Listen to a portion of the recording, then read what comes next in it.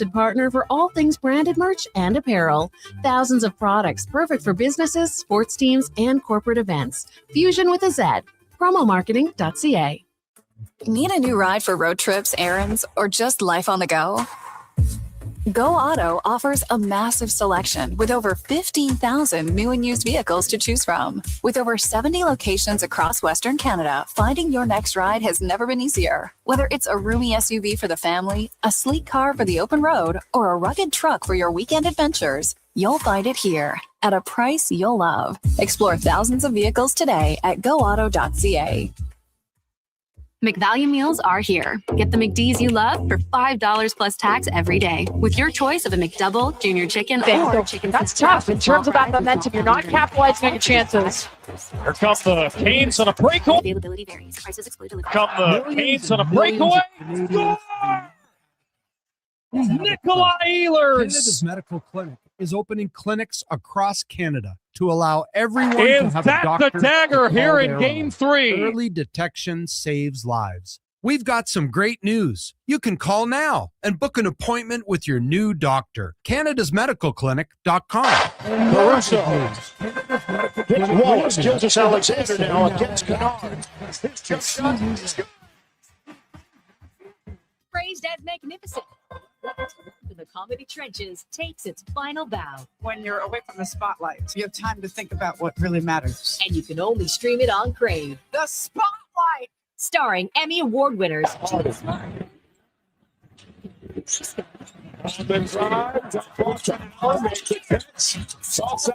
Season. Streaming.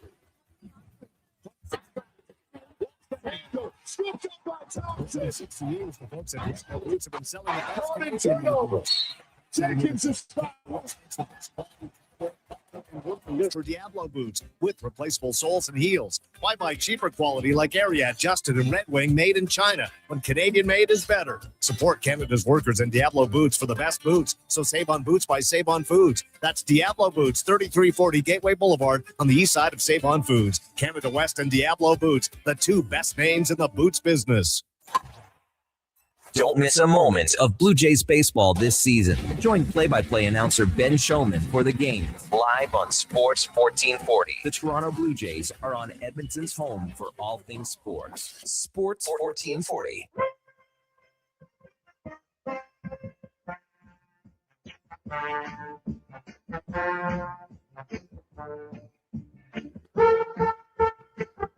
The Jason Gregor Show. Come the Canes on a breakaway. Score!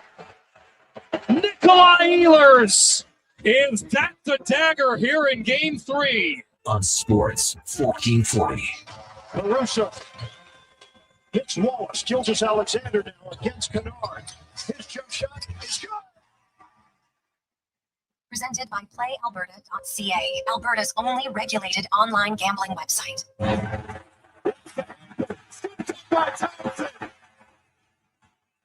Another turnover. Jenkins is foul.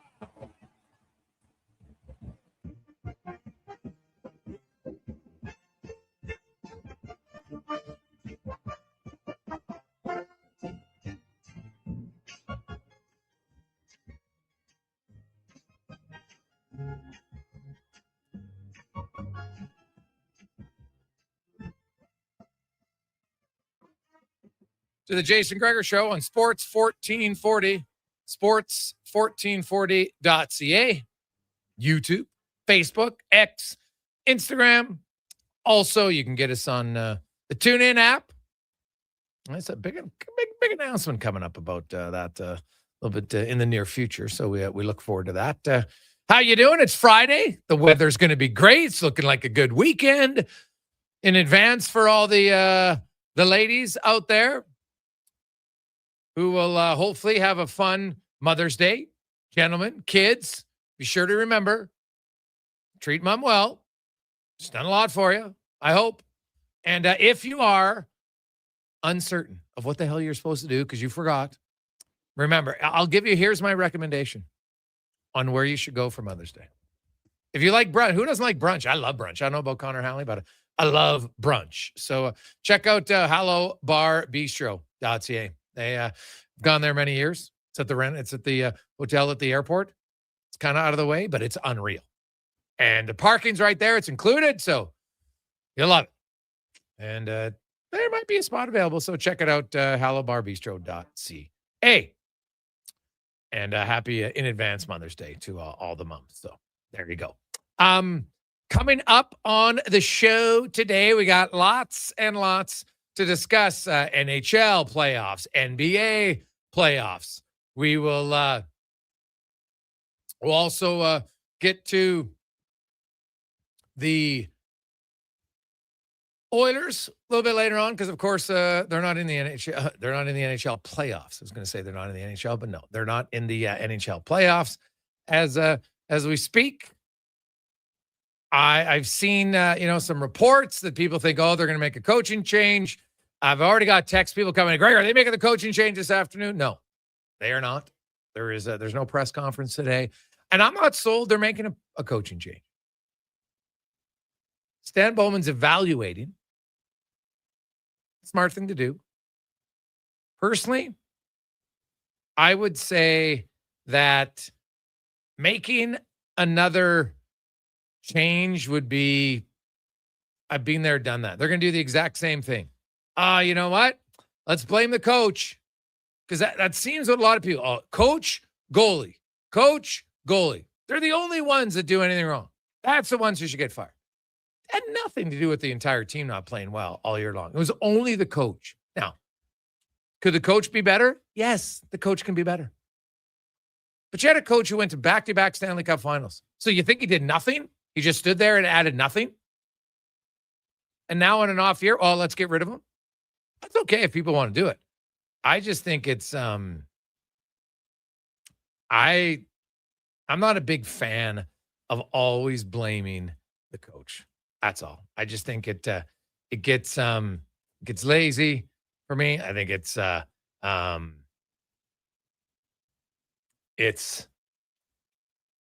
just not good. So I wouldn't do it. Doesn't mean you can't look. Now, I don't think the whole coaching staff's coming back. But that I wouldn't do. I think it's too much of the same old. You're giving the built-in excuse again to your players. It's not you. You're okay. We're going to get another coach in. And you know what? You're going to say, geez, we feel bad. Obviously the coach getting fired. I've heard that same thing from the players every time. He's a nice guy. We liked him. Feel bad. He got fired. All right. Well, do you feel that bad? Or are you just numb to it now? Because it's happened so frequently. Like, I'm sorry. I don't buy it. Yes, the coach didn't have his best year. Neither did a lot of the players. Not going to fire all them. So try something different. Because I've seen this movie for the last decade in Edmonton. And Chris Knobloch, it's been the most successful coach you've had in a decade. 2 Stanley Cup Finals appearances. Good regular season record. Even with this past season being meh, he's still got a really good winning percentage. So I wouldn't do it. No press conference is called. So don't buy into any suggestion that there is. I haven't seen anybody suggesting that there will be. They'll evaluate. They'll go from there. I think there would be changes to the coaching staff. I know everybody's in love with Bruce Cassidy, and that's great. But to me, you change the coach, you change nothing. Because we've seen them get a new coach, have a new coach bump, and then eventually they revert back to the same team. It's in their DNA. It's in their DNA. They cannot, because it's not, I shouldn't say, they will not, because they can. We've seen them play good defensive hockey for stretches. But they will not do it continually. That's just their teams. Like when we talk about an identity, that's the Oilers' identity, unfortunately. They can't commit to doing it. Now, maybe you'll say, this coach is going to come in and he's going to be the one and maybe he will be. But what do you base that on? How do you know? So all the other coaches never tried to instill a defensive system and never asked the players to do it. And then when they did do it, do you think he said, oh, you know what? Guess what, guys? We did it, but we don't need to do it anymore.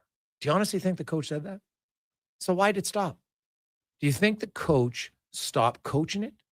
Or did the players just stop doing it? You decide. 833-401-1440, 833-401-1440. It's a Gregor Show presented by PlayAlberta.ca. Tonight, $70 million, 10 max millions, and 70 prizes of $100K. That's not bad. That is a total of $87 million. So get in. Good luck. Hope you have your winning number on a positive Friday. Coming up on the show today, we will have Connor Halley's going to join it. Well, he's right here right now, but we're going to get to the comment a little bit later on. Joe Yurden's going to be by the Sabres. Big win in game 1. Can they repeat it for game 2? Justin Rankin had himself a hell of a year last year. What's he looking for? Repeat performance. How does the revamped offensive line help him? Different play calling. What does Rankin, who is, I think, without question, the Elks' best player last year, what's he do for an encore? So we'll talk to him. We got John Ehlers will join us, setting up that Anaheim-Vegas series. Got the 2-minute warning with Tater, Craig Button, Spec, LT. We'll get to our stats of the day. We got a few doozies for you today. It's nice. Also, Wanye Gretz will be by. The Fernando Tatis stat. I'm just telling you. Ooh, mama. What the hell's going on? Connor Halley, happy Friday. How you doing? Happy Friday. Doing really good, Jason. Beautiful day in the city. Nice to get out here. We'll drive around with the windows down and lots to discuss when it comes to those Oilers and more. Well, yeah, there's lots going on. CFL training camps will kick off on Sunday. The medicals are tomorrow, but on the field on Sunday across the CFL, the Elks and every team in the league has to get down to 75 roster players by Tuesday evening. So you'll have basically three practices: Sunday, Monday, Tuesday, and then you got to make 10 cuts. Now, remember, though, that draft picks do not count.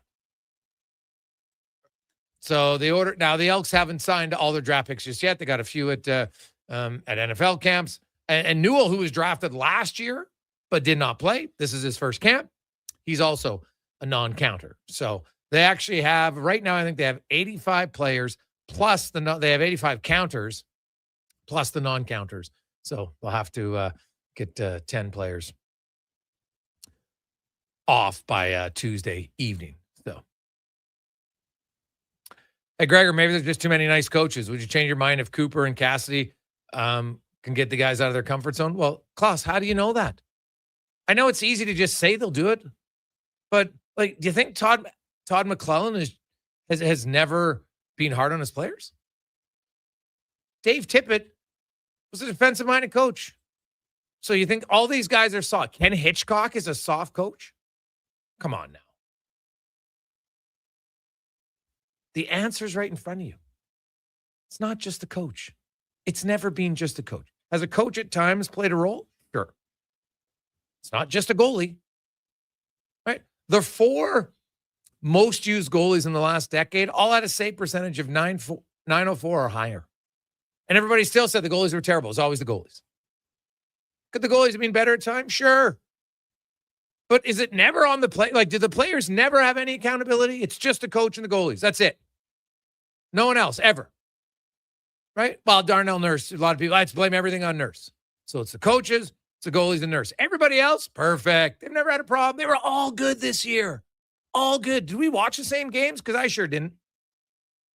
If that's what you come away with at the end of this year, is that coaching bad, goaltending bad, Nurse bad, everything else, arrows up. No, it wasn't. So I get that people feel like if you change the coach, I know how your mindset is. It's like, if I change the coach, now everybody's got their attention. You know what? We're going to be ready to go. Sure. Right? Ask people who get divorced. Does it automatically? Now, some divorces are great. Not all. You just marry same person, different name. Right? You have different coaches. Now, Knobloch's actually had the most success. None of the other guys got you to the Stanley Cup final. This guy got you to 2 Stanley Cup finals. He wasn't the only reason, but he sure had a part in it. But now after 1 year where it's not a great year, and then you have key injuries in the playoffs, you get knocked out of the playoffs, like, well, let's fire the coach. Like, it's amazing. All it reeks to me of and would scream zero loyalty in an organization. The minute something goes wrong, we got to get a scapegoat, man. We got to get a scapegoat. Right? It's like, why is all of a sudden, like, the thing that stood out to me at the year-end pressers, the conversations, people brought it up, someone in the organization of, oh, play Draisaitl and McDavid together. Now, why did that come up? You could think about it and look and say, hey, is it better? But I asked the question, why? Why do your two best centers have to play together? No other team in the NHL can come out and have two centers like that. They can't. Now, did Pittsburgh win 3 cups in 9 years with Crosby and Malkin running their own lines? Yes, they did. Now, the Penguins weren't a dominant team. And in fact, in their 2 combined playoff runs in 2016 and 17, Sidney Crosby actually got outscored at 5-on-5. The first year he got outscored 18-16. Then the next year he outscored them 18-17. So it was 35-34. They weren't a dominant team, but they didn't give up a lot of goals. That was their thing. In 2016, their goals against average was 2.29. In 2017, it was 2.28. And don't say, well, they had Marc-Andre Fleury. Marc-Andre Fleury wasn't the main guy. Right? They had a young Matt Murray. And what's Matt Murray's career done after that?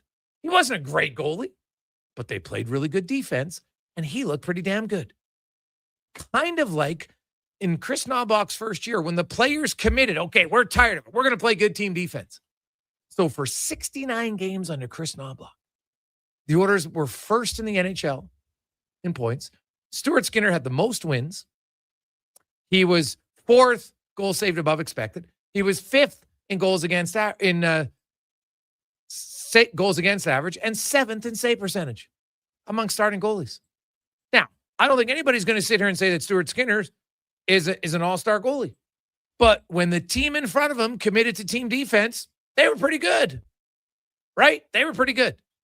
Look at last year in the Cup, on the way to the Cup. Hey, guys, we sleptwalked through the LA first few games, and even the games 3-6, they weren't great defensively. Skinner comes back in, combination of him playing well and the team saying, we're not giving up a ton against Dallas and Vegas, and boom, your numbers go down. Shocking. It's not just one goalie, because even when you have a great goalie, if you don't play good team defense, Connor Hellebuyck gets lit up worse than Stuart Skinner. At what point is the organization and many of the fans who clamor for the goalie ever going to realize a lot of it comes down to most of it to the defensive system? Yeah, you need your goalie to make a few saves. Sure. But you need to commit and limit high danger chances. You have to. Right? Your goalie's going to steal your game. Stuart Skinner stole him a few games. He did. Right? He won 1-0 games. 1 2-1 games, getting outshot 34-10. Now, you didn't expect him to carry you every night. And nowhere in the Oilers' payroll ever has a goalie been paid to think he's going to carry you every night. Not getting paid $10 million, not getting $6 million. Tristan Jarry's the highest paid goalie he's ever had. Now, we can debate if that was a good decision or not till the cows come home. But I'll tell you, if you play better team defense, you got a way better chance. But people will settle again, and it's because it's the same thing. And to quote the oh man, what is his what was his name? The English poet, Lord Byron. I'm pretty sure it's Lord Byron. And what was his quote? I think from like the 1800s. The best prophet of the future is the past. That's what it is for the Oilers. Until they decide to change what has been repeated in different ways for basically the last decade, different coaches, get better defensively, be more consistent on the penalty kill. Right now, the 1 year the penalty kill was great. They got to the Cup final. The next year they got to the Cup final, the penalty kill was bad at 67.1%. So you don't always need it to be great. I don't expect it to be 94.3%. But how about, do you know how many seasons the Oilers have finished with penalty kill? Like any of those coaches, they had one coach who during his whole tenure, start to finish, had a penalty kill of over 80%. Dave Tippett. That was it. Now, Chris Knobloch's very close, 79.2, and he had a great run. That they were 82% his first year, which is 69 games.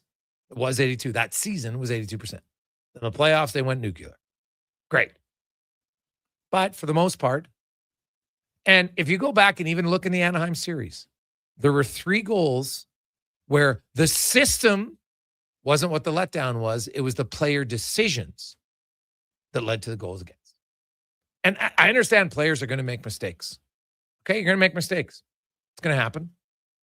But I just think I'm done suggesting that, change the coach, change the goalie, everything's going to be all right. Like Bruce Cassidy's a magic worker, right? He's going to come in here and everything's going to be great. All right. Do you know what the penalty kill was in Vegas with Bruce Cassidy? The exact same 78% as from the time he started in Edmonton, in Vegas, till the time he left. Theirs was 78.7%. Edmonton's power play penalty kill in that time was 78.3%. Identical. Now, different players, different coaches, different teams. So you could fire the coach if you want to. You could bring in Bruce Cassidy. And I'm sure the team will respond like they have in the past early on. Oh, geez, we've got to be in our best behavior. And then slowly it erodes. So maybe they'll finally figure it out. Maybe they will. But ultimately, ask anybody at any level who coaches. Do players impact the results more than any coach will?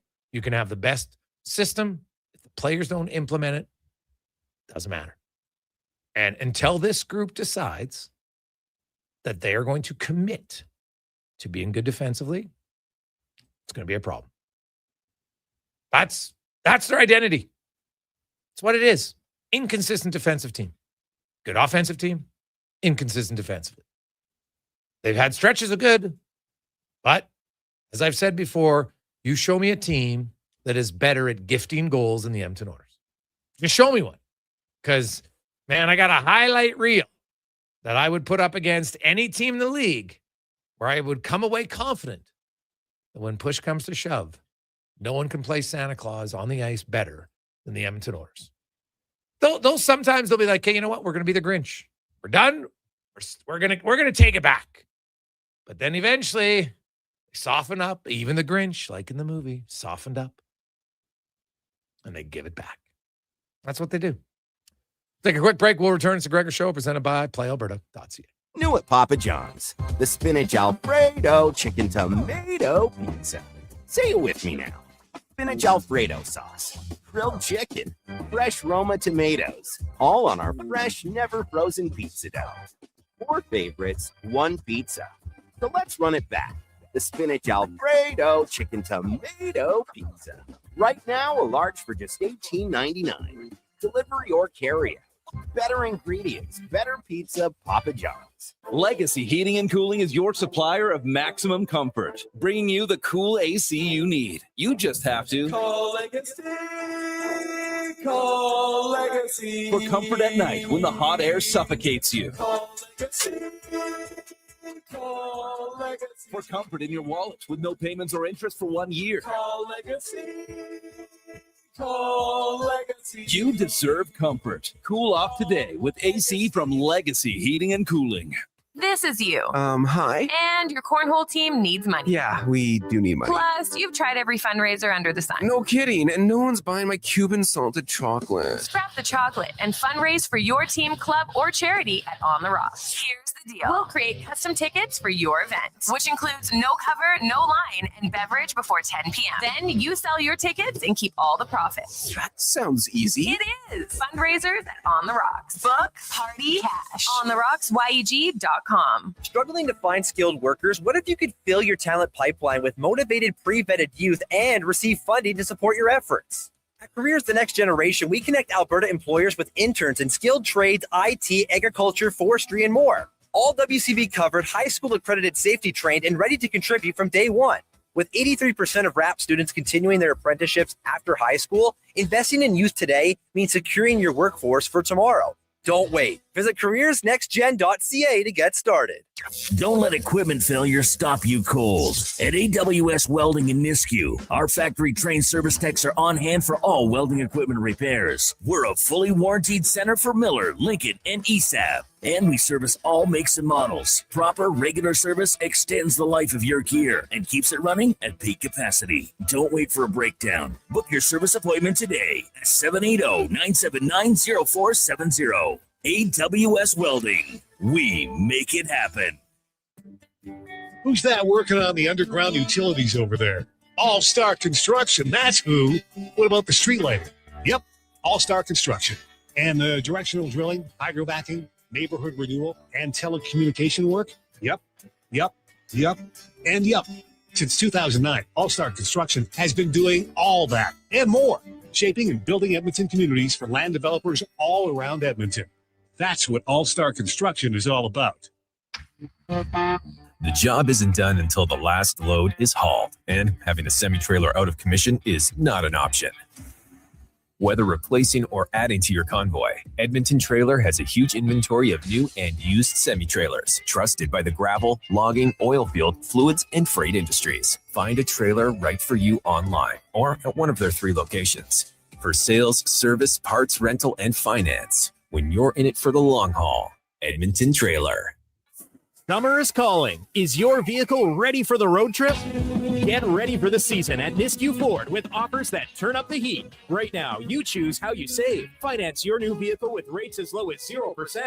Or choose massive cash rebates as high as $12,500. Whether you're hauling the boat or packing up the family, we have the Ford you need for your summer adventures. Start your summer upgrade at niskuford.ca. Nisku Ford, above expectations.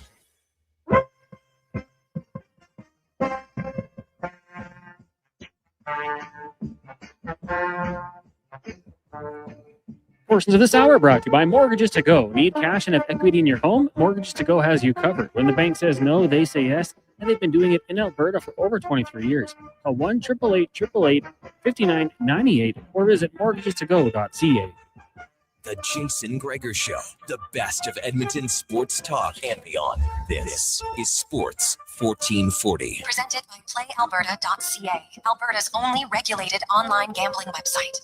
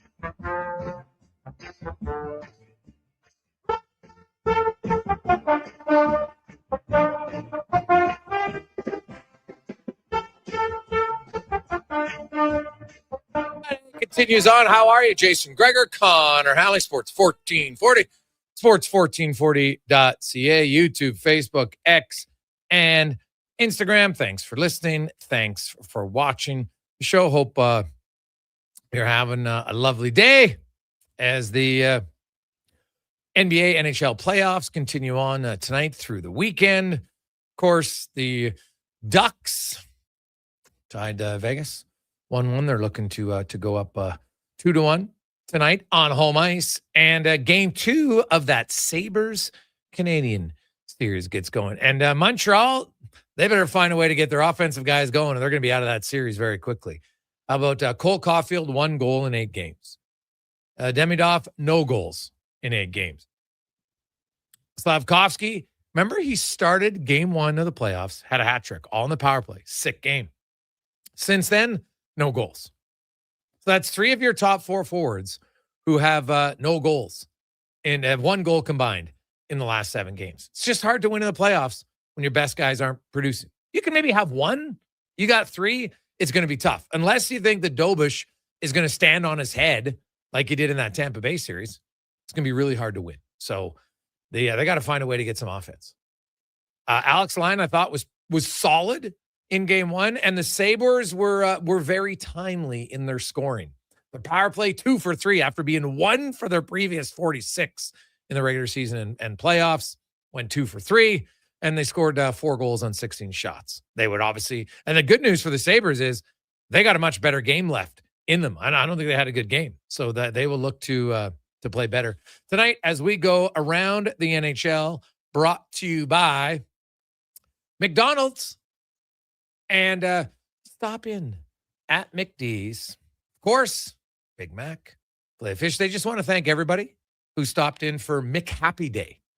As huge money raised, lots of money going to the Ronald McDonald House. So I'll get the official number hopefully by the end of the show today to tell you how much you helped out raise, because that goes to a fantastic cause. It's one of those places that, you know what? It's an awesome place. You just don't want to be there.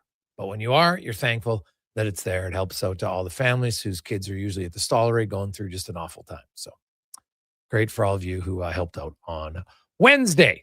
As we go out to Buffalo, Joe Yurden from the Bleacher Report, longtime beat reporter of the Sabres, joins us. And Joe, great news for the Sabres. They win game 1, and I think they probably feel like they got a lot of game that can improve, a lot of areas of their game they can improve on. Oh, yeah, absolutely. Certainly the shot totals were not overly encouraging. And, you know, the fact they got 4 goals on their first 9 shots probably made John Cooper grind his teeth a little bit seeing that. But it was an effort where every chance they had was a grade A, but they gave up a ton of them to Montreal early. They settled down late in that game, but overall, that's a game that they could be a lot better, and come away winning at 4-2 is a pretty nice result considering. So you look at their power play, which had been wild. It had been 1 for the previous 46. Now, I guess the good news was they'd actually scored late in that Boston series to end the drought. But did their power play do anything specifically different against Montreal to lead to those 2 goals? Not exactly. Their first unit was not very good. And the second unit, which provides a bit of a changeup as far as how they attack it, how they run it, and obviously the people on it are a little bit different. I think that gave them the opportunity to kind of change the look a little bit, because when you've got Dahlin and Thompson and Tuck and Zucker and those guys out there, you're thinking, all right, well, we know who it's going to be. One of 2 guys probably shooting it, but when it's Byram and Doan and Benson and McLeod and those guys, and you're looking at it like, all right, who's the shooter? Well, Quinn's probably the shooter. Okay, well, I don't know. Sometimes it's Doan. Benson can do stuff. You don't really know what you're getting from those guys. So when it comes to attacking it and trying to defend it, it's a whole different deal. So what they were able to take advantage of were Montreal mistakes on the PK. Guy slips up, guy makes a mistake with the puck. Things like that, they were able to take advantage of, where, just getting into the zone was a big problem for the first unit. So I don't think they've solved anything just yet, but scoring on the power play period is a huge bonus for them, because it's something that they haven't done. They hardly did it in April, for crying out loud. I mean, the fact they got some here is a huge lift for them. Yeah. You look at the blue line in Buffalo, and I was looking at the numbers and matchups in game 1, and there really wasn't any real hard matchup. Even on their D line, on their blue line, they pretty much split evenly between the Dahlin pair and the Byron pair going up against the Suzuki line. Like, it was virtually almost to the second identical, and then the third pair got like 2 minutes against them. So Lindy Ruff wasn't really looking for any. I even looked at forwards. Like, there was no specific, oh my God, I need this matchup in game 1. Yeah, it's very interesting. I mean, it's a luxury. having the top two pairs that they do, because those are four really good defensemen who are having outstanding seasons, who are just, playing at the top of their game, all four of them. And when it comes to defending, I mean, they're so strong in their own ends that getting those matchups, you can try to. Montreal's kind of helpless on the road with the matchups, obviously, but when it comes to how Lindy wants to run things, he's able to be a little bit. He can mix and match if he wants to. He can kind of trade things off if he needs to, but he can just roll those pairs out whenever he wants to, and it works. Just because those guys play so well. And obviously, Dahlin's having an incredible season, and you've got Byram, who's having an outstanding playoffs. Power and Samuelson are both excellent defending, so it gives those other two guys the freedom to be more offensive. But when it comes to shutting down, Suzuki and Caulfield and Slafkovsky, any of those four guys provide a really solid counter to them, because they all play great. It's amazing sometimes when things work out after so many years. Yeah, a long time for sure for the Sabres. And even it's funny how 25 games into the season, they were off to a really slow start. Obviously, worst team in the Eastern Conference. And then, boom, everything kind of clicked when they fired the GM, even though he was the guy who basically built the entire roster. Wild enough. Speaking of that, Sam Carrick, where's he at? Is he going to be available tonight? He's, I think Lindy said he's on the cusp of returning. So I don't think we'll see him tonight. Tyson Kozak played a really strong game one. So I think he's earned that opportunity to get back out there for game two. But he's real close. He's, the face-off numbers have been pretty bad for Buffalo in the playoffs. And Carrick is a huge help on that. But Kozak handled his business well. He helps Greenway get that goal later on in the game by shoving the defenseman right into Dobesh's face and making it work. So I think this is a case where they've got the home matchups. They can figure it out with Kozak, and maybe Carrick's a better fix on the road because he's a little, he's got that savvy. They're gonna need the face-off wins and all that stuff. Yeah, well, I think they need him, just tenacity, everything else. But they've been getting contributions from everyone, which is what you need. Alex Lyon, you expect them to ride him the rest of the way, or do you think, because he's not a guy who played 2 months straight as a starter, like he's never really done that. Like I just wonder if you're in Buffalo, would it be wise at some point just to give him a game off, just because he's never been an everyday guy for 4 rounds?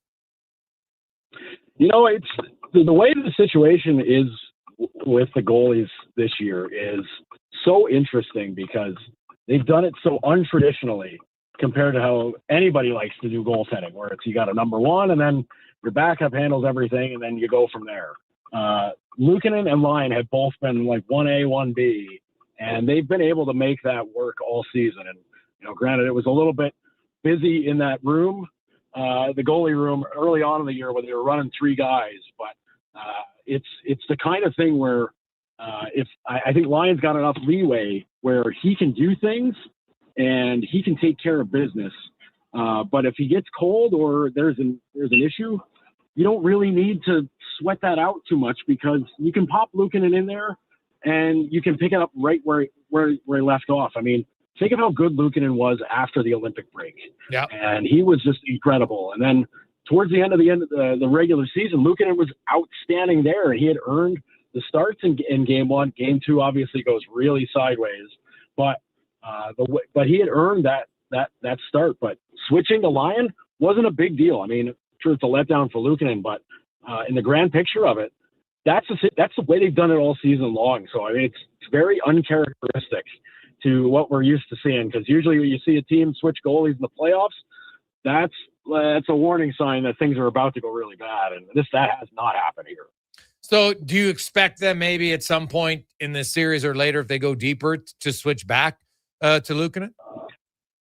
I don't think Lindy really wants to do that. I think it's going to be Lyon until Lyon, maybe shows some cracks, and maybe a switch back. But Lindy's obviously a lot more comfortable with running, picking one guy and going from there. But I mean, it's so funny because if things go sideways tonight and they drop this game, you could see Luukkonen in game 3. That's always possible. But I think Lyons earned a little bit more rope here where, if he has a slightly off night, you don't need to make that change. But obviously you don't have a lot of time to figure stuff out in the playoffs. But when you got a 1-0 cushion, that helps out right now. If it gets to 2-0, then, hey, you can kind of play it a little bit looser from there. And, Joe, if you look at the goaltending situation, because you got Lyon, you got Luukkonen, and you also have Devin Levi. What is he ready, do you think, for the NHL? What would their offseason look like? Do they want to keep him as the young guy? They're going to move from someone. What do you think happens in goal? Because it seems like they got too many. It's they've got Devin Levi and they've got Colton Ellis as well. I mean, Ellis kind of took Levi's position there in the pecking order when they got him on waivers. But I have to think something's going to give there with somebody. I would imagine the Blues would love to get Colton Ellis back.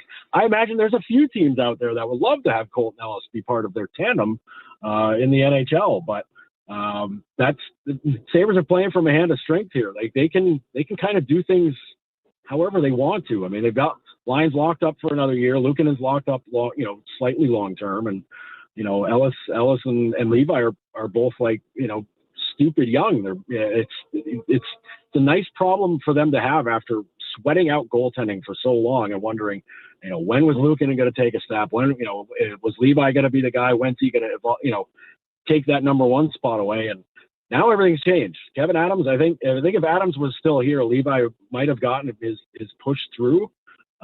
Maybe last year, this year, I don't know, but I think I know for sure Lindy Ruff does not like having to deal with goaltending questions and issues. So the quieter it is, the better, the happier Lindy will be, and I imagine that's the same for Yarmo.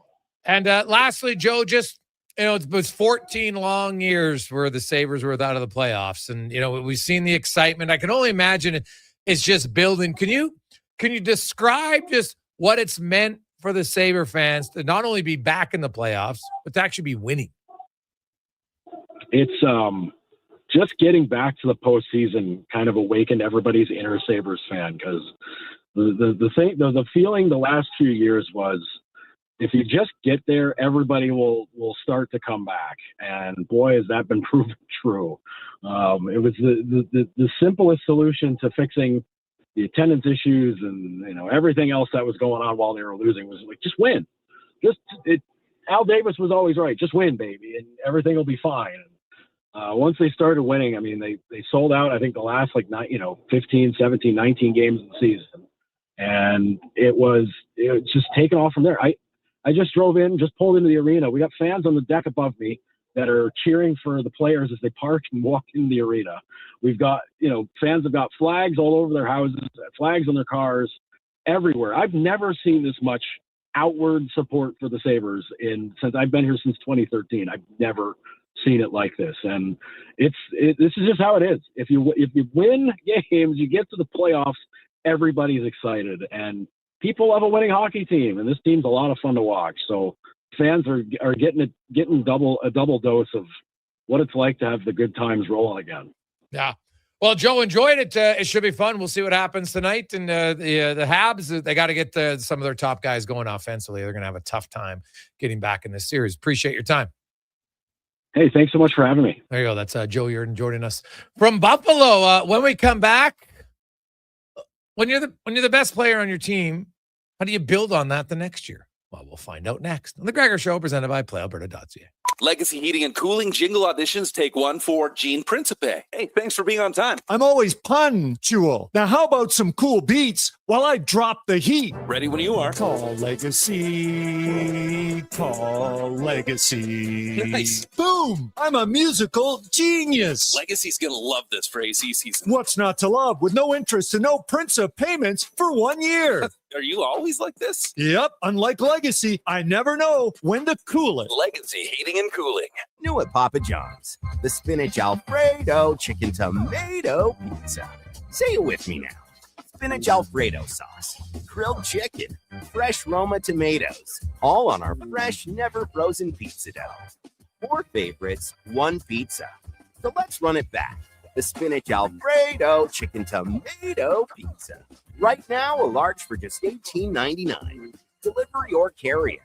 Better ingredients, better pizza, Papa John's. With Play Alberta, backing the home team goes beyond the bets. That's because your picks have provincial impact. Play Alberta is the only app in the province that puts all revenue directly back into supporting programs and services that Albertans rely on every day.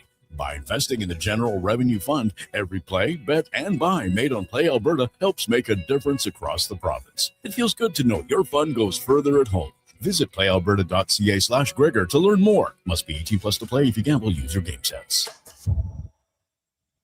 Wondering what you can afford? Let Go Auto do the math with our free car loan calculator. No pressure, no awkward convos, just quick answers on your budget and payments. Bad credit? No credit? We got you. Text check to 780-777-7777. That's check to 780-all-7. Find out what you qualify for and start shopping with confidence. Go Auto. Drive what you love with payments that make sense. Craving a dining experience that rises above the rest? Head to Summit Restaurant in the Silent Ice Center, just minutes from South Edmonton Common. Savor exceptional house-made pizza, delectable entrees, and expertly crafted cocktails in a stylish, modern atmosphere. Perfect for a casual meal or a special night out. Summit offers a refined experience where every bite and sip reflects our dedication to quality. Elevate your dining experience. Make Summit Restaurant your destination tonight. Scott McGilvery here, HGTV host and renovation expert. The one upgrade I know homeowners will love: better, fresher Culligan water straight from the tap. Culligan's Aquasential reverse osmosis filtration system takes your water to the next level. With up to 7 stages of filtration and 14 filter options, they're certified to reduce over 90 contaminants. Your tap water is about to get a major upgrade. Safer water that tastes great. Get started with a free in-home water test at Culligan.com. Culligan, water you love. You see it? Fusion Promo Marketing can make it. Fusion makes high-quality, memorable promotional products for businesses, sports teams, and corporate events. From vision to reality, get noticed and remembered. Fusion with a Z. Promomarketing.ca. McValue breakfast meals are $5 plus tax every day. Get a sausage McMuffin, bagel with cream cheese product, or breakfast burrito with hash brown and small coffee, all for just $5 plus taxes. Available until 11 a.m. at Canadian restaurants. Product availability varies. Prices exclude delivery.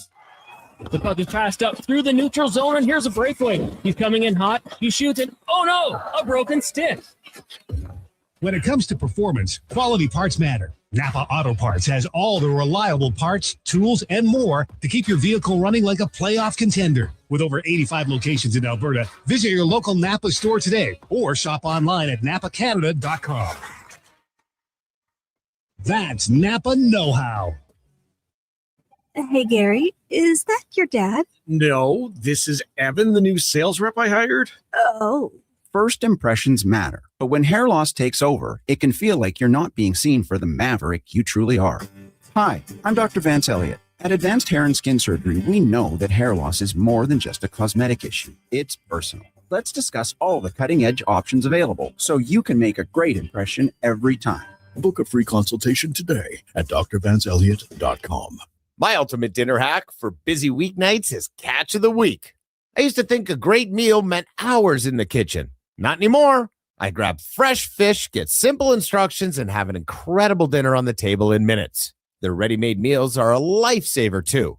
It's real food, it's fast, and it makes you feel like you've actually got your life together. They're just 5 minutes from Sherwood Park, but worth the drive from anywhere.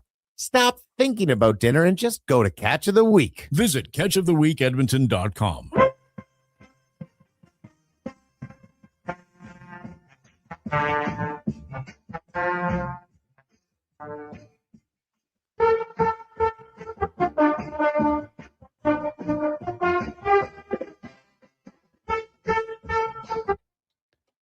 Portions of this hour brought to you by Can Torque. We offer sale, rental, repair, and calibration of hydraulic, pneumatic, and battery-powered torque wrenches, stud tensioners, and flange maintenance equipment. Order today at cantorque.com.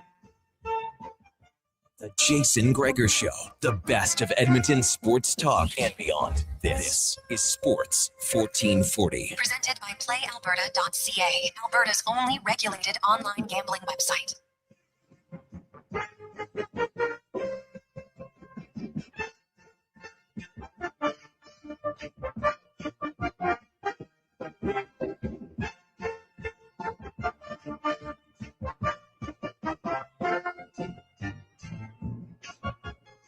2:47 as we continue on. Positive Friday.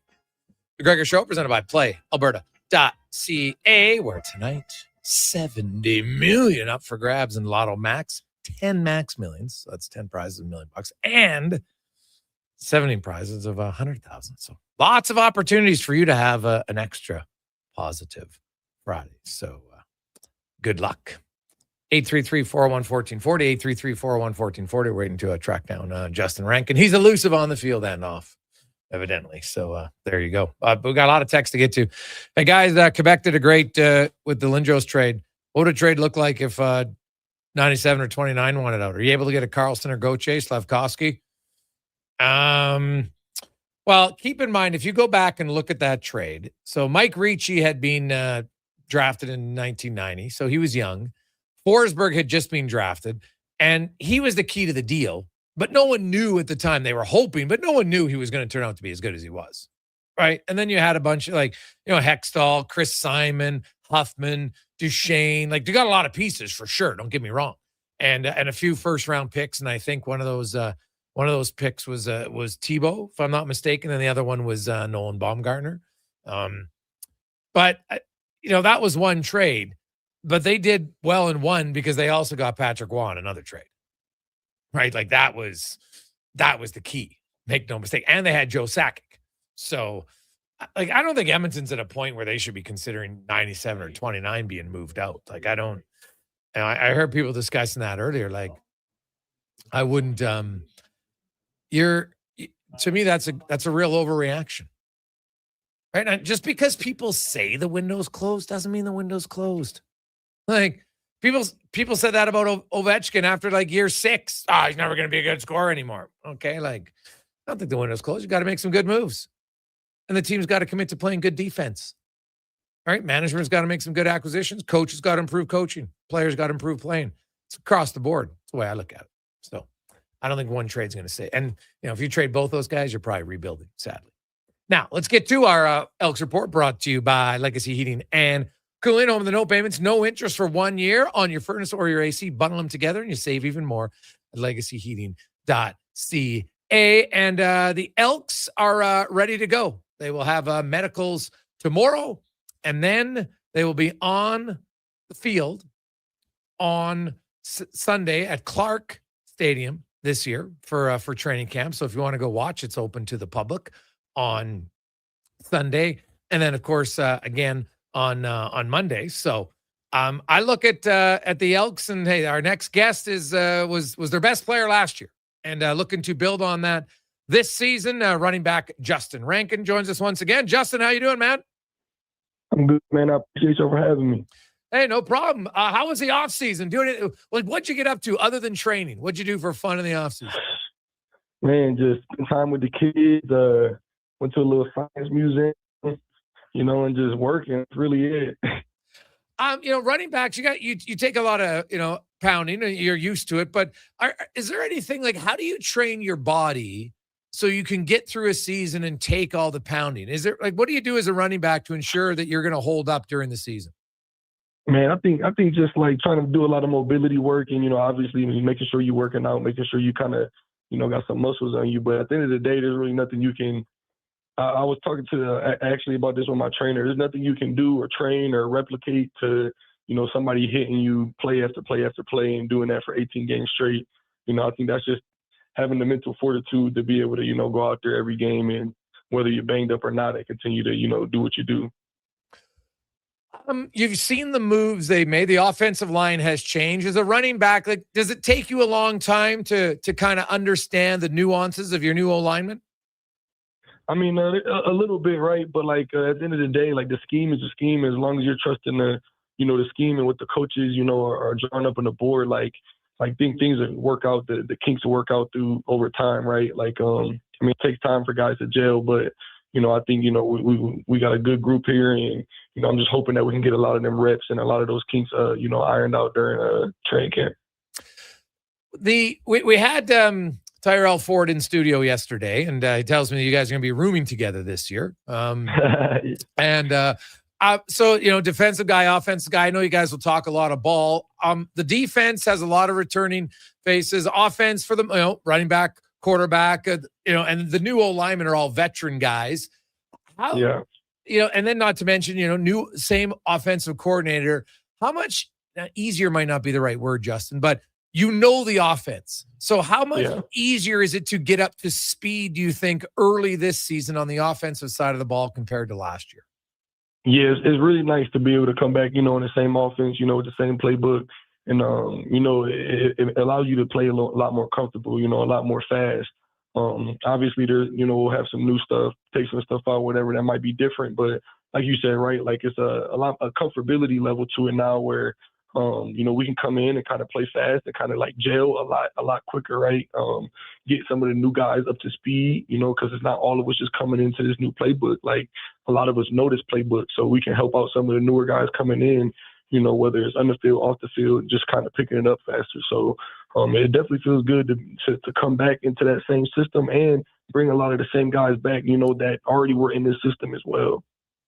Justin Rankin joins us, of course, star running back for the Green and Gold. So, Justin, kind of what is your strategy as a running back? What do you look for to ensure you're working on in training camp to get you ready for the regular season?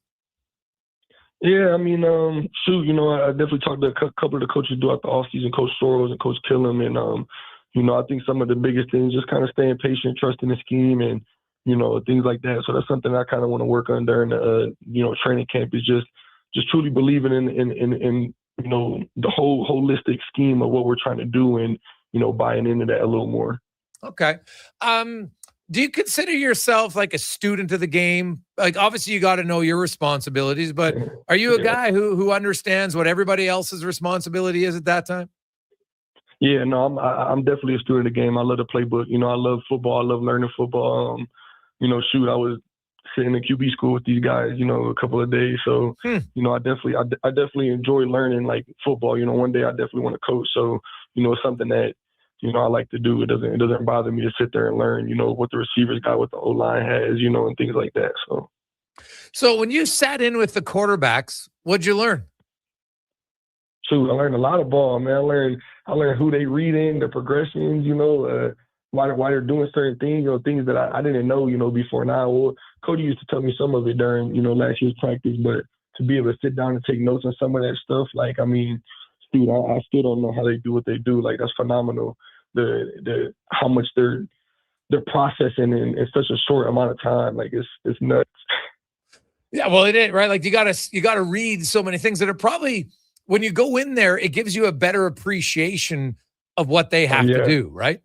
Oh, for sure. And it makes me want to know my stuff even more. So I'm not asking Cody, hey, what do I got on this play, man? Because I already know he has a million things going in his head, right? So, it kind of motivates me to just make sure that I know everything that I got, or even, what the receivers got, just in case they have a question. Maybe I can help them out so Cody don't got to. Okay. So it kind of encouraged you to say, man, this guy's got like 100 decisions going on sometimes. Like, I better know at least my 10. Yeah, at least, at minimum. Yeah. And that makes sense. Now, would it work the same for going in on have you ever sat in on O-line meetings? Yeah, I sit in the O-line meeting. Sometimes I go talk to Coach Strohs about stuff. I mean, for me, like, I think that's a necessity to understand, like, who they're blocking, why they're blocking them, what their thought process is, in terms of the blocking schemes, the pass protection. Because at the end of the day, like, I'm a part of them, like, we're one and the same. Like, they're not running the ball, but shoot, they're the reason why I'm able to run the ball, right? So I need to know what they're doing.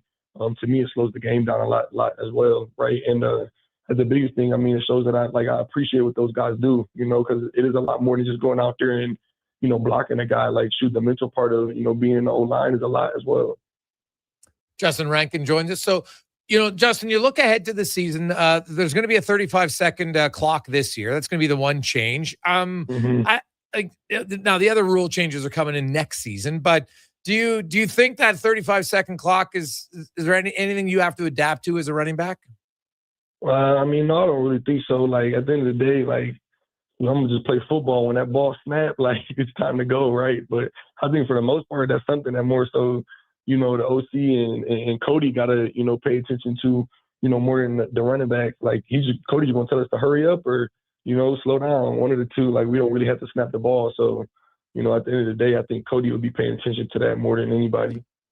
What about, you know, when you're one of the best players on the team, there's just added responsibility because people kind of look to you to be a difference maker. And I think in a way, you kind of automatically have to be a leader. Right now, you can't. Some guys are quiet leaders. Some guys are vocal leaders. It's different. But do you get a sense now that you need to be more of a leader? And if so, how would you go about that?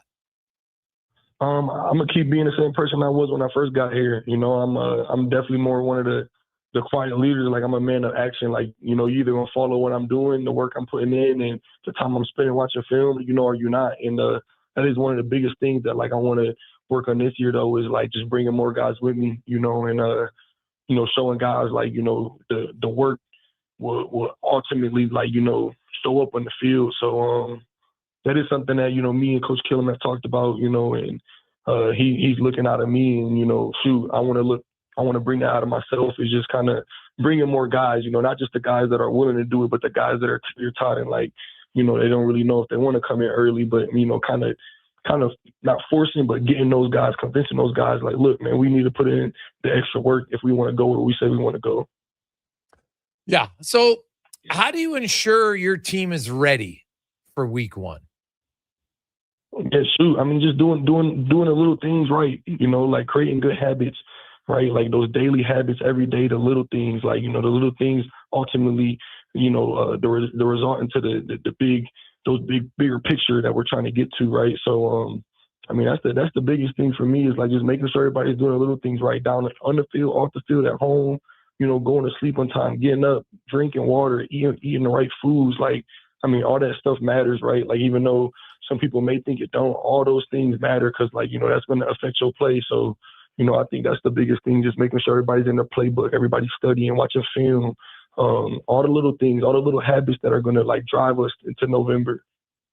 And Justin, Terrell Ford said there's very little chance that Zach Mathis will be the cook in the house. So what's your go-to for your roommates? Are you the chef? Is it going to be Ford? What's happening? The only person that will cook in there is probably me. And Ford don't cook nothing. He don't need no. He literally told me today, he said he needs one small pan for some eggs, and that's it. I said, dude, that's crazy. But shoot, I don't know. I can really cook almost anything, but, you know, I mean, if I had like a go-to, I'll just make some Cajun pasta, because I can make a lot of it. Okay, Cajun pasta. So then you're the cook and they're the dishes. They do the dishes. That's how it works? I doubt they'll even do the dishes. I'm sure I'll still get stuck doing the dishes somehow. Well, Justin, enjoy camp, and we'll talk again throughout the year. Appreciate your time. Thank you. Appreciate you. There you go. That's Justin Rankin from the Elks. And, man, he had a really good year last year. Like, not only rushing the ball, but remember, like, out of the backfield, like, he's just so explosive. Like, he had multiple games receiving yards where he was over 70 yards. Like, he is a dual purpose back. There's no question about it. He can run through the tackles, right? Or kind of, you know, in the A gap, you can go the B gap, you want to cut outside, and then he's got pretty good hands, man. So I expect them to use him a lot. And the other thing is, like, I just wonder what this offense will look like this year if they're not 2nd and 10 and 2nd and 13. Like, remember how many times they were 2nd and long last year, especially early in the season? It was brutal. Like, it allows the defense to be so much more aggressive. So if they can get better production on first down, like, to me, that's the number one area.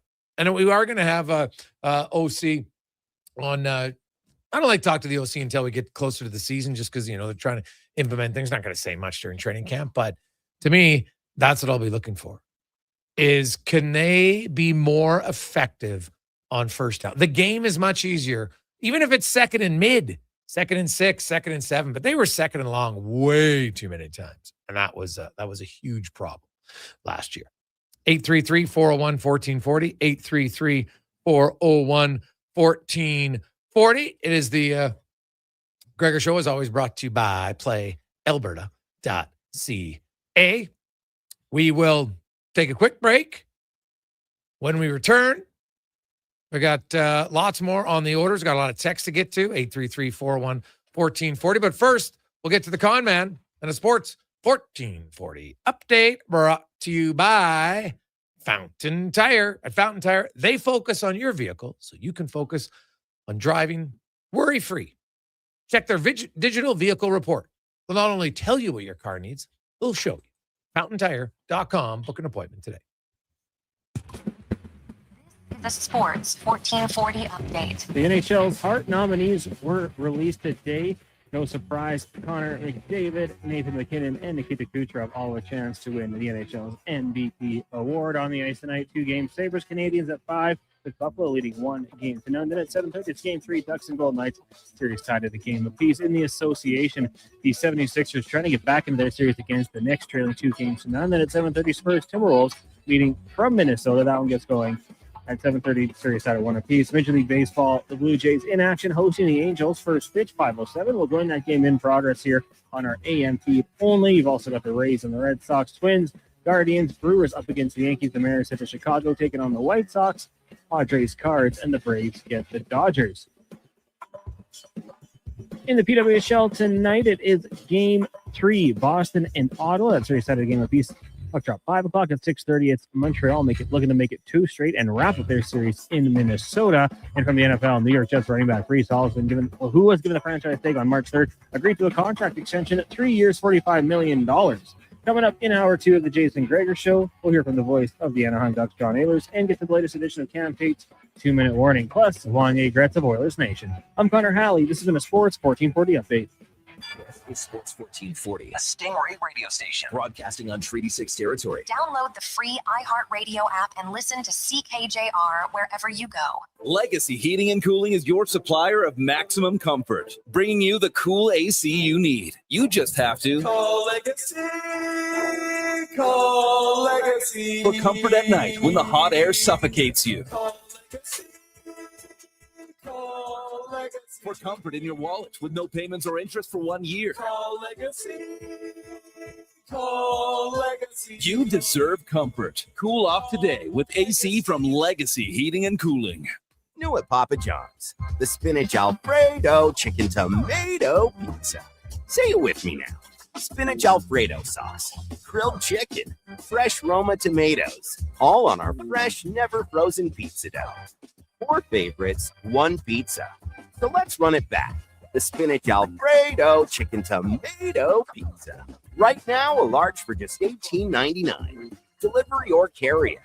Better ingredients, better pizza, Papa John's. Come for Canada's largest trade shows, the biggest names in entertainment, exhilarating sporting events, and more. And stay for the experience at the Edmonton Expo Centre. Looking for the perfect place to host your next big event? From trade shows to galas, meetings, and concerts, the Edmonton Expo Centre has the space, event expertise, and service to make your next event unforgettable. With over 522,000 square feet of flexible event space, in-house catering, and operational expertise, they bring your biggest vision to life. Learn more at EdmontonExpoCenter.com today. When life unexpectedly changes, it can leave us feeling unbalanced, uncertain, and unsure of how to move forward. But you don't have to go through it alone.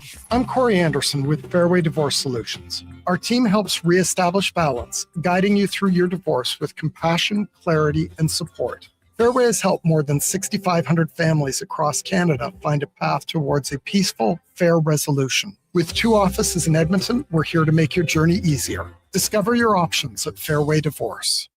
Well, get ready for a silly hockey fans. Your partner in power just skated onto the ice. EWEL.ca, the new e-commerce website for electrical wholesalers Edmonton, is ready for the power play 24/7, 365. UL skates to where the puck will be in 5 years. Now that's forward thinking. Killer selection, slamming products from the best brands, and legendary service. Don't sit on the bench. Get your account today at EWEL.ca and win that project. Plug into your partner in power. Get an EWEL.ca account today. The tents are up and the deals are out. The Brick's biggest sale of the season is on now. Take up to 60% off clearance items in the tents. Sofas start at $3.99 and save up to 50% on select mattresses. Get a sofa, coffee table, mattress, bed frame, and dining set, all for less than $1,500. Only at the Brick's tent sale. See in store for details and exclusions. The Brick, saving you more. Hey there, I'm in the Fountain Tire sidecar, making a list of the things I'm doing this spring. 1. Saving you money, with up to 20% off select tires until June 13th. 2. Water skiing, tricky in a sidecar, but fun. And 3. Saving you more money, with mail-in rebates of up to $100 off a set of 4 select tires and $50 off a $150 service with the purchase of 4 select tires. Oh, That's 4 things. Oh well, restrictions apply. Book online at fountaintire.com. Fountain Tire. We're on this road together, Canada.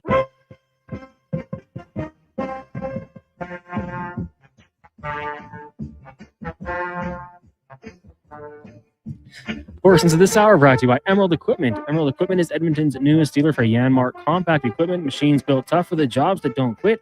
Get your new Yanmark compact track, blowers with ASV, Posi Track, and Emerald Equipment.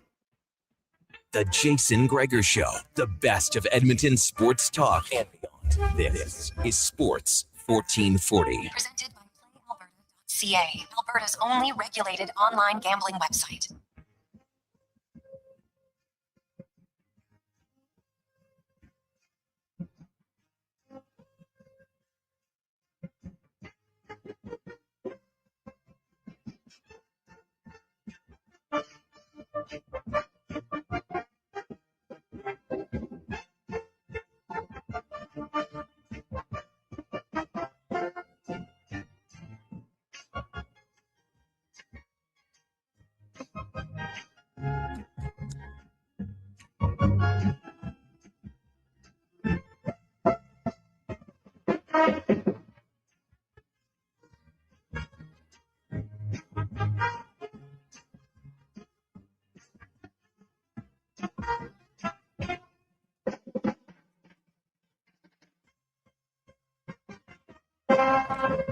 Positive Friday rolls along. How you doing, Jason Gregor? Connor Halley, Sports 1440, sports1440.ca. Declan Cougar running things over at YouTube, Facebook, X, Instagram. Thanks for listening. Thanks for watching the show. Some of you who download later, listening live on TuneIn, thank you very much. We always appreciate it. However you consume the show, we are happy that you have us as part of your day, whether it's for an hour or all 4 hours.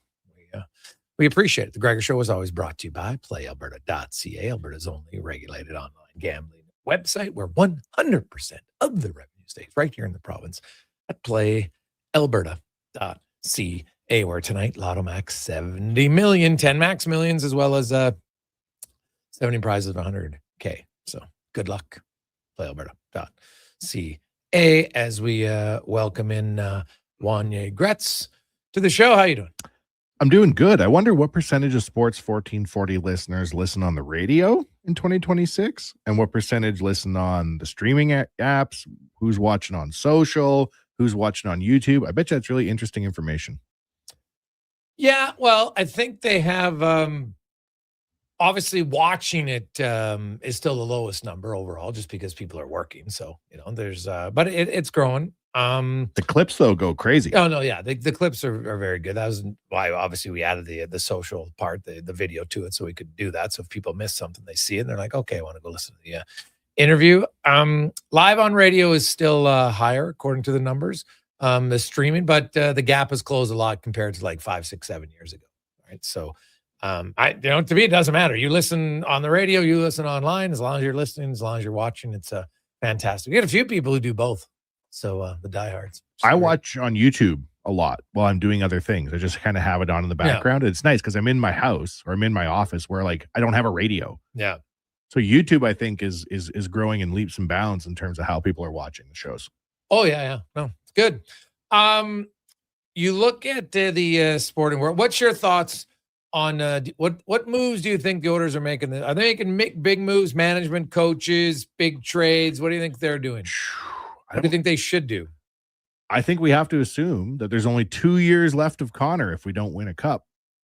And I think we owe it to the man to do everything we can think of to try to improve next September.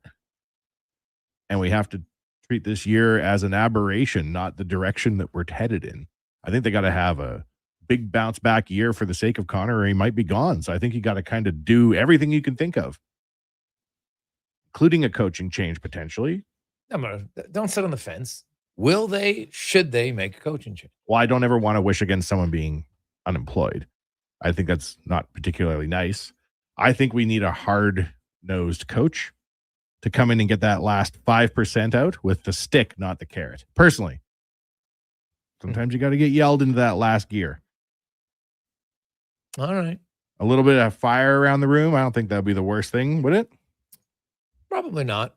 So you don't think Knobloch Knobloch can be that guy? I think he's like a chess master type. Like he's very calm. He's very reserved. I think what we see out in front of the cameras is probably similar guy behind closed doors in the dressing room. I don't see him being the hard ass necessarily that you may need to get the last little bit. I don't know, as a profile of a coach to come in, and who do you think would do better, like a player's coach or a hard-nosed coach? I'm not.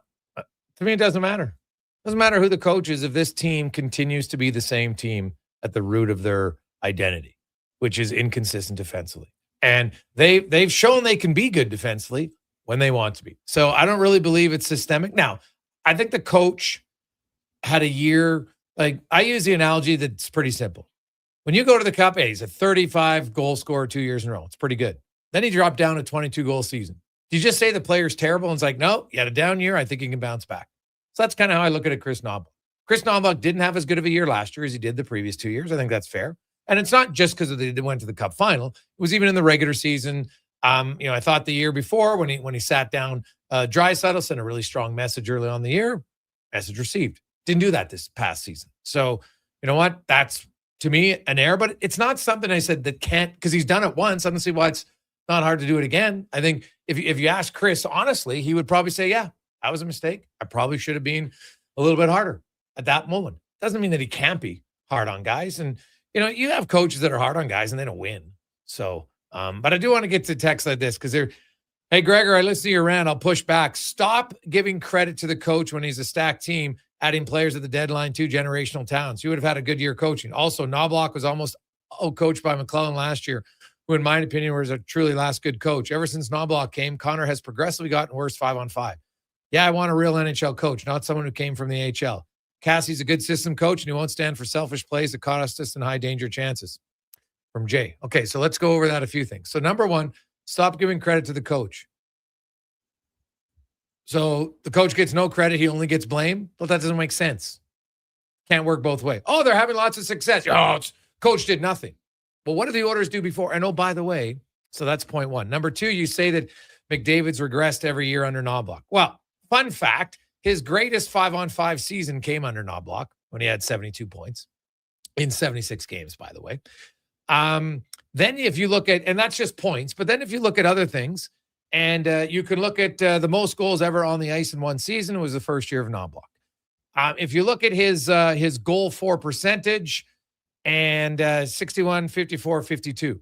Look at expected goals percentage. The 2 highest of his career came in Knobloch's first 2 seasons.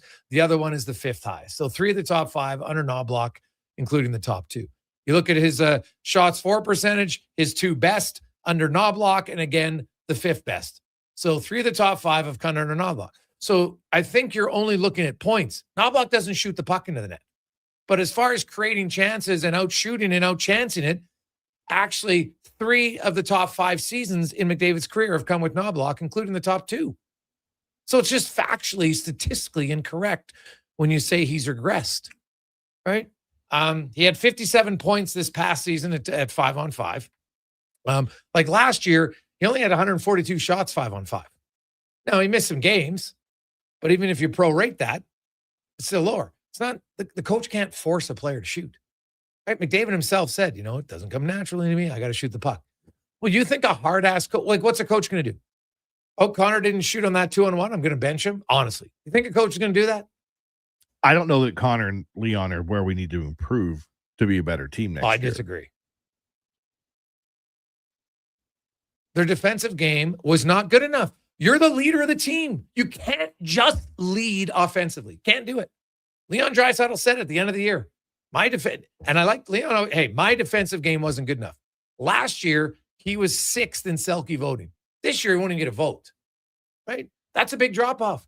So you've shown that should be the standard. Now, you might not be 6th, maybe drop down to 8th or 9th, whatever, but that's the standard.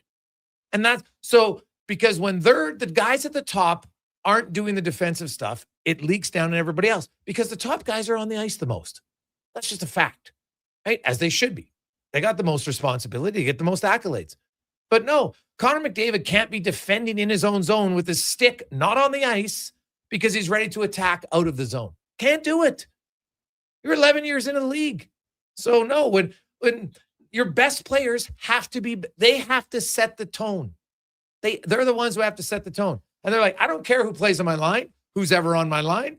We're going to do well. What everybody always talk about Crosby. Geez, not really playing with anybody. So what?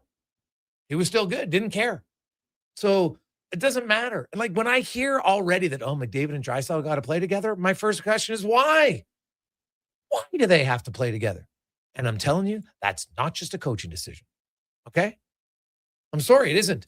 You can't get frustrated because the guys you play with aren't, and so now you're switching them up. Oh, geez, don't want this guy. Oh, now the guy's playing good. Now I want him back. No.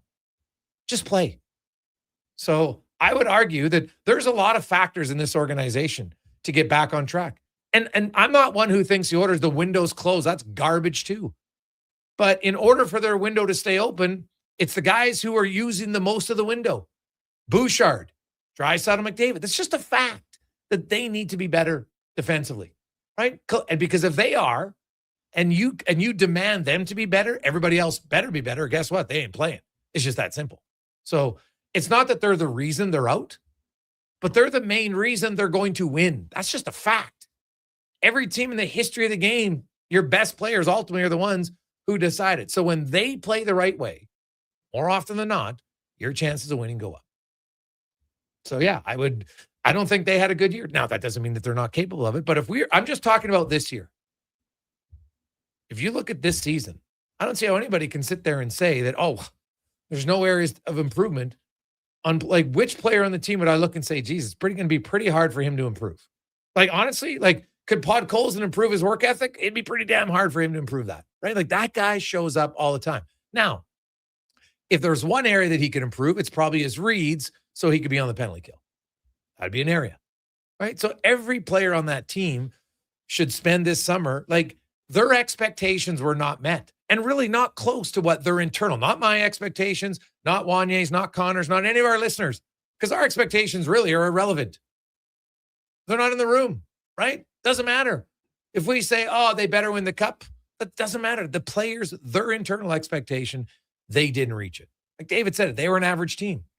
And when they're average, that includes himself. They weren't good enough. There's very few players on the team who I think, there's a few, of course, who played in all facets of the game to their capability this year. So do you think it should be a big offseason then filled with moves, or what are you prescribing? Oh, no, I think they got to make some player. I just think, to me, if you're going to fire the coach again, you're just repeating the same things of the past. I've seen this movie. They got rid of Todd McClellan, and they got rid of Ken Hitchcock, and they got rid of Dave Tippett, and they got rid of Jay Woodcroft. So, and the funny thing is, the one coach who's had the most success of all of them was Knobloch. They went to the Stanley Cup final twice. No one else ever got them close. They never won a game after the second round under any of those other coaches, right? They didn't win a game. So he took them the farthest. They improved. And this year they took a little bit of a step back. But I just think it would be a terrible message as an organization. To me, it's a panic move. I get that we got 2 years. 2 years is a long time in sports. It's a long time, and lots can happen. Like, if the Oilers don't have 4 centers injured, they're probably still playing in the second round right now. On average, every coach is different, every team is different, every situation is different. How long of a run should a head coach get? Depends. Like, on average. I think good, successful organizations maintain their coach a little bit longer. Like, it's funny. Everybody's like, I want John Cooper. I want John Cooper. I'm like, okay. John Cooper missed the playoffs in year 4 after going to the cup final in year 2. Then he missed it in year 4. So they went lose first round, cup final second round, third round the next year, missed the cup fourth year. Should they have fired him then? They didn't fire him. They didn't fire him then. That's year 4. Then they went back to the third round. Then they lost after the greatest regular season up until that point, because then Boston broke the record a few years later. Greatest regular season ever, didn't win a game in the playoffs. Now in year 6. So you've lost in the first round, you've missed the playoffs, then you got swept in the first round 3 of his first 6 years. They didn't fire him. Oh, look what happened. Does every coach deserve that many? Well, no, not every coach, but I think it's too much of a panic move. And if I'm Stan Bowman, he's evaluated, as you should. So then evaluate everything evenly. So let's go through it. Why didn't they beat the Ducks? The number one reason would be injuries to their 4 centers. No one can discount that. David's not the player he was. Dickinson's playing on one leg. Draisaitl's coming off a knee injury. Henrique's not playing. Name a team in NHL history that wins a playoff series when their 4 centers, one of them is out, one of them missed a game, playing with the fracture, the other one's playing with a fracture, and the other one's coming off a grade 2 MCL strain. Can you name one? So that's a big reason. So we start there. Now we funnel down. What are the things that I didn't like from the coaches here? Well, I didn't like that he didn't hold the guys accountable. That would be the number one, right? To me, he relied too much on 97. So these are conversations. So what did you learn from this year? What would you do different? You have to have the conversation. Now, if the coach says, nothing, man, I thought I did great. It's all in the players. Well, then I might want to fire the coach. But I don't think, I would hope, I don't know for sure, but I would hope that's not the response you're getting from a coach who went to 2 Stanley Cup finals. Right? And that's the other thing. Like, he went to 2 Cup finals. It's not like he's inexperienced. Just because he lost a game 7 and another coach won his Stanley Cup, it doesn't mean that the experience, like you went through the exact same game. One guy lost the game, one guy won the game. What experience do you have more? No, you just have a better result. You don't have more experience. And in fact, losing lots of times is where you learn more. Think about it in business. Where you usually learn from the mistakes you made in business to not make it the second time. If you just get it in your first business as a killer business, right? And then you try to start a new business the second time, probably more likely to fail the second one because it's rare that everybody just has a boom. Ask any business owner out there. Oh, everything's great, man. We had awesome success right away. It's not really how it works. No, and the things that work one year or on one business don't work the next necessarily. 100%. Same in hockey. I'm just like, I'm wondering how many coaches has the Nuge had? Like 9. It's preposterous how many Ryan Nugent-Hopkins coaches there's been in his career. I don't think that's good organizationally to have that many coaches. Well, McDavid's had 5, and he's been in the league 11 years. So like 3, 4, 5 years, is that good tenure for a head coach? It all depends how your team, what direction you go in, right? Like if you're seeing no improvement, like there's coaches who get hired to be fired. The coaches who come in the first year of rebuild, like Foote in Vancouver. Now, some would argue that maybe he wasn't ready for the job, but is that because the team wasn't good? I don't know. But that guy, very low chance he's lasting more than 3 years. Who was that for the Oilers during the decade of darkness? Well, it would have been, God, pick your poison there. Probably, I think when, Ralph Kruger he got fired way too soon. No question. I thought he was a good coach about it. He was an okay coach. I thought he was another guy who Edmonton had a tendency to love people more than they necessarily should. If you look at Ralph Kruger, they had a really good start and there was no adjustments made during that season. And then they got to the trade deadline and then they went 1-10 and it was good night, Irene. They were in a playoff spot. And then after the trade deadline, just tanked it, right? So he was a good coach, don't get me wrong, but I don't think he was now, would he be better than Aikens? Yes, I don't discount that. But Aikens got you Draisaitl and McDavid. So there's lots of things as an organization. You can go back and wish it was different, but it wouldn't only be the bad things that are different. Some of the good things would be different too. Mainly, you might not have gotten Draisaitl because you might have picked 4th or 5th, and you might not have got McDavid because maybe you would have finished 26th and you wouldn't have had the 3rd best odds. So would you rather that? Wow, geez, we weren't that bad, but so you can't pick and choose which ones. To me, that's when people do the what if game, they only do the what if game where it's the positive things. Well, what if we didn't make this trade? Oh, everything would have worked out. Well, really? How do you know that this and this and this wouldn't have happened? So never works. We'll take a quick break. We'll return to Gregor Show presented by PlayAlberta.ca. Hi, I'm Colin Livingston, president of Cantork. We've been tightening bolts and redefining our industry for 25 years. Yes, a quarter century, and we're just getting started. Check us out at Cantork.com. Our tools age better than I do. With Play Alberta, backing the home team goes beyond the bets. That's because your picks have provincial impact. Play Alberta is the only app in the province that puts all revenue directly back into supporting programs and services that Albertans rely on every day. By investing in the General Revenue Fund, every play, bet, and buy made on Play Alberta helps make a difference across the province. It feels good to know your fund goes further at home. Visit playalberta.ca/Gregor to learn more. Must be 18 plus to play. If you gamble, use your game sense. Got a car you're ready to part with? Find out what it's worth. Fast, easy, and totally free at Go Auto. We're talking top dollar trade-ins, whether it's a little worn or still rocking that new car smell. Just a few clicks, and boom, you've got your value. Text value to 780-777-7777 to start. That's value to 780 all sevens. Why guess what it's worth? Let Go Auto show you the money.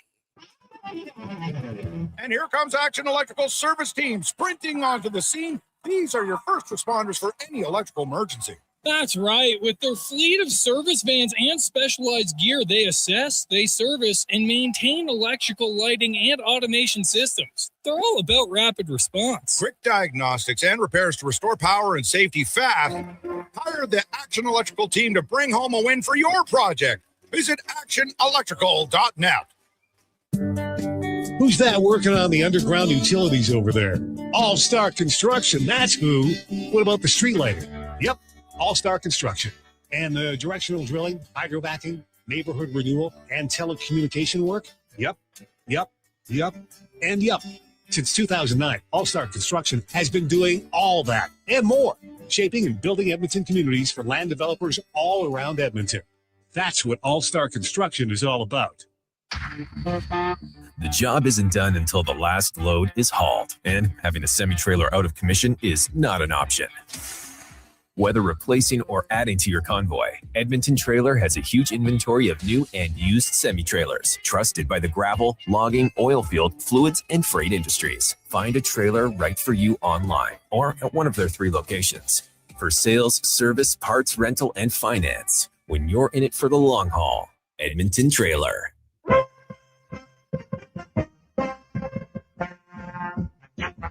Portions of this hour brought to you by On the Rocks. This weekend, Morningwood and the Repercussions take the stage at OTR, plus string specials and DJ Jasper Avon 118. OnTheRocks.com. The Jason Gregor Show, the best of Edmonton sports talk and beyond. This is Sports 1440. Presented by PlayAlberta.ca, Alberta's only regulated online gambling website.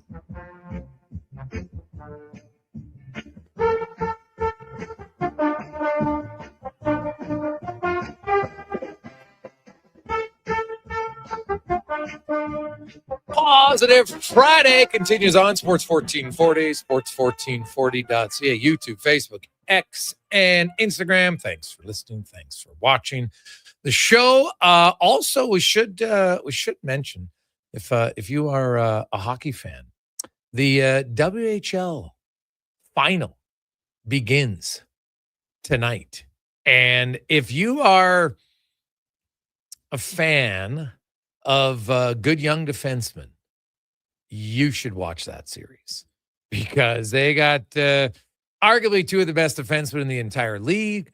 Daxon Rudolph, who is draft eligible this season from the PA Raiders. He's leading playoff scoring with 23 points in 15 games.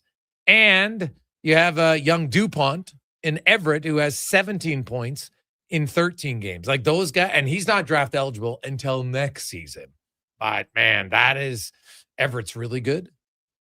They're the favorite going in. PA's pretty good team, but that is something to watch for. If you're looking for good hockey, man, and you're intrigued about, I know that the Oilers don't have a pick, so you're probably like, why do I care? But they're pretty good, man. I can tell you that right now. And Daxon Rudolph out of Lacombe, Alberta, and young DuPont, both very, very good players. Both Alberta guys, DuPont. So yeah, good. That should be a heck of a series. Everett's the favorite, I think, for sure. But man, you watch the highlight tape of that Landon DuPont, but also, you look at Rudolph, and he is taken big strides. I'm going to be very curious to see where he goes in the draft because he has just gotten better. Craig Button's going to join us at 4:00 today, so we'll talk about those two and get his thoughts on some other things. So should be good, real good.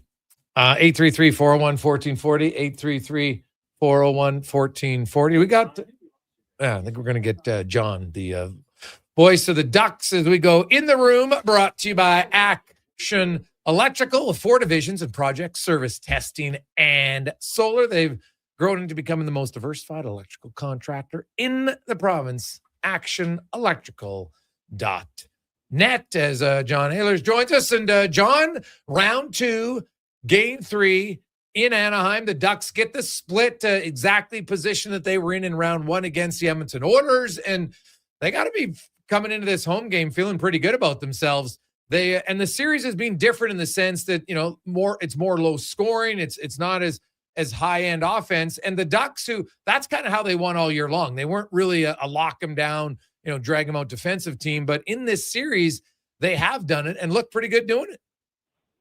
It's probably the most encouraging part of where they are right now, because they've really put together 3 consecutive very strong playoff performances. And when I say playoff, I put the emphasis on playoff because they played playoff hockey. The narrative around this team all year has been, they can play river hockey, they can beat you 5-4, but can they win 2-1?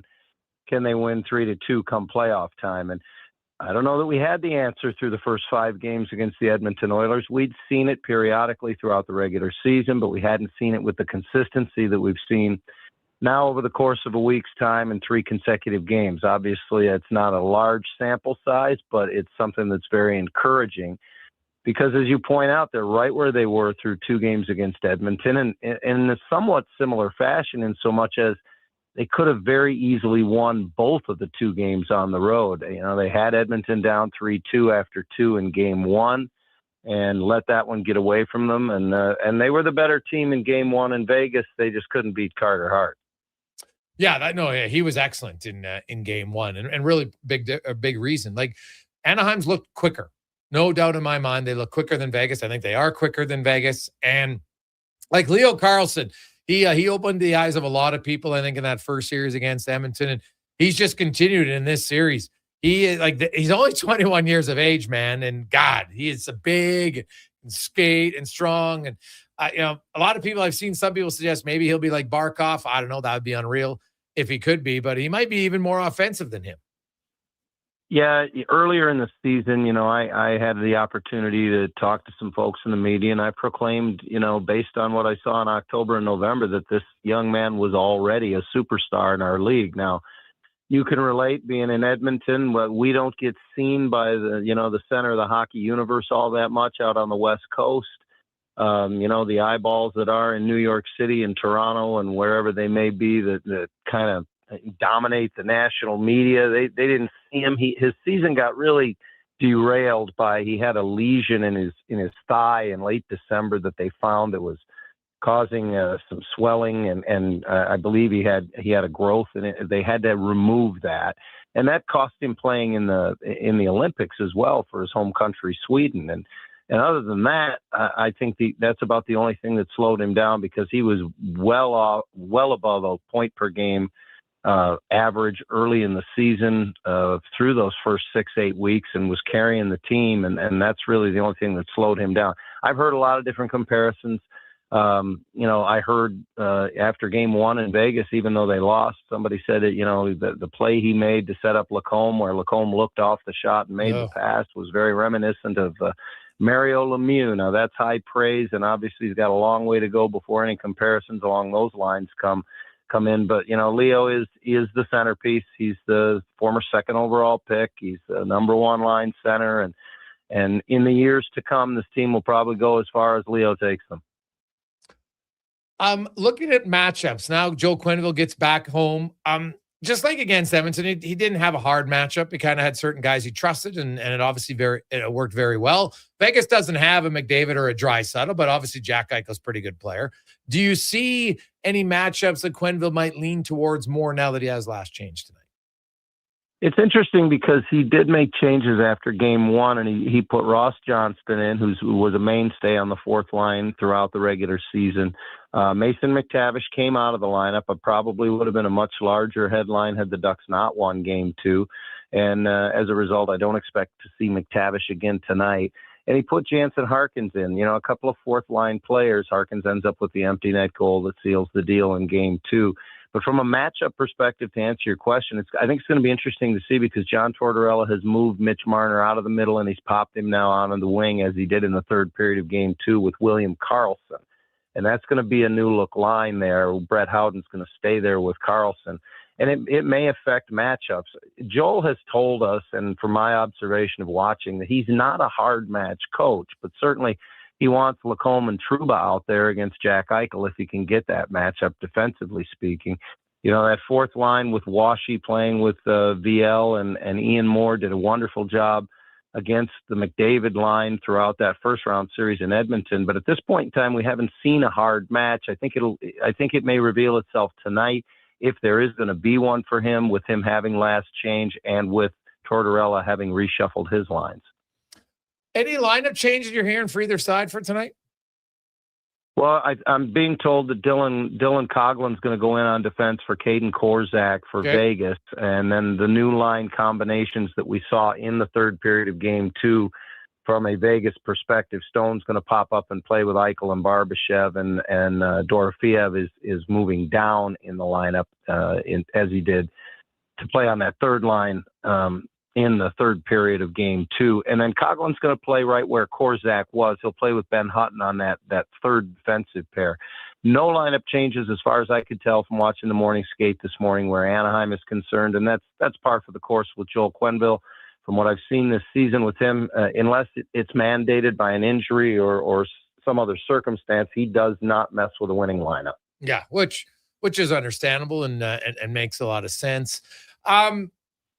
Give me your thought. Like we talked, like there's so many young guys that are impressive, but Beckett Seneca, and just how he's performed in the playoffs, and a lot of really like the bite that he brings to his game. He's a very skilled guy, but man, he goes at guys and lots of times in a little bit of a greasy fashion, which we really respect. And honestly, I didn't know he had that element of his game, and I think it's not outwardly, but if you pay close attention, it's there quite often. He's very resilient, and he's a very confident young man and young hockey player. I liken the comparison I've made, because I've been here in Anaheim for 24 years now. I liken him to a young Corey Perry with better hands, with more skill. He can play with the puck and make things happen and create opportunities not only for his line mates but for himself with the hands that he has. He's got that long, pipe cleaner look to his frame. He's thin, he's slight, but he's strong, and he's taken a number of hard hits this season, and he's dished out a number of hard hits this season, which has been, startling for us at times early on. We're getting more accustomed to it now watching him play, but the confidence he plays with and his willingness to engage physically, and just from what I've seen from him as a player is just so reminiscent of Corey Perry to me, and I think that's that's high praise in and of itself when you look at the career that Corey Perry has had. But Seneca is a very highly skilled player. You don't score 23 goals in this league without it. And he began the year as a 19-year-old. And again, I think the sky's the limit, because from the looks of things, and this might be bad news for the rest of the National Hockey League, but I think he's still growing, and he may be bigger and stronger when he comes to his physical maturity. And what about Mason McTavish? What's the update on him? Well, as I mentioned, Mason was a scratch in game 2, and he was a healthy scratch in game 2. And that's, from what I can tell, going to be the case again here in game 3. Now, it has happened earlier this season, and there were 2 healthy scratches for Mason. I want to say maybe back in early March, or might have been late January. And, they'd like to see more from Mason. It's been a tough year for him. He missed part of training camp after the contract holdout, which I think always makes things difficult for a player, especially a younger player. We've witnessed that here in years past when Zegras and Drysdale held out and missed part of training camp. And he's not playing center anymore. So that's an adjustment. They've asked him to play the wing. They need him on the power play. He's got such a great shot, and he can influence a power play. The power play's gone dry since the Edmonton series here. So there are ways for him to get back in the lineup. But as I said, as of right now, I think short of an injury or an Anaheim loss, we're not going to see Mason McTavish until one of those 2 things happen. Awesome. Well, enjoy the games tonight, and of course on the weekend, and a huge weekend in Anaheim. I'm sure the weather's great, and I'm guessing there'll be lots of fun in and outside of the rink. As always, appreciate your time, John. Have a great call. Thanks so much. Take care. There you go. That's John Ehlers from Anaheim. And Ducks, they look pretty good, man. They're quick and fast and young and gaining a lot of experience. It'll be, you know what? Hey, there's going to be lots of good teams. And the Oilers, I know a lot of people think, wow, the Oilers are done now because the Ducks, I think that's a tad premature. That's a little bit of the sky is falling. The Oilers, guess what? They should be highly, highly motivated when they return in September next season. And rested. Sure, yeah. There's no doubt that's going to help somewhat, for sure, right? It'll help. I know we got some texts. Hey, guys, if the Oilers wanted guys to rest, why is Nurse and Bouchard and Ekholm going to the World Championships? Well, I'll say this. Number one, the World Championships, it ain't close to playoff intensity, okay? You might get to the playoff games and they're there, but it's not the same at all. It's much more relaxed. You bring your family over.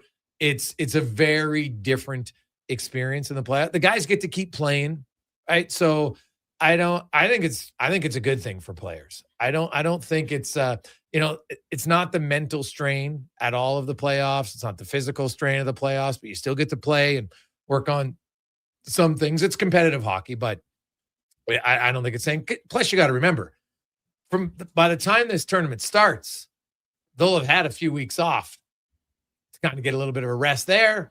Then they go back and play, feel good. Yeah, so I don't see it as a negative. Also, Isaac Howard, if you missed it, he's going for Team USA. So he'll be going. Szymanski is going for Team Germany as well. Quick break. We'll come back. We got Tater's 2-minute warning. We got some stats of the day. Craig Button, Mark Spector, Low Tide and more on the Gregor Show, presented by PlayAlberta.ca. Whether you're a craft beer connoisseur or more of a wine aficionado, there's always something new to discover at Sherbrooke Liquor, a unique, family-owned, independent liquor store. The selection, incredible. The non-alcohol section is also very impressive. Sherbrooke Liquor, expert, knowledgeable staff with a passion for unique finds. More than just a liquor store, we're a community. Alberta's best, the one and only Sherbrooke Liquor. Wine, spirits, and oodles of beer. Visit SherbrookeLiquor.com. At Leading Edge Physiotherapy, healing doesn't have to feel heavy, because in our SwimX aquatic therapy pools, you literally float your way to recovery. Whether you're dealing with arthritis, back pain, joint injuries, post-surgical rehab, chronic pain, balance issues, mobility challenges, or just feeling a little creaky, warm water and gentle resistance have your back, your knees, and your hips. Trusted by pro sports teams and rehab hospitals, our SwimX pools help you move sooner, hurt less, and recover faster. So take the load off. Let the water do the work. Life shouldn't hurt. LeadingEdgePhysio.com. Rivalries run deep in Alberta football. Edmonton all the way. Calgary rules. But when it comes to the best snack for 3-down fun, there's no Battle of Alberta. It's a clear winner. Wilhauk Beef Jerky. The one thing every Alberta fan agrees on. So whether you're watching the game from your recliner or in the stands, make it a part of your game day. Wilhauk Beef Jerky. Because you don't win games with salad. Only available in Leduc. 60 years ago, we started selling trucks as Western GMC Buick. Today, we are Wolf GMC Buick. We're still located on the corner of 184th Street and Stony Plain Road with the same ownership for over 2 decades. Our customers have trusted our family-owned, community-driven business. And for that, we are thankful. If you're looking for a truck or SUV, pop in and one of our seasoned professionals will get you a great deal, hassle-free. Come trust our team at Wolf GMC Buick. Wolf GMC Buick. We're making it easy. Action Electrical Solar Team is now making a play for sustainability and savings. They're specialists in powering up for a greener future. That's the strategy. Designing and installing high-efficiency solar panels. They're helping homes and businesses combat rising utility costs by harnessing the power of the sun. A smart move for efficiency and the environment. Hire the Action Electrical Team to bring home a win for your project. Visit actionelectrical.net. Summer, it's coming. An unstoppable force that will turn your home into the Sweatbox. Don't live in a summer blockbuster. Pro Solutions is your one-call solves-it-all expert for AC repairs, tune-ups, and new installations. With fast appointments and flexible financing, we'll make sure your home story has a comfortable ending. AC season is coming soon, so book today. Lock in pre-season pricing today. Visit ProSolutionsInc.ca to schedule your service today. McValue meals are here. Get the McD's you love for $5 plus tax every day with your choice of a McDouble, Junior Chicken, or Chicken Snack Wrap with small fries and small fountain drink. All for just $5 plus taxes. Canadian restaurants. Product availability varies. Prices exclude delivery. Allen Olson Auctions presents the first annual Camrose Consignment Auction. Open now for online bidding through May 12th at allenolsonauction.com. This huge two-ring auction includes sales for Camrose Auto Wreckers, Bull Rain Holdings, and a large variety of farm equipment, lumber, automotives, livestock handling equipment, and miscellaneous items. And includes a partial dispersal for A1 Septic and a closeout sale for anytime towing. For more info, call Allen Olson Auctions at 780-672-2434 or visit allenolsonauction.com today. For over 60 years, the folks at Diablo Boots have been selling the best Canadian-made boots. Handcrafted in Winnipeg, Canada West makes the best quality cowboy, biker, and work boots for Diablo Boots with replaceable soles and heels. Why buy cheaper quality like Ariat, Justin, and Red Wing made in China when Canadian-made is better? Support Canada's workers and Diablo Boots for the best boots. So save on boots by Save On Foods. That's Diablo Boots, 3340 Gateway Boulevard on the east side of Save On Foods. Canada West and Diablo Boots, the two best names in the boots business.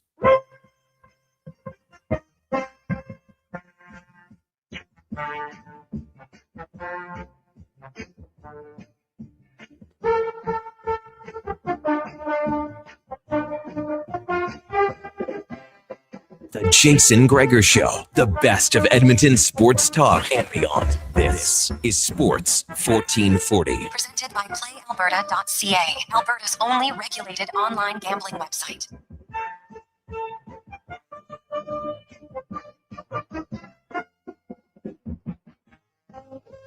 348, Jason Gregor, Wanye Gretz, Connor Halley, Sports 1440, sports1440.ca, YouTube, Facebook, X, and Instagram. And we got a lot of good texts coming in, varying opinions on a lot of different things. We'll get to the 2-minute warning in a sec.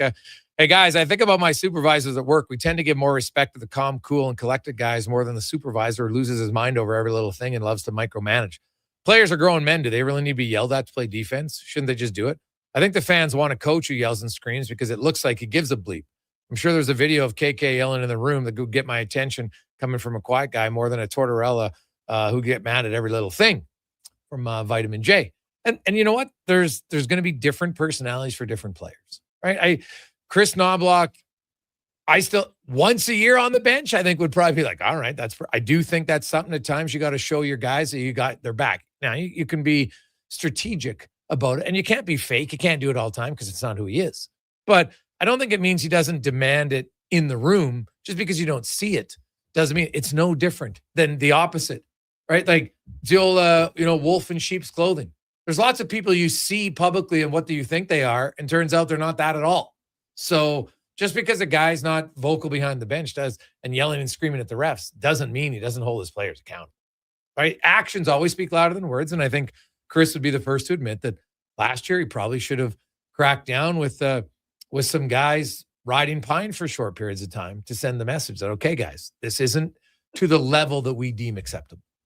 I'm with the texter. Like, personally, I don't like being yelled at. I prefer people who are logical, who talk like Chris Knobloch, right? I'm just wondering, when you've come back-to-back cup finals and then you've come off that for a year, I mean, you should never be letting go a coach that just signed an extension. That seemed to me like poor money management. Well, yeah, that's where, hey, it's up to your owner to, and you as a GM to say, okay, because if I'm the owner, I'm saying, okay, wait a sec. So you came to me not even 12 months ago and said, hey, let's sign this guy to a 3-year extension. And now before the 3-year extension even kicks in, you're telling me he's not the guy? What did you read wrong here? Right? Like, that would be a question for sure. Now, I get that, you're a billionaire and whatever, you pay the guy the money. Well, okay, fine. But I just, you guys who make a lot of money don't just love giving their money away. Well, you don't become a billionaire by giving away $9 million US. It goes the other way. Yes. And to your point, like, why would you need a 3-year extension only to be followed up by, we're not even going to pay $1 of that extension?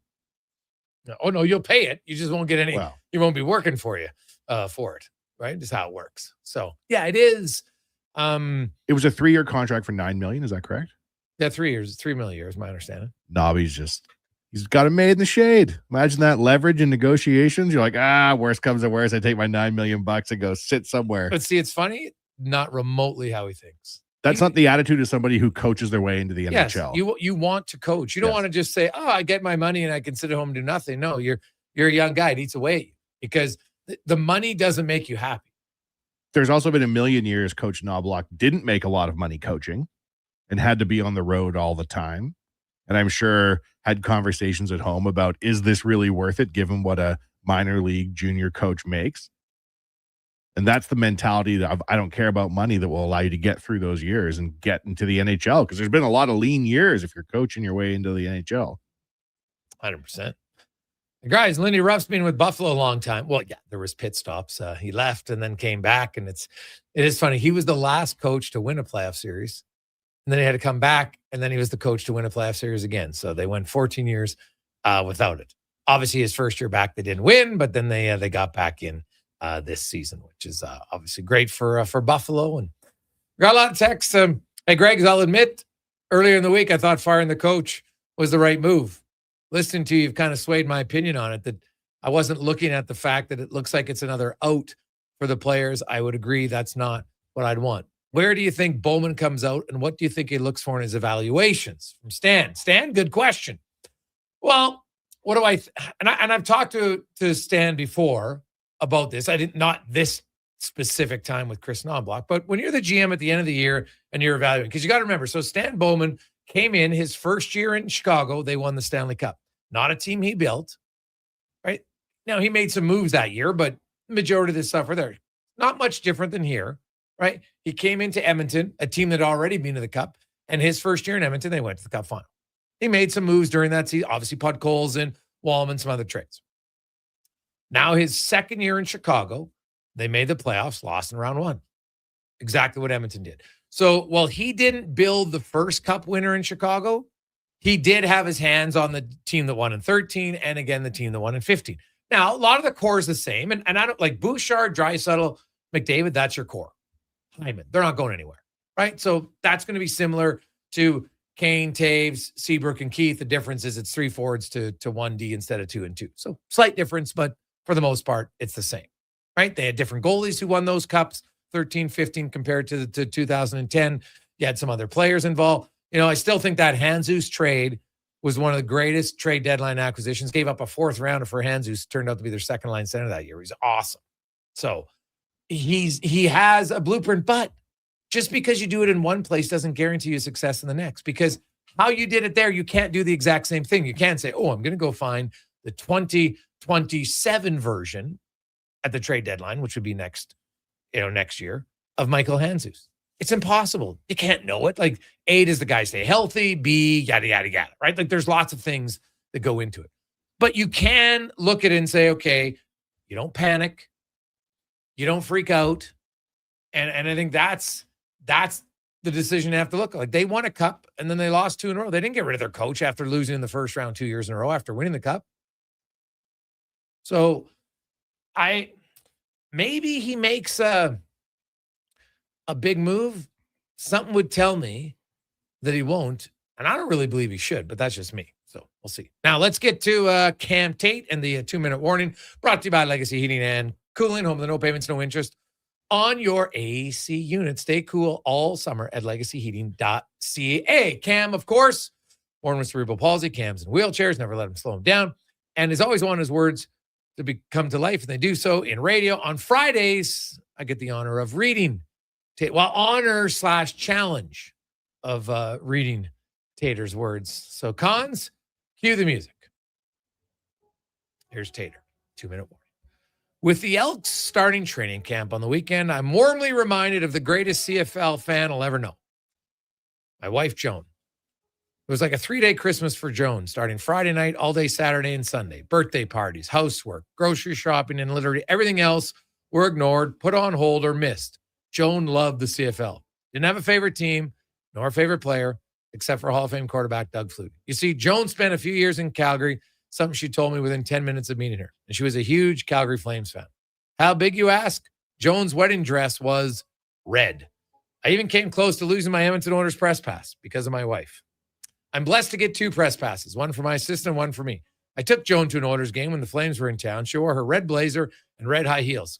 Calgary had a bad game that night. So what does my darling wife do in the Rexall Place press box?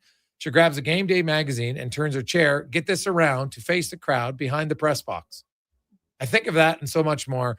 It'll be 3 years tomorrow since Joan left us. I miss you beyond words, but I keep on cheering every day. Love, Cam. Oh, Cam, thanks for that. And it's always good to remember your loved ones, especially leading up to Mother's Day, as well as Joan was a big CFL fan. And I get it, 3 years, man. Time flies, so hopefully you have many other positive memories of Joan, especially on Positive Friday. Let's get to Connor Halley, Sports 1440 update, brought to you by Hire Good. For professional property services you can feel good about, get Hire Good.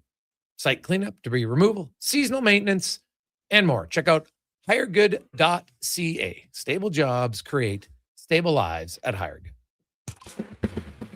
The Sports 1440 update. The Hart finalists were announced earlier today. No surprise, Connor McDavid, Nathan McKinnon, and Nikita Kucherov all a chance to win the NHL's most valuable player on the ice tonight. Canadian Sabres from Buffalo. Puck drop 5 o'clock. Buffalo leading 1-0. Then at 7:30, Golden Knights and Ducks with that series tied at a game apiece in the association.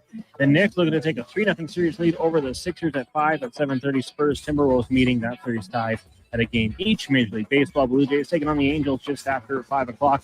We'll join that game in progress on our AM feed here on Sports 1440. Elsewhere, Athletics said the Baltimore Red Sox host the Rays, Twins, Guardians, Royals, Tigers, the Yankees in Milwaukee, Mariners taking on the White Sox, Padres host the Cards, Braves in LA, and the Giants take on the Pirates. PWHL action tonight. 2 games as their playoffs roll on. It's game 3 between Boston and Ottawa at 5.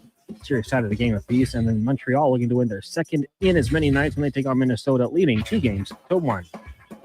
From the NFL, New York Jets running back Breece Hall, who was given the franchise tag on May 3rd, has agreed to a 3-year, $45 million contract extension. Coming up in Hour 3 of the Jason Gregor Show, we'll ask 5 questions and be joined by Craig Button from the NHL on TSN. I'm Connor Halley. This has been a Sports 1440 update. Sports 1440, Stingray radio station. CKJR broadcasts from West Edmonton Mall and Wetaskiwin. Download the free Stingray music app and listen wherever you go. Every day. Need a new ride for road trips, errands, or just life on the go?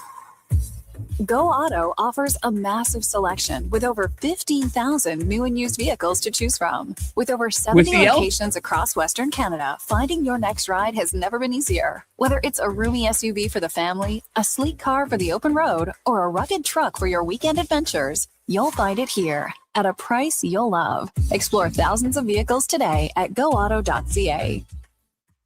Hey, sports fans, we've got a clear choice for you. At Crystal Glass, we provide customers with the perfect glass for any job. From home to auto and even commercial, installation or repairs, we're your team. Call 310-GLASS or visit crystalglass.ca. Crystal Glass. Everything is going to be okay. If your debt has you feeling like you're in a free fall, you have options. I'm Dan McDicken, a licensed insolvency trustee with Faber. Becoming debt-free is possible, and a personal bankruptcy or consumer proposal will get you there. Schedule your free Faber Focus session at faber.ca today. You'll learn how a consumer proposal allows you to eliminate your debt by paying a percentage of the amount owed without interest. At Faber, we'll tackle your debt. McValue breakfast meals are $5 plus tax every day. Get a sausage McMuffin, bagel with cream cheese product, or breakfast burrito with hash brown and small coffee, all for just $5 plus taxes. Available until 11 a.m. at Canadian restaurants. Product availability varies. Prices exclude delivery. Start your day with a blast of sports. Kevin Carius, along with Brandon Douglas, brings the fire, the fun, and the fearless takes. Weekdays, 7 to 11. Text Kevin, 883-401-1440. Mornings with Sports 1440. Are you looking for safe and reliable transportation solutions for your wedding, corporate retreat, or golf trip? Look no further than Silent Rides, Alberta's premier charter bus company. Whether your group is big or small, Silent Rides has you covered. We offer 3 different sizes of units to cater to your needs, and we provide first-class service at affordable rates. Get your quote today. For more information and to request a quote, contact sales at 877-748-0991 or visit silentrides.ca. You don't just need property services, you need problems handled. HireGood provides cleanup, debris removal, site monitoring, and safety attendance across Edmonton. We reduce issues on your property, keep spaces safe, and take pressure off your team. We resolve real problems for businesses while creating real impact because our team is built on second chances and they show up every day ready to prove it. Visit hiregood.ca or call and mention Jason Gregor for a first-time discount. Hire Good. Stable jobs create stable lives. Everybody loves a beautiful day in Edmonton. Hey, it's Jamie, and Green Drop Lawn Care is giving you one more reason to love the nice weather. Next nice day service. People always ask, how soon can Green Drop get here? Well, when you sign up with Next Nice Day service, we'll be there by tomorrow. Assuming Mother Nature cooperates, we'll be fertilizing and treating your weeds by the very next day. We'll even include Drought Fighter at no additional cost. Just another reason we have been Canada's lawn expert since 1979. Easy online signups only at greendrop.com. I'm Dr. Vance Elliott. The goal of every one of the thousands of hair restoration procedures I've performed is a full, natural-looking head of hair. I work directly with my patients for the consultation, the procedure, and the follow-up, so we can achieve the best results possible. When people see what we accomplish, I don't want them to think, wow, great hair transplant. I want them to think, Wow, great hair. go to drvanceelliott.com and contact us today. Throttle, open her up and get rolling to Harley Davidson of Edmonton's open house Saturday, May 9th. Enter to win a new Harley Davidson motorcycle and get in on the giveaways and door prizes. Come check out a huge selection of new and pre-owned bikes, riding gear, Harley t-shirts, and more. Don't miss it. This Saturday, May 9th at Harley Davidson of Edmonton on the Yellowhead Trail. Kent family owned and operated since 1980. Details at hdedmonton.com.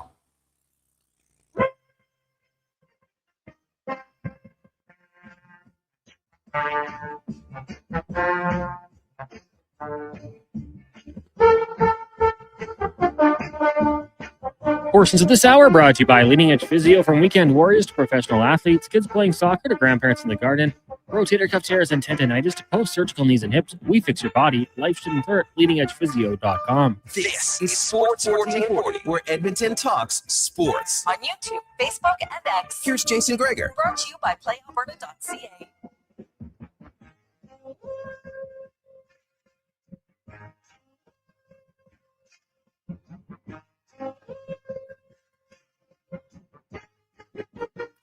That's at 4 o'clock. How are you? Jason Gregor, Connor Halley, and a lovely Friday afternoon. WHL kicks off tonight, and the final Everett taking on the PA Raiders. We got more NHL playoffs, NBA. The Jays are back in action. Can they hit some home runs? Can they get some hits? Who knows? Addison Barger sounds like he's going to return to the lineup tomorrow for the Blue Jays. So lots happening in the world of sports. We will get to Craig Button coming up in a little bit here on the show. 833-401-1440. 833-401-1440. You can email us or text us, excuse me. You can email us, Gregor at sports1440.ca. We got lots of text still firing in. We're going to get to our stats of the day coming up and more. Got to get to a few of these. Hey, Gregor, going with everyone's analogy, then Paul Maurice should be fired because the Selke winning best player Barkov was out and they missed the playoffs from the regulators. David does big circles. If you have a coach, it's a killer in your own zone. That one comes from Dallas. I think it's, there's a fine line. You got to play to a player's strengths. I understand that, but there's a time and a place for everything. And there you go. So, guys, bringing in a new coach will be hard on everyone, but Connor and Leon will lead them to nowhere from BG. I don't know what a coach does. Hey, the orders. I do think that next season, regardless of who the head coach is, I feel I would reduce. McDavid doesn't need to play 22 minutes, 59 seconds tonight. Just doesn't need to, right? Now, if your team was winning and in games early on in the season, that probably plays a factor. I understand it. If you're trailing, who are you going to play? It's 2-1. Who are you going to play down the stretch in the last 5 minutes? I get it. So how about play better as a team early? Guess what? And you don't have to do it. So that's going to be a factor. I don't discount that. But regardless, you got to figure out who your penalty killers are, And it should not involve Draisaitl or McDavid. I mentioned earlier about Pittsburgh when they won the Cups. Crosby and Malkin didn't kill penalties. Not at all. I looked at the playoff numbers. I looked at the regular season numbers. You don't need to. So find guys. And penalty killing is a lot about will, right? It's about continuity and reading off one another. Now, shorter training camp this year, but you have more practice time. But there's only 2 games max in training camp. But that's for everybody. It's not just the Oilers. And the thing about penalty kill is, though, if you look at it historically from year to year, there's like the power play. You get a good power play, lots of the teams will stay as a good power play team because it's the same guys and they know what they're doing. They got continuity and boom, it's awesome. Penalty kill, for whatever reason, doesn't have the same, we were a good penalty killing team. There's some, Carolina, but there's others that it'll fluctuate. And I was top 5. Now I'm in the middle of the pack. Now I'm back to top 5. Now I'm in the middle of the pack.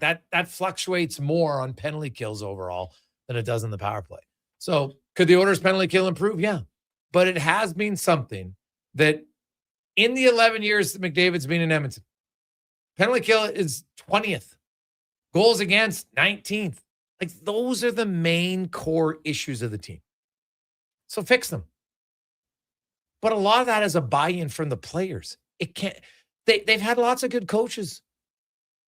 Some guys who came here with defensive acumen. That's what they were made it on the NHL on. And it didn't work. So I wouldn't go to the low-hanging fruit of firing the coach. It's easy. It's convenient. I don't think it would. Now, you can change the coach. But if the players decide to commit, just like they did in Knobloch's first year, playing how he wanted, look what happens. Right? Remember where the Oilers were under Knobloch that first year? Right? Went to the Cup final. Second year, still pretty good. Cup final. But this past year, now maybe for a variety of reasons, emotional letdown, you lose 2. I get that lose 2 Stanley Cups is tough mentally for a group. I get it. I totally understand it. Read lots of books on psychology. I understand like that. And even though I understand it, I don't truly understand probably how painful it was. I get it. Right. And I get that at times Connor McDavid, he wants to win desperately. As he should.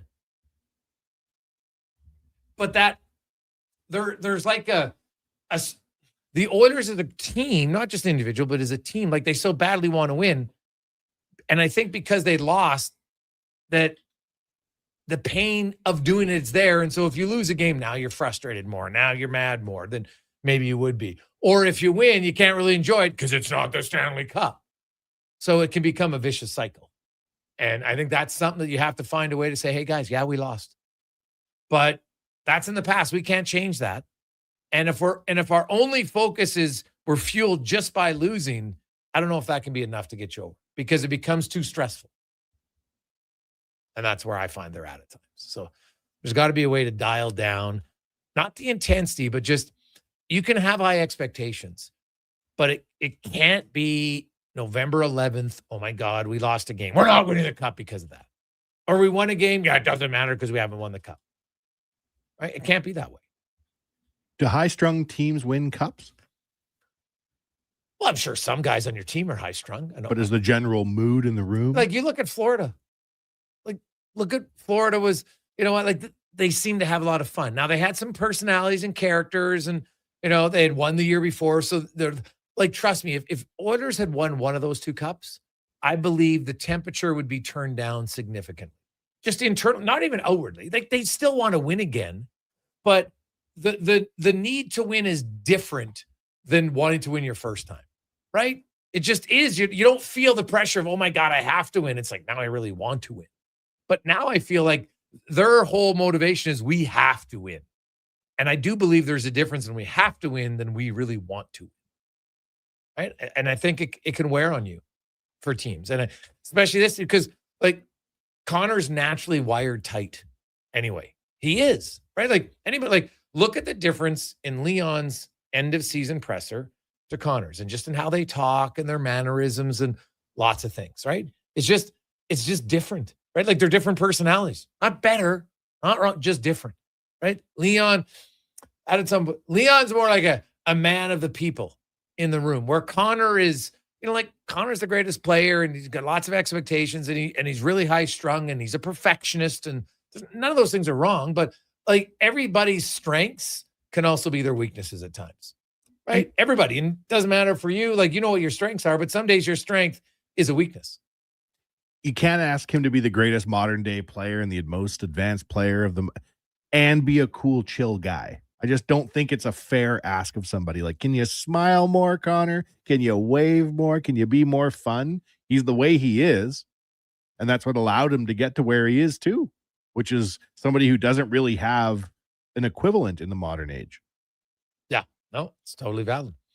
833-401-1440, 833-401-1440. It's time for our stats of the day, brought to you by All Star Construction. Founded in 2009, they shape and build Edmonton communities,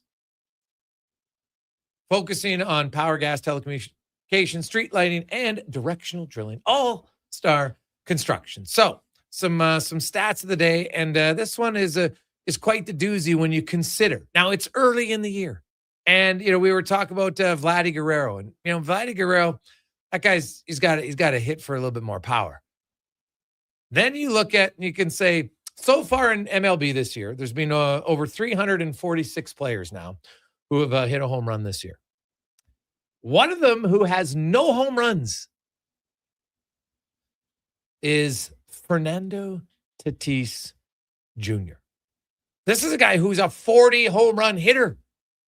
Right? Like, I get that Luis Arias from the Giants, who's like the slappiest of slap hitters, doesn't have a home run. Fernando Tatis does not have a home run so far this season. That is a wild stat for me. Also, we talked about the Montreal Canadiens. So Cole Caulfield, 5-on-5, even strength score in the regular season, dynamite. In the playoffs, no goals, even strength in 8 games. No points in 8 games. 1 inner slot shot in 8 games at even strength, and only 9 totals. Cole Caulfield, who's one of the best scorers in the game, is basically averaging 1 even strength shot per game so far in the playoffs. He has 9 even strength shots through 8 games. I'm telling you, man, it is hard to score when you're not shooting. Right? Like, for any player. But even the best player, like, there's a reason why lots of the best shooters, they shoot a lot, because you're not going to score on an opportunity. It's not going to work. And that to me was stunning when you consider in the regular season, Cole Caulfield had 40 even strength goals. Basically, think about it. 40 and 81. It's 1 every second game. It's basically what he's averaging. He has none through 8 games. Now, good. The Habs won the first round. Dobish was great. Their defense was good. But Caulfield has no even strength goals. Demidov has no goals in the playoffs. And Slavkovsky has no even strength goals. He has 3 power play goals. They all came in the first game. So Slavkovsky, Caulfield, Demidov, in their last 7 games have combined for 0. Capital Z. 0 even strength goals for the Montreal Canadiens. If they're going to come back in that series against the Buffalo Sabres, they are going to need those guys to get going. It is just that simple. Also, we talked about it yesterday. The Cubs, how about this? Longest home winning streak in 91 years. Low Tide saw it live last time it happened. 15 straight home wins for the Cubbies. Last time that happened, 1935 for them, which is that's pretty impressive. Also, it's official. March Madness expanding. I'm not sure why, but they're going to 76 teams from 68. It's not a huge amount. I guess because there's a few extra dollars in it. I don't necessarily get it. So we'll see. How about this? When we're talking rivalries, as Drew Doughty said against Edmonton, it's not a rivalry because they always kick our ass. End quote. How about this? The OKC Thunder have beaten the Lakers by at least 15 points 5 times this season. That is the most wins against the Lakers by any team since the 1976 merger. So you're a Lakers fan and you're thinking, hey, you know what? Series doesn't start until you come home. OKC beats them for fun. And no one has beat them for fun like this, really, since the merger of the ABA and the NBA. So there's your stats of the day across a few different leagues, brought to you by All Star Construction. We will take a quick break. Craig Button joins us next on The Gregor Show, presented by PlayAlberta.ca. McValue meals are here. Get the McD's you love for $5 plus tax every day with your choice of a McDouble, junior chicken, or chicken snack wrap with small fries and small fountain drink. All for just $5 plus taxes. Canadian restaurants. Product availability varies. Prices exclude delivery. The tents are up and the deals are out. The Brick's biggest sale of the season is on now. Take up to 6% off clearance items in the tents. Sofas start at $3.99 and save up to 50% on select mattresses. Get a sofa, coffee table, mattress, bed frame, and dining set, all for less than $1,500. Only at the Brick's tent sale. See you in store for details and exclusion. The Brick, saving you more. Hey there, I'm in the Fountain Tire sidecar, making a list of the things I'm doing this spring. 1. Saving you money, with up to 20% off select tires until June 13th. 2. Water skiing, tricky in a sidecar, but fun. And 3. Saving you more money, with mail-in rebates of up to $100 off a set of 4 select tires and $50 off a $150 service with the purchase of 4 select tires. Oh, that's 4 things. Oh well, restrictions apply. Book online at fountaintire.com. Fountain Tire. We're on this road together, Canada. Looking for a solid 4x4 that checks all the boxes? The 2026 Jeep Compass is in stock now at St. Albert Dodge, and this is a great value, starting from just $36,900. It's a Jeep, so you've got 4x4 capability, plus features like an 8.4-inch touchscreen, Apple CarPlay, active lane management, a Park View rear backup camera, and more. Over 30 in stock right now in just about every color you'd want. Head up the trail and see how easy it is to do business at St. Albert Dodge. There's still time to book your tournament at the Ranch Golf and Country Club. As one of Alberta's top tourney courses, the Ranch makes hosting fun and easy for any group or business. No matter how unique or unusual, they'll accommodate your vision for an event no one will soon forget. Start planning your tournament today at their beautifully landscaped course on the outskirts of West Edmonton. On-site event coordinators are here to help, but hurry, availability is limited and booking fast. Visit theranchgolf.com. Debt can take over your life. The stress, the constant worry, it can feel like you're drowning. When people come to see me, they're often anxious and feeling hopeless. But when I explain how I can help them get out of debt, those feelings melt away. I'm Parveen Middleton, licensed insolvency trustee at BDO here in Edmonton. I will create a personalized debt relief plan so you can move forward with confidence.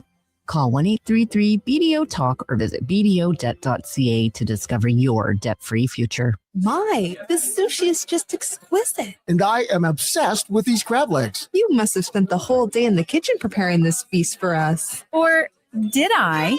Entertain with unbelievable ease. The secret is catch of the week. So you're telling me you were able to buy a ready-to-serve platter that is this fresh? Catch of the week, Edmonton's best seafood. Just off the Henday and Capilano, only 5 minutes from Sherwood Park. Details and directions online at catchoftheweekedmonton.com. With Play Alberta, backing the home team goes beyond the bets. That's because your picks have provincial impact. Play Alberta is the only app in the province that puts all revenue directly back into supporting programs and services that Albertans rely on every day.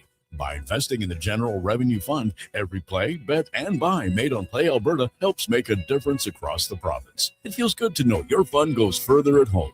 Visit playalberta.ca/Gregor to learn more. Must be 18 plus to play. If you gamble, use your game sense.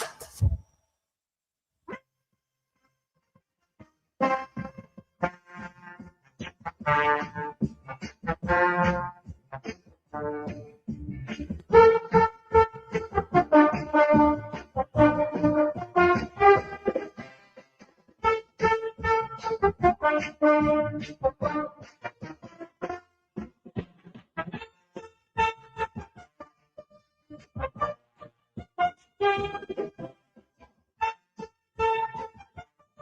of this hour brought to you by EWEL, helping you finish your electrical project is their goal. From pot lights to electrical panels, the gear you need is at ewell.ca or in person at one of their Edmonton area locations.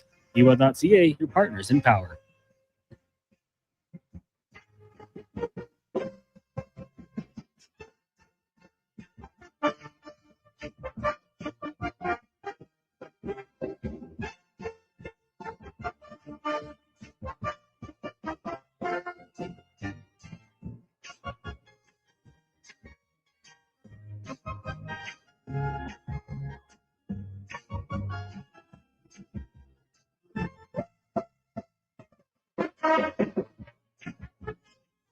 Extra brass bonanza for you on a positive Friday. Jason Gregor, Wanye Gretz, Sports 1440, sports1440.ca, YouTube, Facebook, X, and Instagram. Thanks for listening. Thanks for watching.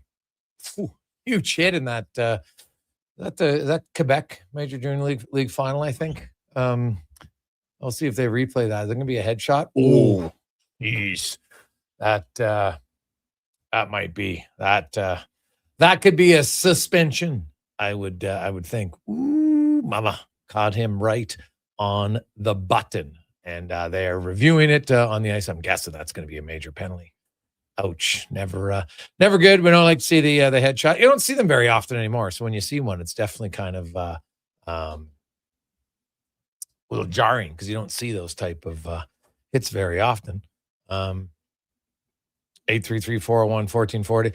Hey, guys, I'm not surprised that the small men of Montreal are getting manhandled. Well, Slavkovsky's a big dude. Demidov's not small either. Caulfield, you know, what's interesting. Hey, playoff, you're right. The playoffs are different. And he wouldn't be the first guy because, well, and this is not his first time in the playoffs. First time in the playoffs as a rookie, he was great. So if you have an 8-game stretch where it's not good, but they're going to need him because that's just the truth. If you get to the playoffs with a 50-goal scorer, and now suddenly he's not even on pace to be a 20-goal scorer. Well, because right now he'd be on pace to be a 10-goal scorer, right? 1 goal in 8 games, 10 and 80. That's a pretty big void. Now Kirby Dach, on the other hand, has 3 goals in 8 games. He's playing great. This guy's on pace for 30. You're like, okay, this is awesome for us. But so it kind of goes both ways. But they will definitely need Caulfield here to get going. Now, scores all of a sudden could change quickly. He can get 2 goals tonight, but he'll need to get going for sure. So 833-401-1440, 833-401-1440. Got to, oh man, some of your texts are pretty funny. I got some stuff. Hey boys, it's Positive Friday. Remember when the Oilers won 16 in a row? I do remember that. Yes. Was it second longest winning streak in NHL history, bested only by the Penguins, who won 17 in a row. That was a wild time, man. Remember, like, seriously, you're kind of Oiler fans are just like, are they ever going to lose? Like, there's some strange things. 16-game winning streak. Like, I'd confidently probably think never going to see that again, just because it's only ever happened twice in NHL history. Like, well, Columbus won 3 times because Columbus also won 16. So even during that 16-game run, I remember people on X being like, oh yeah, but they barely even won game 6. Like, there isn't enough you can do for some people. Even on a 16-game heater, people were second guessing the team.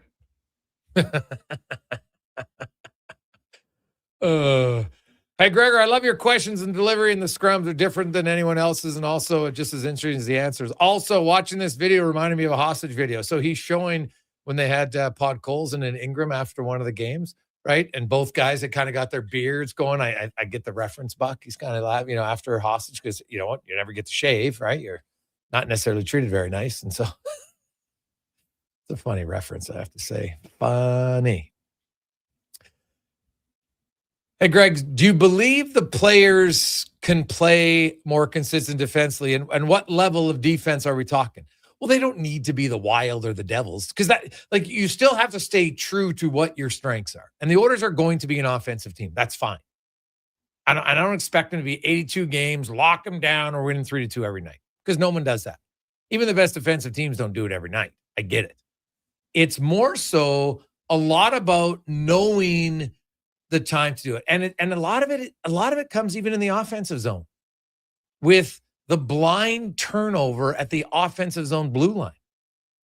That is puck management. I thought the Oilers did not manage the puck very well this year. It's not just about, okay, we're in our own zone, we're playing man-to-man. Sure, if you lose your guy in the low slot, yes, problem. Right? Like, there are some things. And some of the things I'm not 100% sold are going to be easy fixes. Right? Like, at this stage of his career, is Darnell Nurse going to become better positionally? Honestly, I don't know. You would like to think so. Like Connor McDavid said it in his press conference. Goes, I know it sounds strange, but even as veterans, we have to develop. To me, I would look at it. I would go through all those own goals this year and say, okay, what would we do different? Is there, because there was two for sure that I looked at and said, why is he in that position? That's not where he should be. Now, sometimes guys are going to go in a split second. You're going to go in the wrong. I get it. It happens. It's like boom, boom, play. But if you're always doing it, then you have to change your process to get. So if I want to go from A to get to B, what do I want to ensure I'm not doing when I'm going in that transition period? Right. So like when you watch even some of the goals that they're scoring, Darnell Nurse is in front of the net, big, strong guy. When was and here's my other kind of beef about Nurse. When was the last time Darnell Nurse snapped? Like really snapped? And why not? We see other guys do it around the league. So, so what? You got suspended in the playoffs. Who cares? It's a long time ago. That was 2023. And I'm not saying snap to get suspended, but just be like, because that can resonate. Same with Trent Frederick. Like you saw on, he's yelling, don't make me mad. I'm like, dude, what do you mean? Get mad sometimes. Now, you don't have to go fight Olivier. I would never, ever say go fight one of the top 5 guys in the league. Trent Frederick's not a great fighter. Very few guys can fight. Even the good fighters can barely fight Olivier, right? Like, I wouldn't do it. But more emotion. And I think having Doc around, he's the guy who seems to kind of like to stir it up. Good. But I'd like to see Darnell initiate more. And maybe it's just me, but I'm just tired of in a scrum, I put my hand up to the guy's face and I don't look at him. I'm just kind of done with that. Like, I don't know. Maybe it's just me. I don't like it. It's a small thing, and that's on the player. That's like, can a coach, I think a coach can encourage players to be more physical, but like look in the playoffs this year. Zach Hyman, we know Zach Hyman would like to be more physical. He's clearly hurt because he wasn't physical.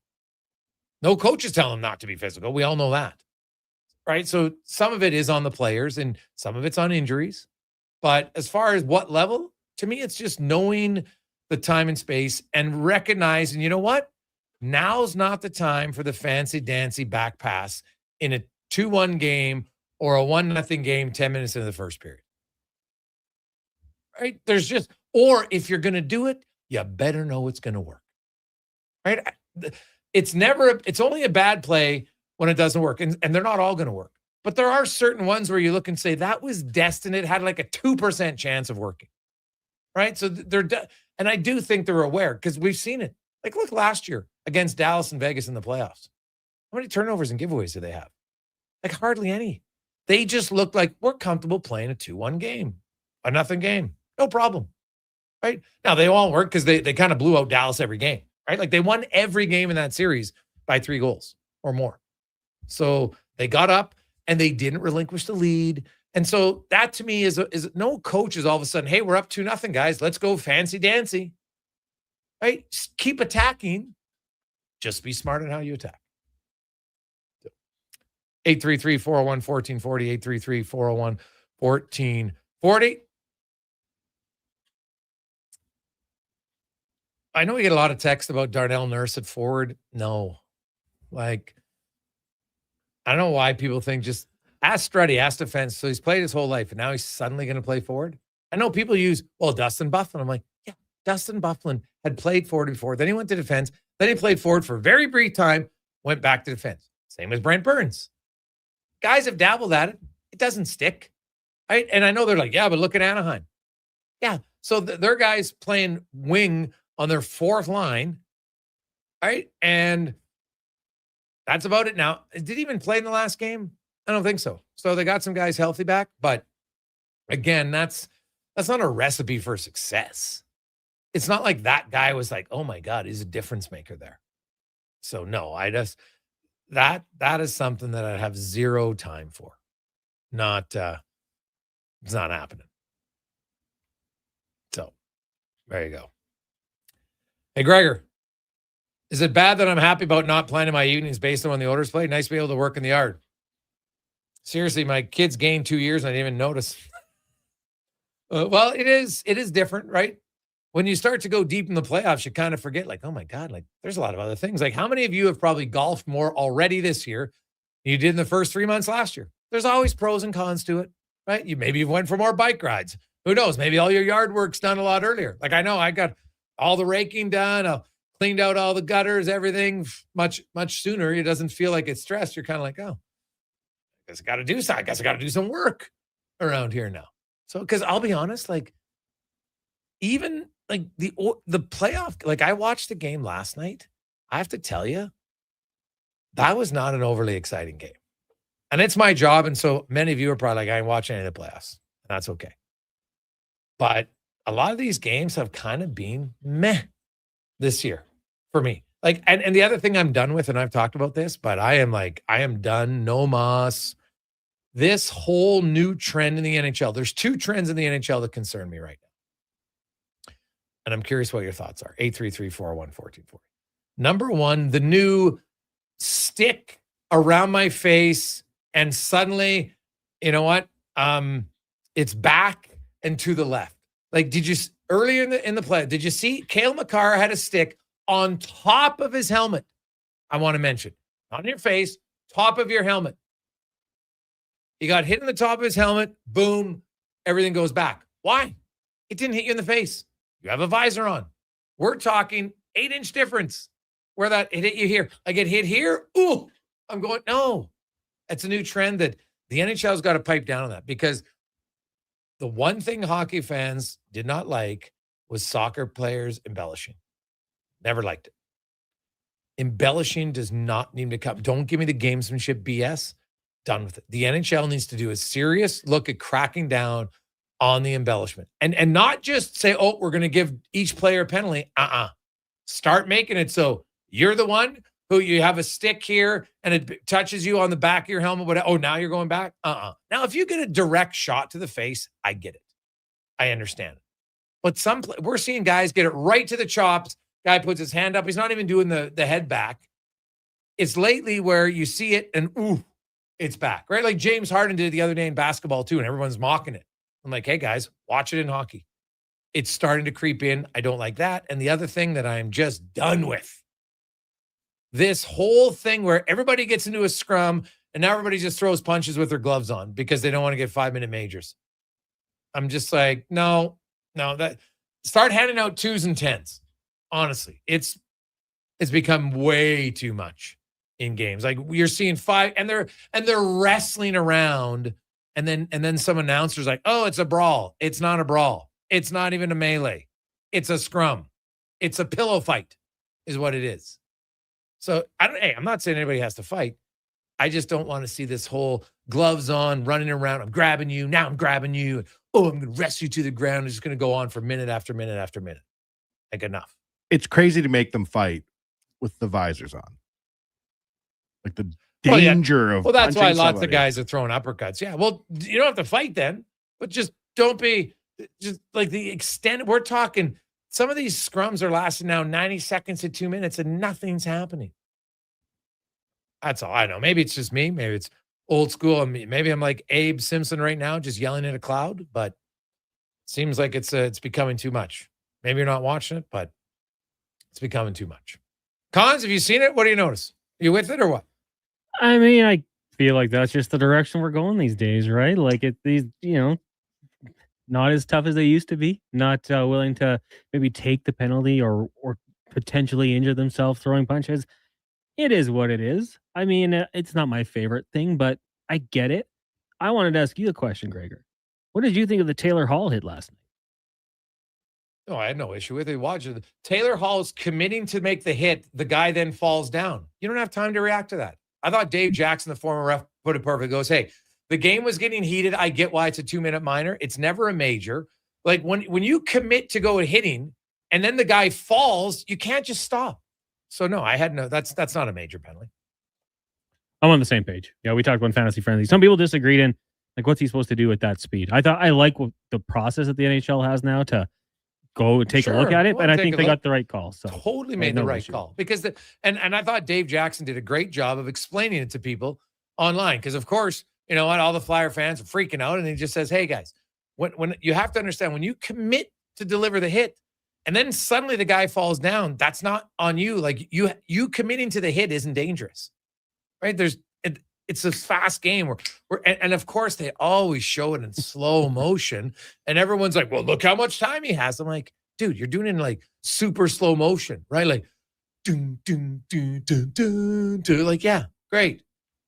So no, I didn't have a problem with it. I understand why they get him a 2-minute minor.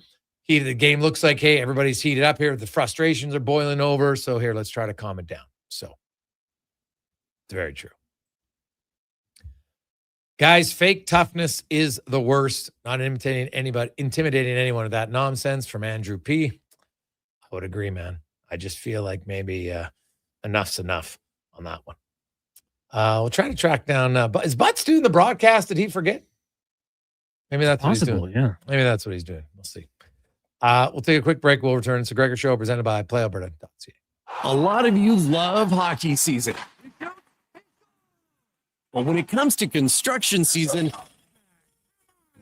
you're not as excited unless you work for GS Construction. It's true. As one season is winding down, ours is winding up with all sorts of great projects to make the city we live in better. And our team is hiring. GS Construction is scouting for pipe layers, topmen, and heavy equipment operators. So if you want to score a great job, visit gsconstruction.ca today.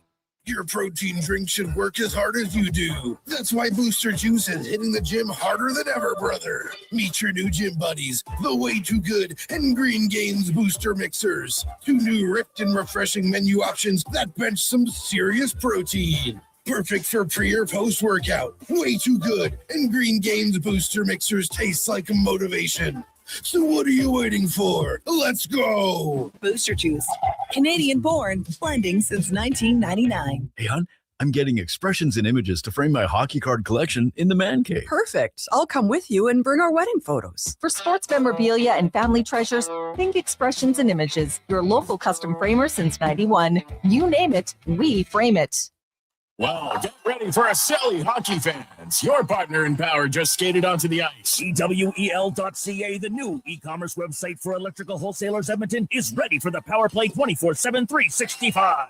UL skates to where the puck will be in 5 years. Now that's forward thinking. Killer selection, slamming products from the best brands, and legendary service. Don't sit on the bench. Get your account today at EWEL.ca and win that project. Plug into your partner in power. Get an EWEL.ca account today. Summer is calling. Is your vehicle ready for the road trip? Get ready for the season at Nisku Ford with offers that turn up the heat. Right now, you choose how you save. Finance your new vehicle with rates as low as 0%. Or choose massive cash rebates as high as $12,500. Whether you're hauling the boat or packing up the family, we have the Ford you need for your summer adventures. Start your summer upgrade at niskuford.ca. Nisku Ford, above expectations. Hey there, I'm in the Fountain Tire sidecar, making a list of the things I'm doing this spring. 1. Saving you money, with up to 20% off select tires until June 13th. 2. Water skiing, tricky in a sidecar, but fun. And 3. Saving you more money, with mail-in rebates of up to $100 off a set of 4 select tires and $50 off a $150 service with the purchase of 4 select tires. Oh, that's 4 things. Oh well, restrictions apply. Book online at fountaintire.com. Fountain Tire. We're on this road together, Canada. The puck is passed up through the neutral zone, and here's a breakaway. He's coming in hot. He shoots, and oh no, a broken stick. When it comes to performance, quality parts matter. Napa Auto Parts has all the reliable parts, tools, and more to keep your vehicle running like a playoff contender. With over 85 locations in Alberta, visit your local Napa store today or shop online at napacanada.com. That's Napa know-how.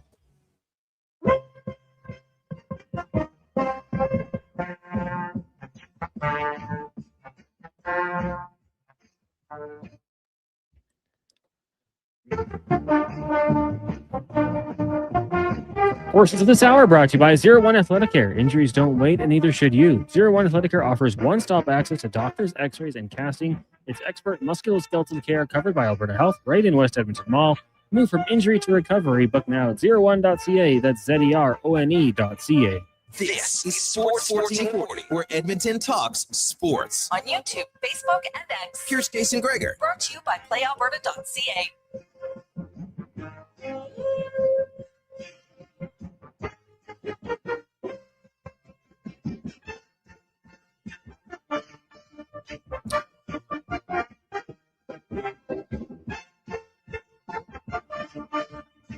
Positive Friday continues on. It's the Gregor Show presented by PlayAlberta.ca, where tonight Lotto Max 70 million, 10 Max Millions, and 70 prizes of 100K. That is a lot of opportunities. Good luck at PlayAlberta.ca. And while you're there, of course, you can check out the Jason Gregor Show.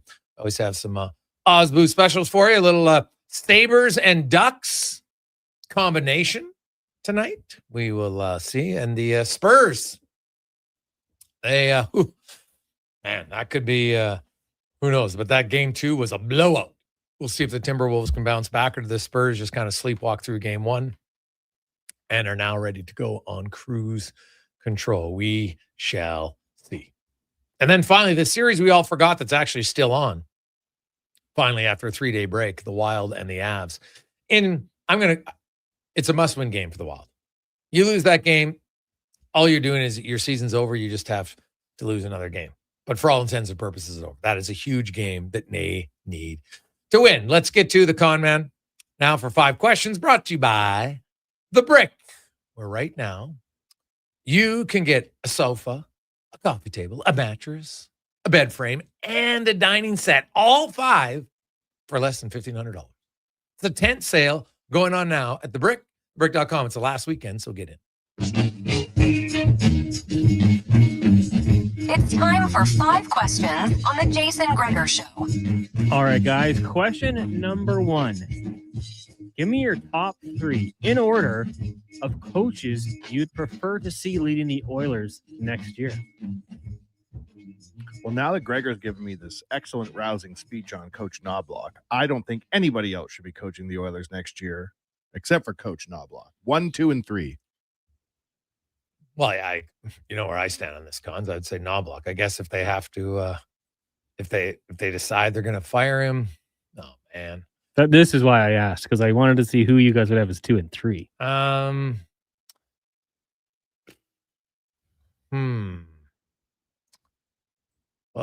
the one guy I was actually thinking of that I thought would have been a really good coach, but he just got hired on in New York, would have been Rocky Thompson. Rocky Thompson's a really good coach. And but he actually just got a gig yesterday, so I'll take him off the list. I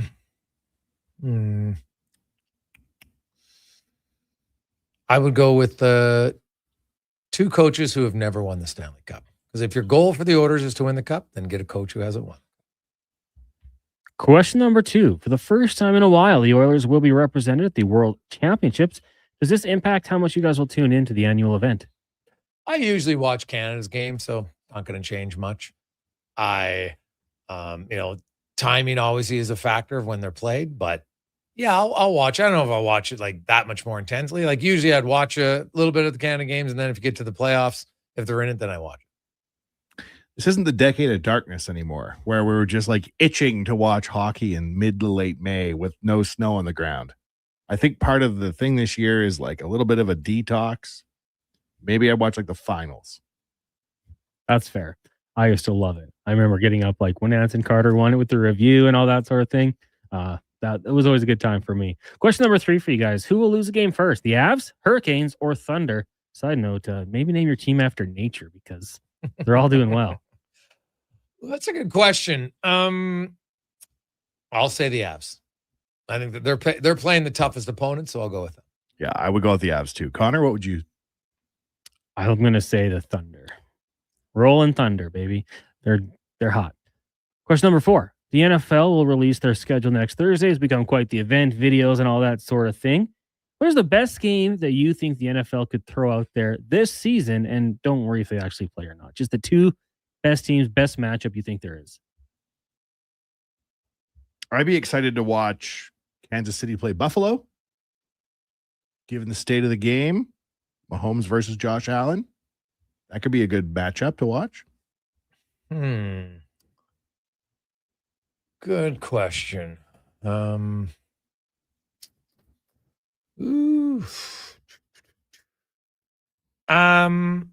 will go. I'll go a little. I'm going to say Seahawks 49ers week 1. I don't even know when they're playing, but I'm going to say week. That'll be a good one. I was going to say Seahawks Rams just because of the matchups they had last season. Final question for you guys. On this day in 1958, horror film Dracula was released. When I went to this video or the Wikipedia page, it had him listed as a legendary character. So I'm asking you guys, when it comes to legendary characters, I prevented the Wikipedia page. Which would you least like to run into in a back alley? When I first saw Terminator 2 as a youth, and that police officer like came through the windshield, remember that? I was very concerned that this was going to happen one day. And I was like, we can't defeat Terminators operating with jello bones that reassemble when they're shattered into pieces. I would maintain that the police officer in Terminator 2 would not be somebody you'd like to run into in a back alley if he was looking for you. If he wasn't looking for you, you're fine. Connor, who are you going with? Well, I scrolled through here. Tsuchigumo. Of course. A giant shape-shifting spider. I don't like spiders. I caught one in our garage yesterday. I was going to be the nice guy, humane, and let it go. And then as soon as I threw it out there, I stomped it because I don't like spiders. So a giant shape-shifting one seems like it might be the worst. Those are real too, right? Tsuchigumo? Yeah. According to Japanese lore, yes. No thanks. Watch out. Pass. I was going through the list. There was lots that I was just laughing at, like the descriptions on some of them.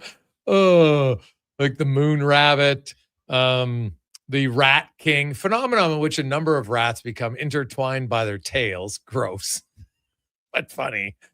I was like, who would I want to run into? How about the Serengeti? He was the bull with the huge muscular body, right? The bull steaming down you in the back alley. Pretty tough. So I might go with him. This list you sent over, none of these things are real, but the Terminator cop is real. That guy could actually get us. I'm not scared of some of these old. They're not scary. The question was legendary creatures, not Terminator 2. Yeah, but he's not real. It's a movie. So, an Azaban, a trickster raccoon spirit in Abenaki mythology, that's real? Yeah. I'm more concerned about mythology. Maybe it happened. I'm more concerned about the police officer in Terminator 2. Mm-hmm. Well, there's lots of spiders in here for cons. He would be, if you're an arachnophobe, this would be, there'd be a list of things that scare. Like, yeah, it's quite funny. My son has 2 of his buddies who are scared of spiders. And the other day they're playing mini sticks, and it's that time of year, right? So you leave the door open sometimes, get fresh air, and spider comes in. Anyway, they're playing mini sticks, and and all of a sudden I just hear this like high pitched scream. I'm like, what is going on? And then my son's laughing. These 2 guys are like, what's wrong? Like, spider. And I'm like, yeah. And I didn't know. I was just like, I was thinking like, what, we got some massive, Black Widow in here? Like, what's going on? No, like this thing was like tiny, man. Like I'm talking like this. If I fold up your index finger in the smallest little space there, that's about what the size of it. I'm like, dude, just get some baby. And they're like, no, but you can't really rationalize why they're scared of it. So I had to go pick it up, get rid of it, because they're like, can't play mini sticks if it's in here. And it was so funny to me. I've never seen, but when you have a fear, man, it's not rational. It's irrational. So I'm curious how many people are scared of spiders. Like legit, like I'm talking scared. Like they got their mini stick. Like they didn't even try to hit it with the mini stick. They're just like backing away. I think it's one of those things you come pre-programmed as a human being to be scared of. Like, you've heard of the information's passed down from generation to generation. Like, so you think if your dad's scared of spiders, you automatically do? I think there's something in our past. Okay. That you are born scared of small rodents and spiders. All right.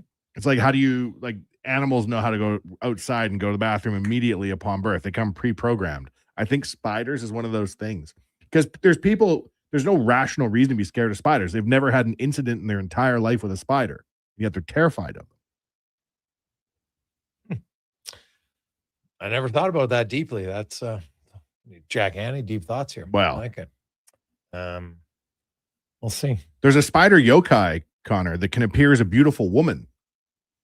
I wouldn't be scared of her. I'd say, how you doing? What if she had 8 limbs? Well, it says beautiful woman. Mm-hmm. All right. I think Cons would be he'd be scared of the Gaelic rooster. Right? Or the Basan, the fire-breathing chicken. Those things are unpredictable. Sounds You don't know where delicious. they're going. Yeah. I'd have one of those for dinner. Mm-hmm. Okay. Lots of text line. A lot of people are texting that they're scared of spiders. Like, all right. I didn't know. Like, I thought arachnophobia. Like, I remember the movie Arachnophobia. Scary. Very well done. But I thought it was like a very rare thing. Like, not like it wasn't that common. But based on the text line, it's pretty common. And if you ask those people, have you ever had an encounter with a spider where you were bitten or maimed or possibly killed? They'd probably say no. It's like they arrived programmed with that in them. Hey guys, I lived in Thailand for more than a year. You have to learn how to deal with bugs and creepy crawlers. I had a baby spinning cobra in my swimming pool. Different parts of the world, man, 100%. Like there's just certain animals that it's like anything. If you're comfortable around it, it's no big deal. Like me being a farm kid, like I'd have some city people come around, man, and like they'd see a cow. And I'm like, dude, our cows are really tame. And they're like, nope. Like they were very hesitant, right? It's around chickens, like my brother, scared of chickens. Because when we were kids, he opened the door in the chicken house, and I think I was chasing the chickens around. He just happens to open the door, and one flew in his face. Like, I'm talking like scared. When he had kids, and they'd be like, Dad, can we go get the... I still remember. It's like his kids are 4 or 5, and they're in the chicken coop getting the eggs because he wouldn't go in. And like, my brother was like, eat fuck, guys. It was tough. Not chickens. No. Oh, God, it's hilarious to me. Hey, Buck, I just used to buy, well, hey, there's a little chicken here. Watch out. So, because now that's something that was traumatic, happened as a young kid. But still, I was just like, dude, it's not going to hurt you. Like, it's chicken. Like, there's nothing you can, they're not doing anything. They're not aggressive. They don't do anything. What are we worried about here? But nope. I remember when I was flying over to Thailand to go backpacking, I was like, okay, listen, Wanye, it's going to be way different over there. There's going to be sights and smells and who the heck knows what, and spiders and bugs. Like, you have to either suspend all that for 6 weeks or you're not going to enjoy yourself. So, okay, I convinced myself. And when I went in the first night, we were in a bar, and I went to go to the bathroom, which had like a bamboo door, and I shut the bamboo door. And there's spiders. The size of a dinner plate. And I was like, okay, I was ready on the flight over, but I wasn't quite sure I was going to meet the king of the spiders. They are big, right? Huge. Yeah. Yeah. So there you go. Awesome. Let's get a quick break. When we come back, Speck will join us. I'm curious, like, what's the weirdest phobia that people have? Like, I'm not even, no, I said phobia, not fetish. Okay. Let's clarify the two, because I don't want to get into that on a Positive Friday. But I'd just be curious, like something that you're like, that it's not rational, but you're scared of it. Like, people are scared of heights. Obviously, some people are scared of bees, spiders, snakes. Snakes are one that get people kind of irked, eek, don't like it. It's just like, what's a random, like chickens is one to me that I just don't get, but, so I understand something happened, chicken flew into you, but I'm like, hey, man, face your fears, go in the chicken coop. You realize it's not a big deal, but just be curious, does anybody have an irrational phobia on a Positive Friday? Come back, and if anything, we'll get some funny answers. We'll get to the con man and the sports 1440 update brought to you by Northgate Chevrolet Buick GMC. And finally, it has happened. 0% financing on heavy-duty trucks and 0% finance on all the half tons. So, need a new truck. Why not? You saved all your money. You don't got to buy playoff tickets. Get a new truck. NorthgateGM.com. The Sports 1440 update. 2 games tonight in the Stanley Cup playoffs. Sabres and Canadians from Buffalo, who leads 1-0 to none. Then at 7:30, it's Golden Knights Ducks. That series tied at a game apiece. In the association at 5 o'clock, the Knicks trying to take a 3-0 series lead over the Sixers. Then at 7:30, Spurs and Timberwolves from Minneapolis. That series tied at a game apiece. In the majors, the Blue Jays taking on the Angels out in Toronto. First pitch in about 10 minutes' time. We'll join that game in progress here on Sports 1440's AM radio feed. Right now, Astros up on the Reds 2-0, and the Rockies beat the Phillies 1-0. Elsewhere, you'll have the Marlins and Nationals, Twins taking on the Guardians, Royals, Tigers, Yankees, Brewers, White Sox, Mariners. The Mets take on the Diamondbacks, Padres host the Cards, and the Braves head to LA. PWHL playoffs rolling on tonight. At 5 o'clock, you got Boston, Ottawa, Game 3, tied at a game each. Then at 6:30, it's Minnesota hosting Montreal. Montreal up 2-1 in that series. From the NFL, New York Jets running back Breece Hall agreeing to terms on a 3-year extension worth $45.75 million. In 4 seasons, Hall's compiled over 5,000 scrimmage yards, which ranks 14th in the league. Coming up in hour 4 of the Jason Gregor Show, we'll be joined by Mark Spector of Rogers Sportsnet and Alan Mitchell, host of The Lowdown with Lowtide. I'm Connor Halley. This has been a Sports 1440 update. Sports 1440 in West Edmonton Mall and Wetaskiwin. CKJR is a Stingray radio station. Download the free radio player app and listen wherever you go.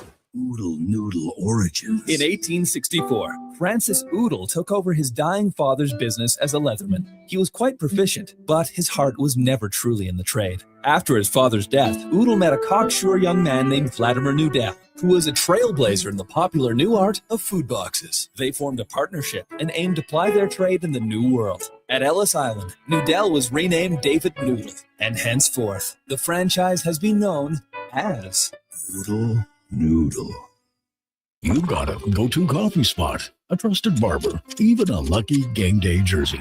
But when it's about looking your absolute best, there's only one name you need: Mr. Dirk. Family run since 1939, we're experts in crafting impeccable tailor-made suits and offering a wide variety of everyday styles. Pair that with personalized one-on-one fittings and the convenience of on-site tailoring. Mr. Dirk elevates your style game. Visit our Edmonton store or explore MrDirk.com. Score big on style with Mr. Dirk.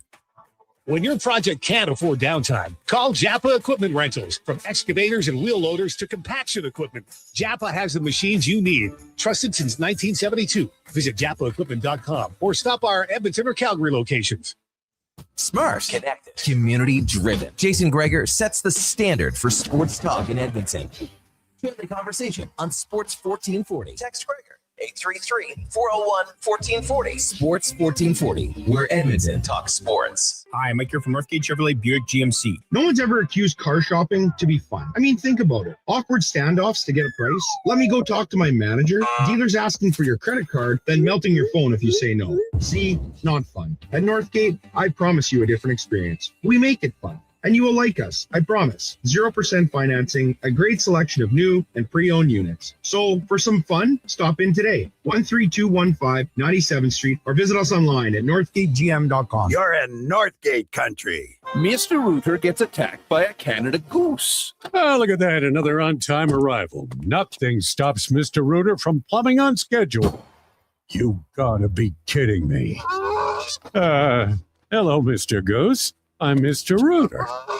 Okay, this is what you train for. Through rain, sleet, or goose, the pipes get fixed. For a plumber who does whatever it takes, Mr. Rooter. The tents are up and the deals are out. The Brick's biggest sale of the season is on now. Take up to 60% off clearance items in the tents. Sofas start at $3.99 and save up to 50% on select mattresses. Get a sofa, coffee table, mattress, bed frame, and dining set, all for less than $1,500. Only at the Brick tent sale.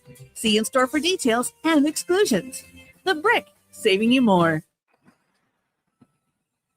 Vashon Concrete Products. From concrete and septic tanks to blocks precast water pads, jersey barriers and aggregates.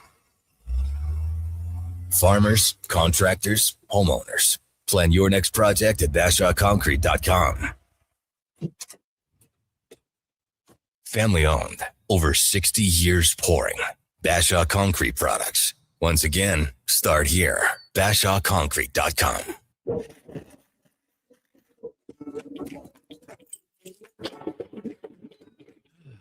Oh, Canada. Jiffy Lube is here to keep you moving through mornings like these. Full synthetic oil changes, quality Pennzoil products, tire checks, battery tests, and everything else your car needs to get through our winters. Stop by Jiffy Lube for fast, easy, warranty-approved service. No appointment, no hassle. Just dependable service right when you need it. Jiffy Lube, keeping you moving through this. Summer is calling. Is your vehicle ready for the road trip?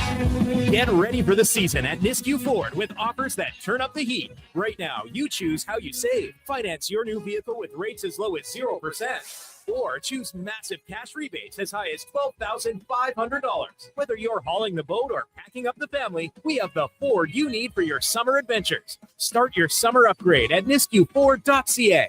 Nisku Ford, above expectations. If you're passionate about golf, you probably already know, and you've been waiting. The Quarry is now open, and all 27 holes are in great shape. Book now, get geared up at the Pro Shop, and start swinging at the Quarry. Don't forget about the Granite Grill Restaurant, an unforgettable top-tier venue to host all your events. For rental details or to book your tee time, contact the Quarry today. Edmonton's most popular golf and event venue. Call 477-THE-Q and visit thequarryedmonton.com.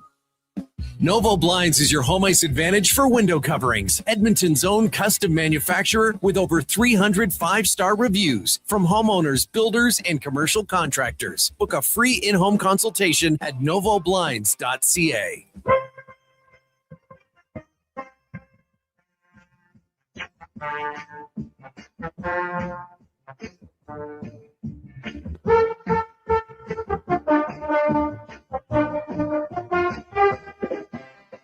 Portions of this hour brought to you by Crystal Glass, your clear choice for residential windows, locally manufactured and installed. Crystal Glass provides a beautiful product and incredible customer services for all of your residential needs. Call 310 Glass or visit crystalglass.ca for a quote. The Jason Gregor Show, the best of Edmonton sports talk and beyond. This is Sports 1440. Presented by PlayAlberta.ca, Alberta's only regulated online gambling website.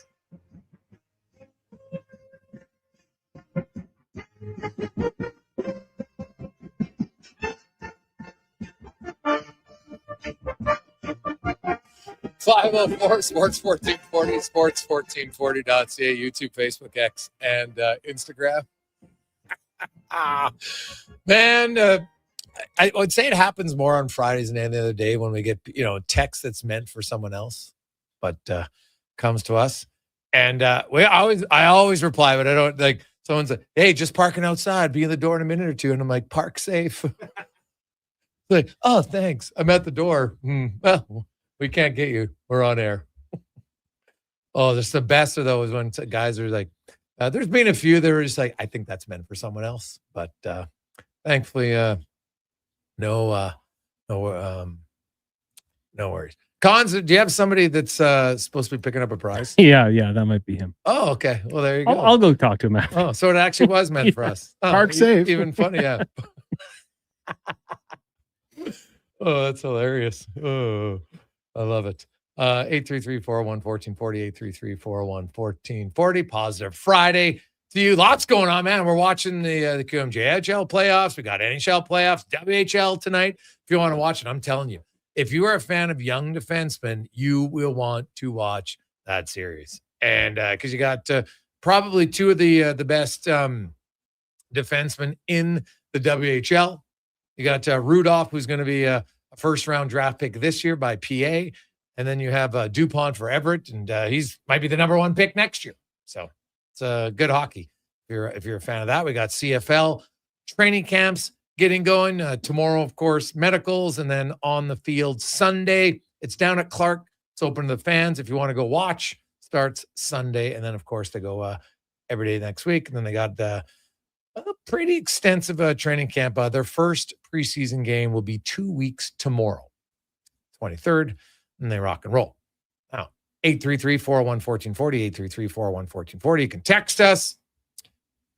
Maybe Greg's, I can't understand. I'm scared of the dark. That'd be a tough one because, like, how do you go to sleep? Scared of the dark. It's one I don't get. It's like, you're scared of the dark. Would you sleep with a light on? That's just not good for you. Just naturally, it's not good for you to have a light. So maybe you have a candle in your room. I don't know. Are you scared of the dark, or was one of your ancestors scared of the dark and passed that on to you because they got attacked by a panther?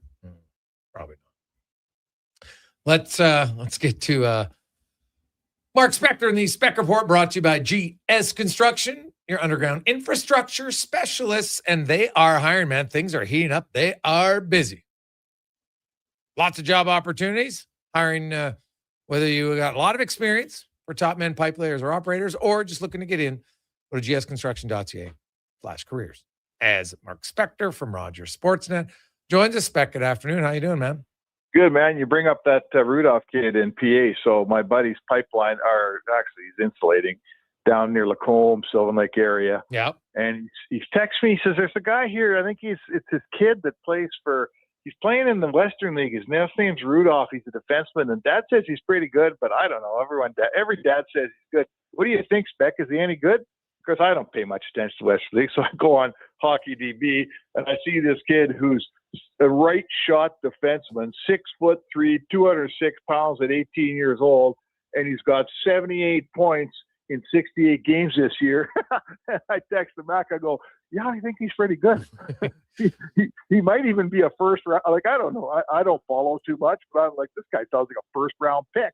And now you're talking about him like, oh no, he's like a first round pick to me, man. He'd be high. Daxon. Oh yeah, no, he'd probably legit top 10 pick. No, he is a good player. Yeah, people in Lacombe are going to be pretty fired up. No, there's a lot of good defensemen in this draft, right? There's Rudolph, and then you got Albert Smits, of course. You got Keaton Verhoff. You got Carell's out of Prince George. So there's a Chase Reed is another one. There's a lot of good defensemen. Probably lots of them are going to go in the top 10, I would think, or top 15 for sure. So should be pretty good. But yeah, him and he is very good. And then of course there's a youngster in Everett who is projected to be the number 1 draft pick next year. So if you're an Oilers fan, you're like, I miss watching hockey. Well, you might want to check out the WHL final.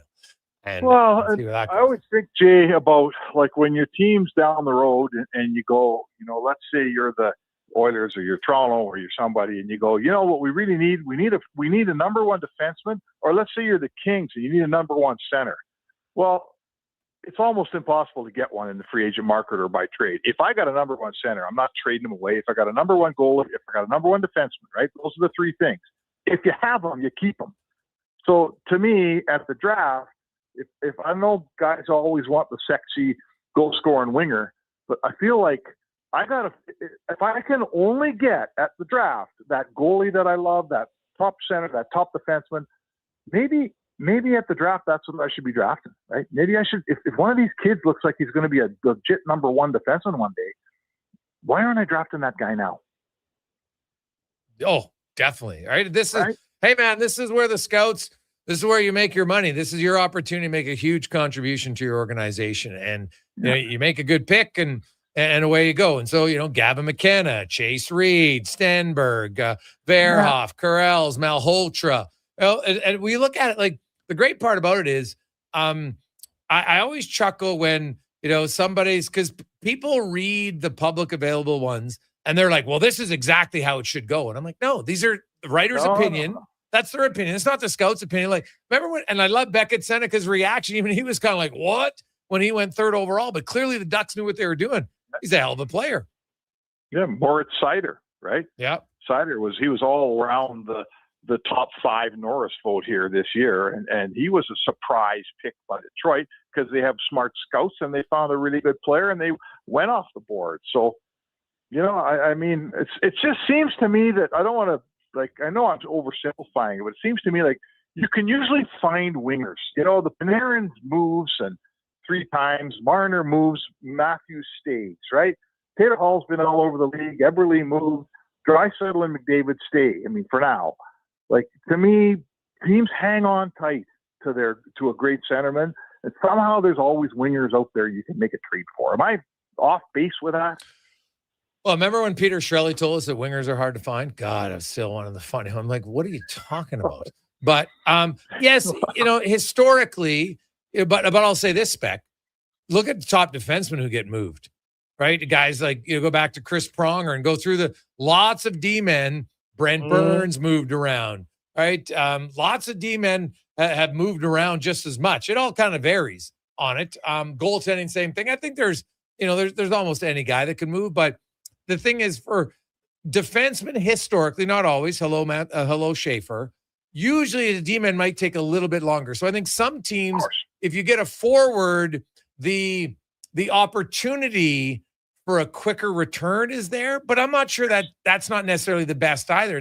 But some GMs are like, man, I got to get a guy who can play because, some think job security, which is why I think at times like the constant turning over of GMs or such can lead to more bad decisions because some guys are thinking job preservation. Oh, and they make trades that are job preservation. Look at Sheer Elliott. Did you bring him up at the end of his term in Edmonton? The trades he made then were, he must look back on those trades now and go, what the hell was I thinking? But he was in preservation mode. And you get teams where the owner thinks you're supposed to be getting playoff dates, and the owner budgeted for playoff dates, and your team ain't a playoff team. And there's a ton of pressure on that GM to deliver for that owner. And some owners play that card, and they play it hard, right?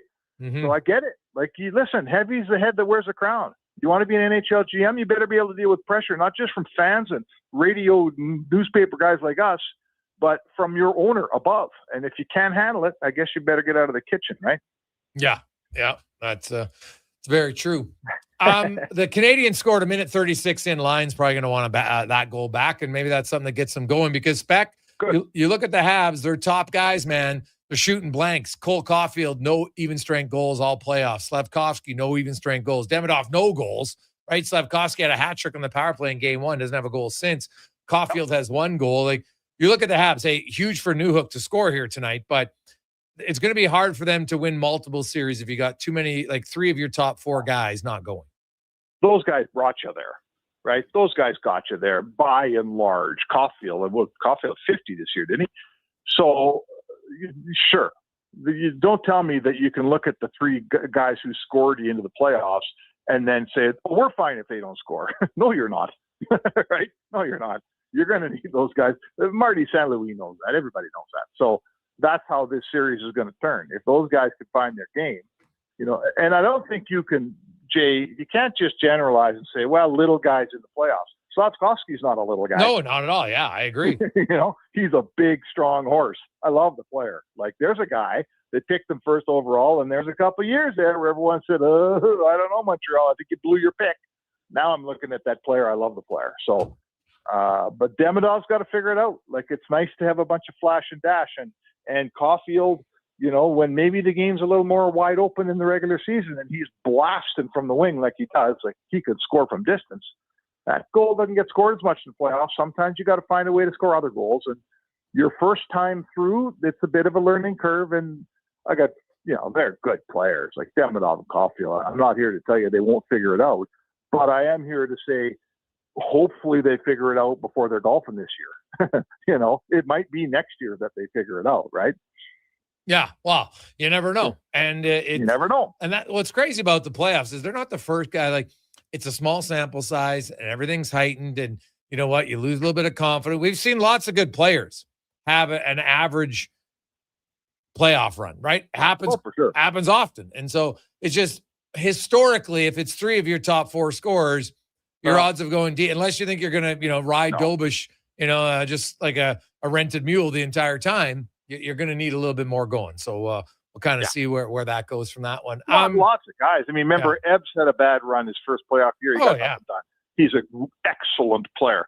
The other guy was, if you go back and look at Pavel Datsuk's first 4. 15 or 20 playoff games or whatever the number is, he was totally unproductive. And we all questioned whether, how good is this guy? Well, he turned into Pavel Datsuk. I think he was pretty good, right?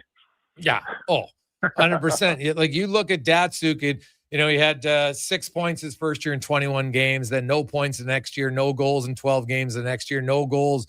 And so he, in his first 4 playoff years, he had 1 year where he scored a playoff goal.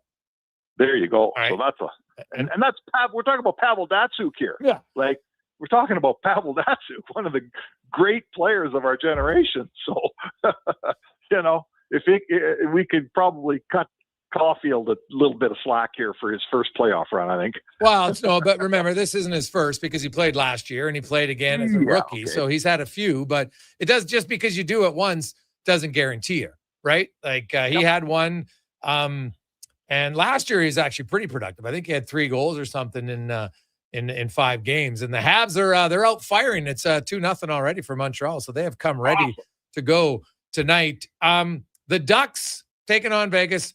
Home tonight. No McTavish for the Ducks. He didn't play in game 2. He's not going to play tonight.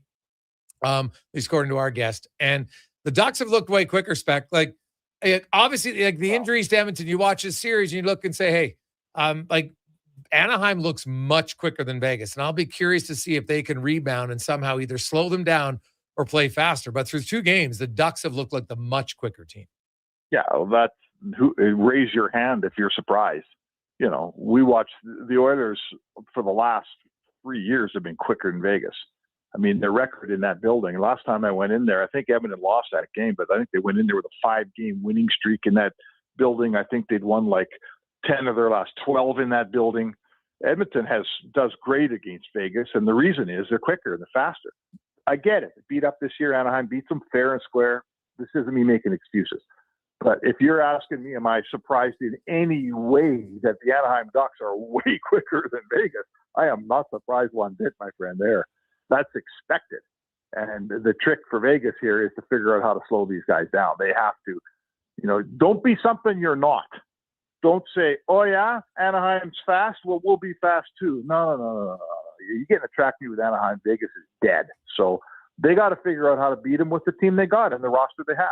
And I think we're kind of in a space, Jay, where we talked about with Edmonton, where I thought low scoring was going to be good for Vegas. Then Anaheim came out and beat them 3-1 the other night, and now I'm rethinking everything. Yeah, no, it's true. Anaheim looked very good in that game. The Hart Trophy finalists were announced earlier today. No real surprises, I don't think, out of the trio. No, not for me. I think that I know that was the trio that I had in the Hart Trophy voting. Yeah, Kucherov, McKinnon, McDavid, for anybody just joining us. Yes, that's right. And I know we're, as the PHWA, just so people out there know, we try to have our people not all reveal all of their ballots. Well, you're not supposed to reveal any of them. It wrecks the surprise, right? Yes. The minute the voting happens, you can go to our website and you can see how every single person voted on every single one. It's all going to be there, but you know, I can tell you those guys. I had those guys in my top 3, and that doesn't make me a genius. I think it was pretty evident, wasn't it? Yes, I thought so. I think Celebrini would have been right in there. The wheels fell off a little bit down the stretch. No surprise, he was carrying the whole team, and so you slowed down a little bit. But you look at the all 3 are going to have different reasons why. You look at like Nathan McKinnon's 97 even strength points, like something that hasn't happened since 1991, and really only Gretzky was a guy like he'd had 124 plus 6 times. The other guys, Lafleur, Curry, Esposito, Lemieux, McKinnon, they're all between 97 and 104. Like it is hard to do what he did at even strength this season. That's pretty impressive. And obviously, his goal for goal against differential. Like sometimes you see plus 57, you're like, okay, a lot of empty. No, you go look at him 5-on-5. It's pretty much there. Like he dominated the year. Kucherov had that stretch where he was unreal. McDavid obviously had a really good stretch, and when Draisaitl went down, was pretty good. Which leads me to the question, Spec. So, because that's what there's been a lot of talk since the season ended about. Draisaitl, McDavid together. Draisaitl, McDavid together. Do you think it's a good idea to start next year and play all year McDavid and Draisaitl on one line? No, I don't ever think that's a good idea. Like I can't change my stripes now, and I know you can't either. You and me on the same side of this thing. We've been on this radio station for 5 years or 2 years, whatever it is, talking about how the Oilers are better when they play apart. Like that's how I think, and I'm speaking for you. I know that's how you think. Now, the theory that's being played this year is if we play them together, they only take up, like Draisaitl was saying at his press conference, we're going to play our 23 minutes, and then there's together at the same time, and then there's another 38 minutes for everybody else. So the theory is if you play them together, the rest of the team is more engaged. There's more minutes for the second, third, and fourth line to play. But I would say to you that if you play them apart, you engage your 4 other top 6 players quite a bit. Those guys are part of it. And then you figure out your third and fourth line. I think you're a better team with those two apart. And having the nuclear option when you're trailing 3-2 in the third period, if you play them together, you don't have the nuclear option. So I like them apart. What about you? Oh, to me, it's a no-brainer. I look at Pittsburgh won 3 cups in 9 years. Crosby and Malkin didn't play together. Right? Now, the difference is, you know what they didn't do? They didn't kill penalties. Yeah, I don't need either one of them killing penalties. So the coach, the GM, your job is to ensure that you have penalty killers that do not involve McDavid or Draisaitl, full stop. You want to get guys more minutes, that's how you do it. I don't need their minutes there. Because the strength of those two is their offense. You don't have much offense on shorthanded. What are you talking, like 1 goal a year? Who cares? Yeah. To me, I don't. And the other thing is, I don't need because if you're not blocking shots, then you're not necessarily penalty killing the best way in today's game. So, I don't want my 2 best players blocking shots unnecessarily. I don't need it, right? And just the same as Evan Bouchard. Bouchard could be a good penalty killer. Great. I don't need him killing penalties. I'm sorry. He doesn't need to be killing penalties. Get 2 right shot guys. Connor Murphy, sign him. Play Ty Emberson, right? Play Ty Emberson. Then Bouchard will have more in the tank when he plays 5-on-5. Yeah, I couldn't agree more. And I would also say to you, so the theory is if you play them together, there's all this ice time for everybody else. I say you play them apart and you find the ice time for other guys on the shorthanded units. That's a place to find ice time for bottom 6 players and, bottom 4 defensemen. I totally agree with you. And I'll say it again. I've been saying it for a few years. There sure are a lot of games when the score is 4-1 and you get a power play that you could send some other guys over the board, not your first unit, for $1.45. Yeah. Like that's been a thing in Edmonton where no matter, I get it. When you're down, whip the horse. When you need the goal bad, get those guys out there. It's early in the game. It's a second period. It's close game. Play your top unit. I understand that. But boy, there's a lot of third periods out there when Edmonton's leading the hockey game by 2 or 3. You could play the second unit and find some of those minutes for the extra guys there. That makes a lot of sense to me. Yeah, I think that's I don't think that's unexpected or asking too much. So right, spread the love, man. McDavid and Draisaitl are up. McDavid's on the ice every time when it's an empty net situation at the other end. It's a 1-goal game late. Maybe you want him on the ice because he's such a great player. But oh boy, some other guys could use AENG once in a while too, couldn't they? Yeah, I get that. Most teams put their guys, their best guys that they feel that they're going to create the turnover because the game's not a lock at that point, right? So that part I don't even have a problem with. It's just, to me, it's the penalty kill overall, and it's also sometimes, you know what, your fourth line has a good shift. 20 seconds are on. They get an offensive zone face-off. They earned it. You can keep them out there every now and then, right? There can be different ways to ensure. Like, to me, McDavid's total ice time next year should average around 21 minutes. Whether that's 21 minutes and 2 seconds or 21 and 30, whatever. But there should be no 22 minutes and 59 seconds a game for McDavid. No chance. Yeah, on average. Average Yes. in 23. Yes. You should be able to shave 90 seconds off of that. 90 seconds is, that's 2 shifts. 2 45-second shifts, right? Yeah. You got to be able to find 2 45-second shifts for your third and fourth line. And, one thing I never always get is, does the coach love his first line so much that he obviously overplays them? Or does he hate his fourth line so much that he's afraid to play him? Wow. Like, if I give the coach a good fourth line, is it not going to matter if he just keeps leaning on McDavid? Like, I want to say, give your coach a proper fourth line and tell him to play the damn thing instead of always going back to the first line guys every single time. I think we don't have any cups here in McDavid's career. I think we should be fundamentally looking at how things are done here.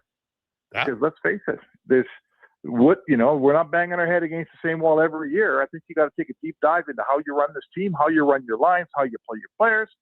and it's time to take a deep look here before we got nothing to look at anymore.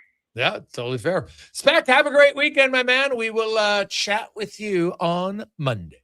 All right, thanks, man. It's Mark Spector, the Spec Report, brought to you by GS Construction. Will return. LT joins us, and more will update on the playoff games tonight. It's the Gregor Show, presented by PlayAlberta.ca. Noodle, noodle, nood, noodle, nood, noodle, nood, oodle, noodle, nood. Noodle, noodle, nood, nood, nood, nood, nood, nood, nood, oodle, noodle, nood, oodle, nood, oodle, nood.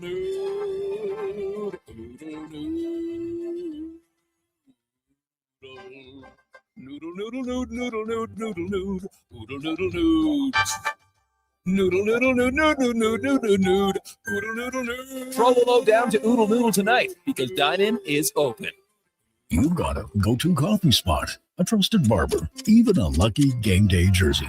But when it's about looking your absolute best, there's only one name you need. Mr. Dirk. Family run since 1939, we're experts in crafting impeccable tailor-made suits and offering a wide variety of everyday styles. Pair that with personalized one-on-one fittings and the convenience of on-site tailoring. Mr. Dirk elevates your style game. Visit our Edmonton store or explore MrDirk.com. Score big on style with Mr. Dirk. Attention Alberta construction pros. For over 50 years, Japa Equipment Rentals has been your go-to for top-notch equipment and stellar service. Whether you need rentals or expert maintenance, we've got you covered. Stop by our Edmonton or Calgary locations today. What's that? Is that actually spring? Like no snow squalls or bad weather tomorrow? It's actually spring? Well, GS Construction welcomes the warmer weather because that means we can really get to work. Now, it doesn't matter if there was bad weather. This is our time to shine. But we can't do it without good people to do that work. That's why GS Construction is hiring pipe layers, topmen, and heavy equipment operators. If you want to join a team who loves their work, visit gsconstruction.ca today. At Hughes, it's all about getting in and out quick and clean. No cash, no problem. With Hughes' new tap and wash system, all you need is your debit or credit card to get your vehicle sparkling clean. Find us at HughesCarWash.com. From the first face-off to the Finalist, Sports 1440 is your home for hockey talk. With live coverage, expert analysis, and pre- and post-game shows, we bring you closer to the game. Tune in 24/7, only on Sports 1440, Edmonton's sports station. Your weekend hotspot is at On the Rocks. Party with Edmonton's best bands every Friday, Saturday, and Sunday. And we got them all. From the Varkels to Tallboy, Radioactive, Curves, the Brute Squad, Morningwood, Rockzilla, Punch Buggy, and more. Plus, the guy who keeps the party going every weekend. DJ Kenny K on the ones and twos, live. Get ready to have a good time this weekend. Your bar, your party. You're On the Rocks. On the Rocks. Just West Brab and 118th. Novo Blinds is your home ice advantage for window coverings. Edmonton's own custom manufacturer with over 300 five-star reviews from homeowners, builders, and commercial contractors. Book a free in-home consultation at novoblinds.ca. Hey there, I'm in the Fountain Tire sidecar, making a list of the things I'm doing this spring. 1. Saving you money with up to 20% off select tires until June 13th. 2. Water skiing. Tricky in a sidecar, but fun. And 3. Saving you more money with mail-in rebates of up to $100 off a set of 4 select tires and $50 off a $150 service with the purchase of 4 select tires. Oh, that's 4 things. Oh well, restrictions apply. Book online at fountaintire.com. Fountain Tire. We're on this road together, Canada. McValue breakfast meals are $5 plus tax every day. Get a sausage McMuffin, bagel with cream cheese product, or breakfast burrito with hash brown and small coffee, all for just $5. Plus taxes. Available until 11 a.m. at Canadian restaurants. Product availability varies. Prices exclude delivery. Portions of this hour brought to you by Sherbrooke Liquor, the best place for wine, cocktails, and beers from all over the world. Also a variety of excellent non-alcoholic options. See more at SherbrookeLiquor.com. The Jason Gregor Show, the best of Edmonton sports talk and beyond. This is Sports 1440. Presented by PlayAlberta.ca, Alberta's only regulated online gambling website.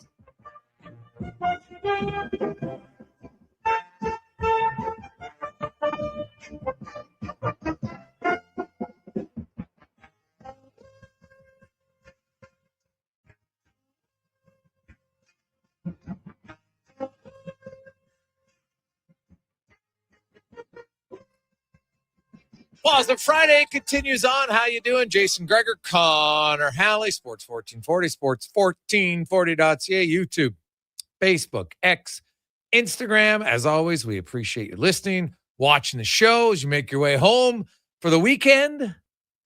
Many of you going golfing, maybe hiking, biking. This is a perfect time to get outside and enjoy the lovely weather that we are having right now. So should be great. 833-401-1440, 833-401-1440. You can text us as we get to the oil report, brought to you by Go Auto. Cars, trucks, vans, SUVs, you name it, they got it at goauto.ca. As we welcome to the show, host of the Lowdown, noon to 2 weekdays on Sports 1440, Al Mitchell. LT, how you doing? I'm very well. It is a beautiful day, great weekend on the way, as you described. It's going to be a lot of fun for everybody in Edmonton and area. Oh God, yeah, I think it'll be good. Al, as you watch the playoffs into the second round, is there anything that has caught your eye that you're like didn't expect, or that you're rather excited about? Well, I mean, I'm excited about the Buffalo-Montreal series. I'm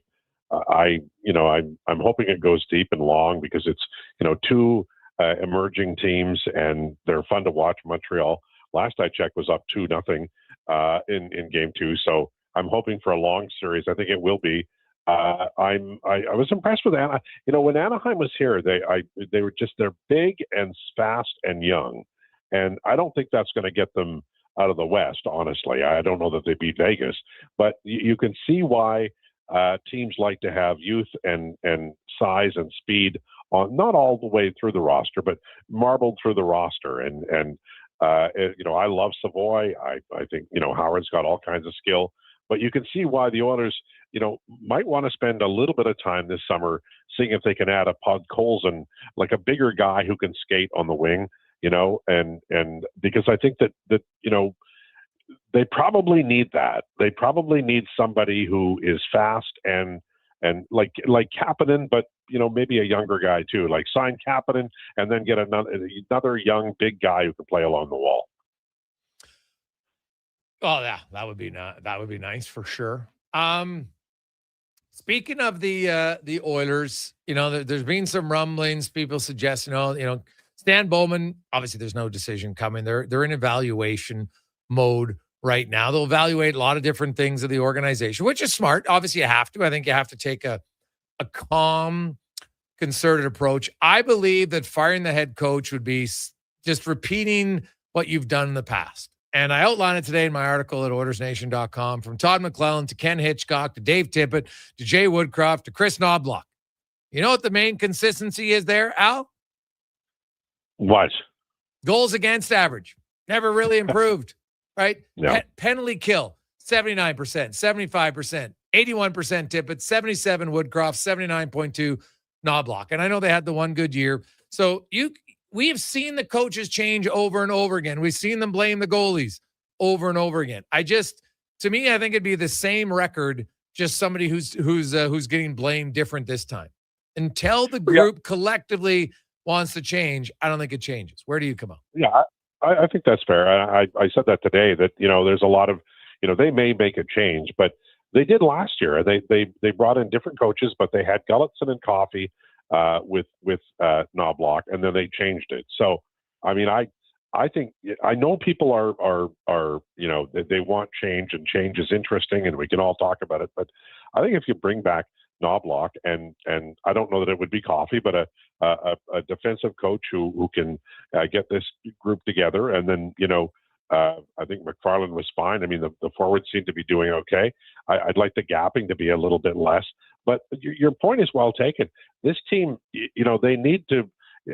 People talk about systems, and they have systems, but you have to pay attention to them. In the last 11 games of the regular season, the Oilers scored 37, allowed 24 goals against in 11 games. You can win hockey games doing that. But they were playing a very consistent style. And then when Anaheim came in, they just stopped playing that, and they went back to chaos incorporated. The Oilers have to have better discipline, and that's you can say you can say it's about the coaching, but at some point in time, these are veteran players. There's not a lot of, Emerson improved this year. People talk about, the coach and what he's responsible for. Well, Matt Savoy is a better player now than he was a year ago. So the coaching staff is helping where they can in terms of development. But I think if a veteran is having a bad year, Nurse had a very good playoff, but he was inconsistent during the year. That's a general manager thing, I think, because as soon as they got Connor Murphy, Nurse was playing better. So I know people want to blame somebody, and the coach is the easiest guy to fire. But I mean, they signed him to a 3-year deal that starts this year, last fall. I just think it sends a weird message that you're so mad at the guy that you loved a year ago that you move him away. And especially, as you say, with the history of coaching changes here, there's a lot more wrong than that. My sense is that if they return with Knobloch and not necessarily Coffey, but a more established group of veteran coaches, and maybe a guy like Gulletson, who had a lot of experience, ended up being a head coach in the NHL this year, probably a plan that would work, and then you wouldn't lose, as you say, you wouldn't lose the consistency. Yeah, LT joins. LT, the Elks and the rest of the league get going this weekend. What's your expectation for the green and gold this year? Well, I filter everything through Declan now because he's out there helping the coach and do things and, making plans and helping with the draft. I'm kidding.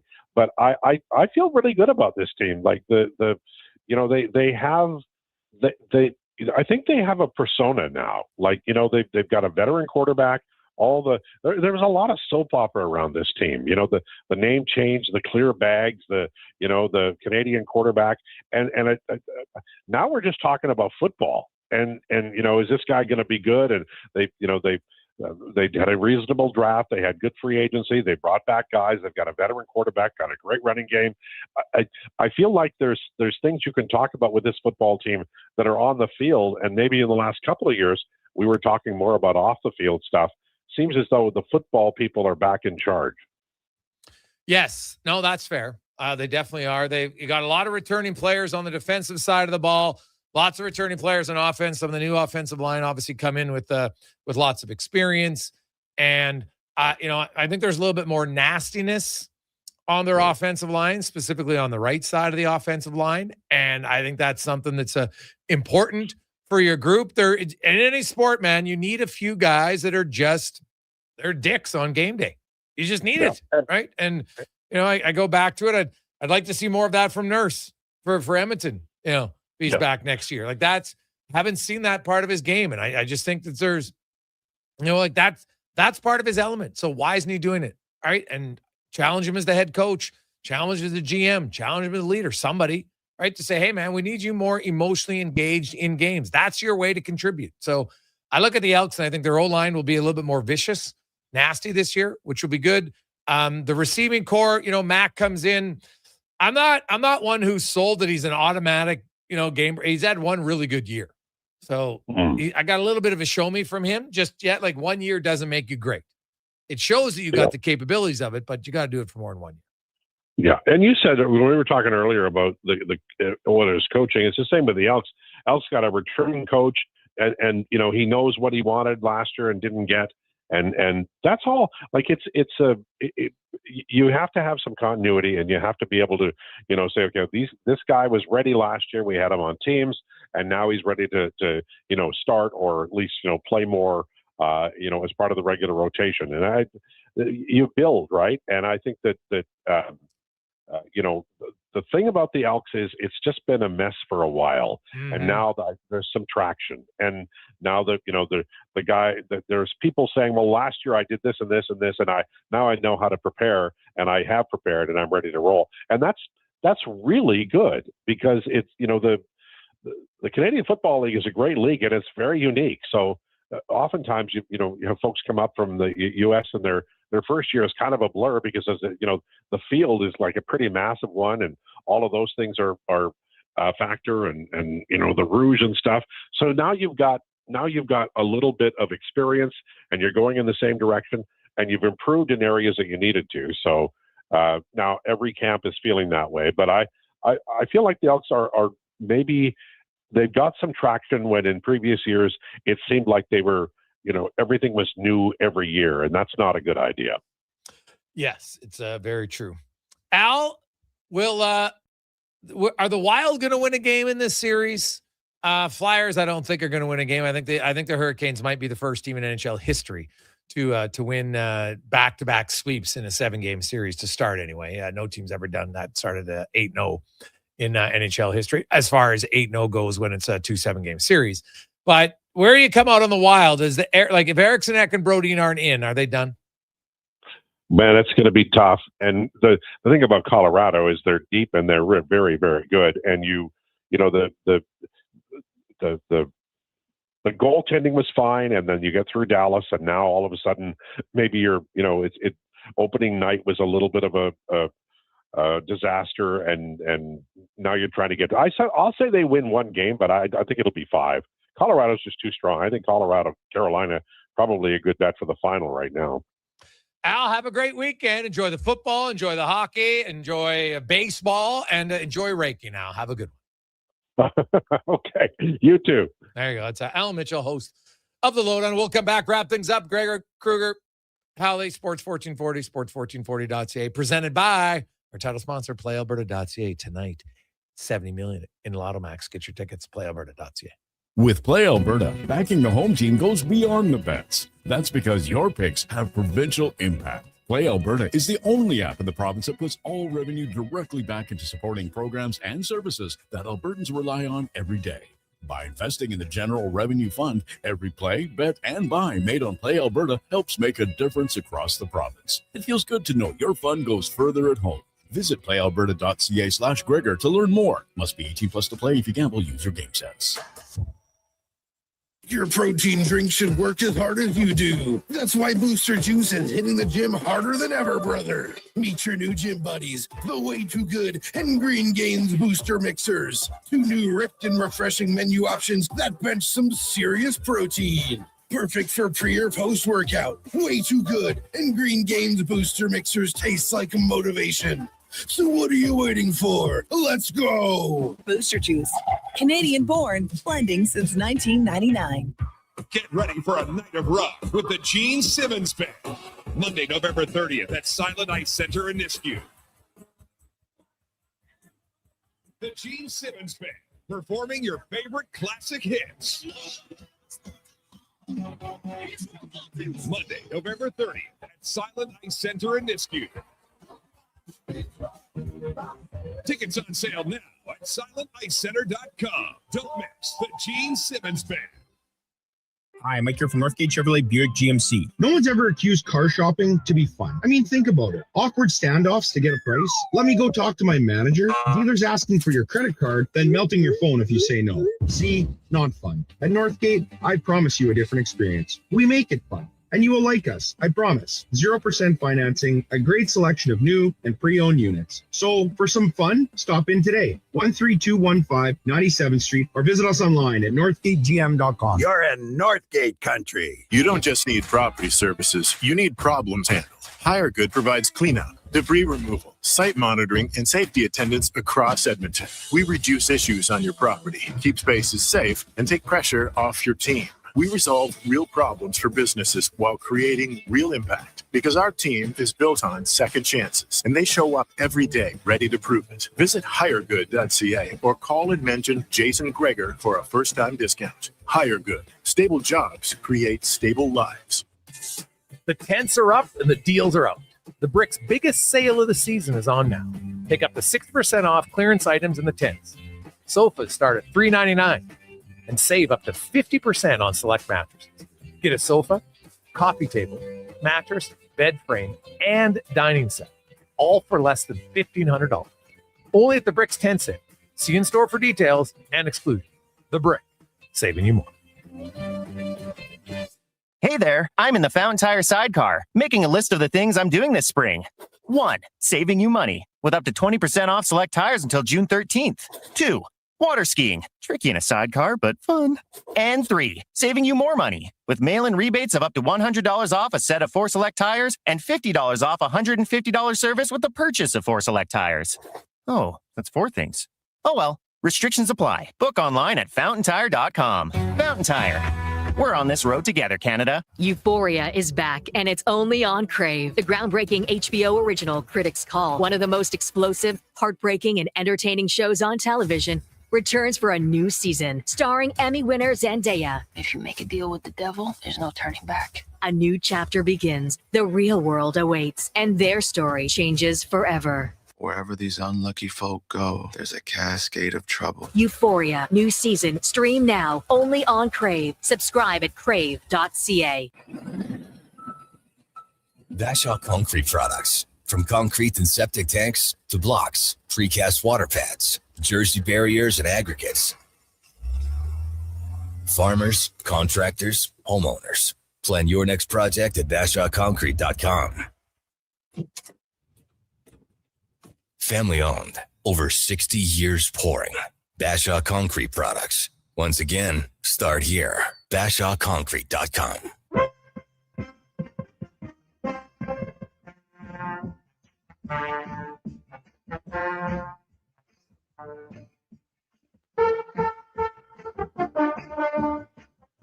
Portions of this hour brought to you by Cantork, made in Canada, made for Canada, where extreme isn't theoretical. Find your solution at Cantork.com. The Jason Gregor Show, the best of Edmonton sports talk and beyond. This is Sports 1440. Presented by PlayAlberta.ca, Alberta's only regulated online gambling website.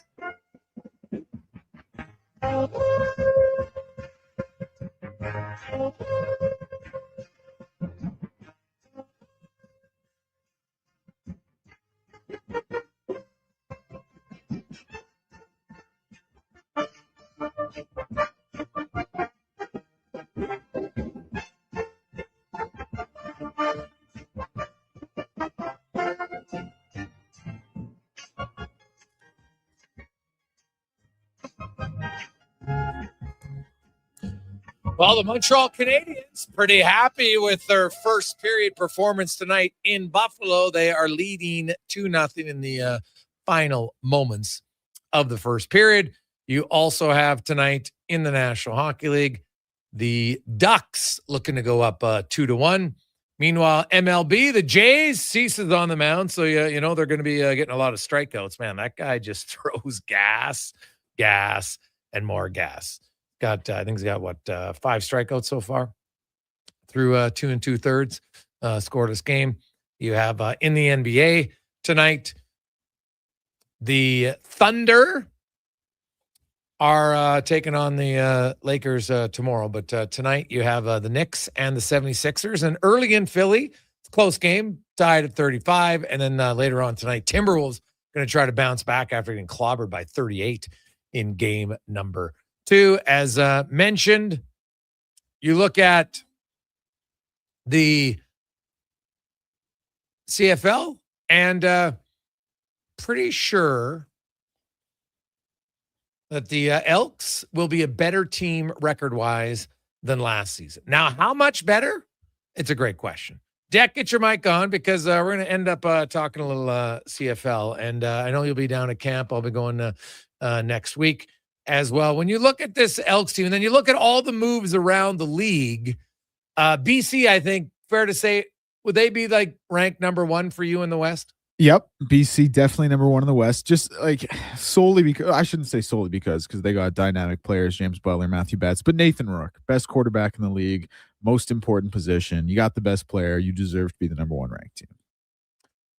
Well, who do you have after that? So my power rankings as it stand right now go BC. I think I'm going to give Saskatchewan the benefit of the doubt and have them number 2, even though I do think they took a significant backstep this offseason in free agency. Trevor Harris, obviously another year older, but the core is there enough. They still have those game breakers, so I'll give them number 2. I think number 3 is a real debate. Maybe this is bias of being in the locker room, being down at practices, knowing the coaches, things like that. I'll give it to the Elks. I just think this is a core that came together in such a good way at the end of the season. And, you know, you look at the returning pieces, you look at the pieces they brought in, like every area of need was addressed. So I have the Elks number 3, and I would probably put Calgary number 4, Winnipeg number 5. All right. Okay. I look at, like, what's interesting was, like, everybody had a winning record except the Elks last year in the West, right? Winnipeg's 10-8, Calgary, BC 11-7, Saskatchewan 12-6. Now Calgary got off to a great start, which surprised some people. Saskatchewan, they kind of go as Trevor Harris goes, right? Can he stay healthy? That will be a question mark for sure.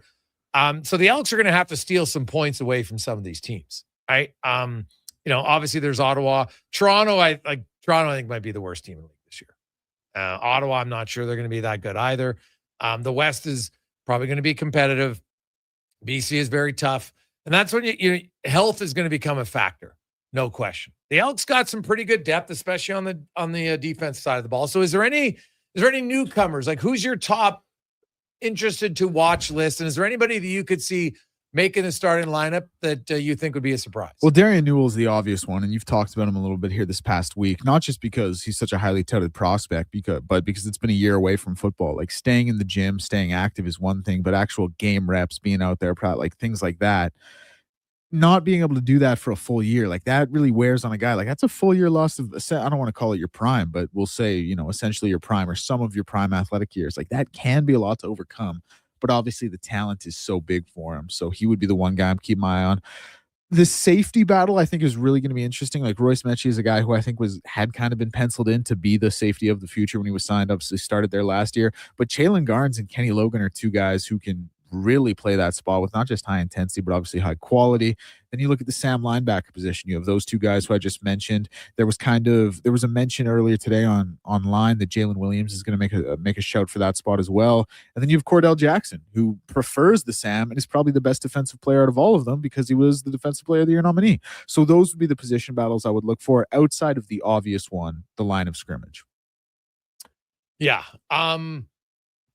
On the how much better do you think the O-line's going to be? And how much better do you think the play calling is going to be? Yeah, the play calling, I think it's going to be huge because like Jordan Maximic, he came in obviously well-versed offensive coordinator, came in with his own playbook, had to try and design everything around Trey's strengths, so a lot of read options, a lot of RPOs, things like that, and it didn't work. And when you kind of have to abandon ship like that 5 weeks into the season, obviously it's a little better than 12 or 13 weeks into the season, but you still have to abandon ship and you still have to change things up on the fly. So play calling is definitely going to be one I'm going to be interested in. The offensive line battle, I think it's going to be much improved. And I think like you just look at some of the pieces they brought in. Coulterwood Manzi, Carter O'Donnell with a full training camp and a full season worth of play, and then either Bordner or Murray. Like I just named 3 upgrades in 5 positions. Like if I told you anything, if I told you, hey, I'm going to make that computer 60% better, you'd be pretty excited about that. That's what's happening with the Elks offensive line at minimum. And this just in, the Ant is going to play tonight for the Timberwolves. That is big news. And also Murakami just hit his 15th home run of the season. That guy is killing it. He's really the only reason to watch the White Sox, but he's pretty damn good. On behalf of Declan Kruger, Connor Halley, I'm Jason Gregor. Have yourselves a wonderful weekend, everybody. Please don't drink and drive. Don't be inebriated. Just get home safe. Right?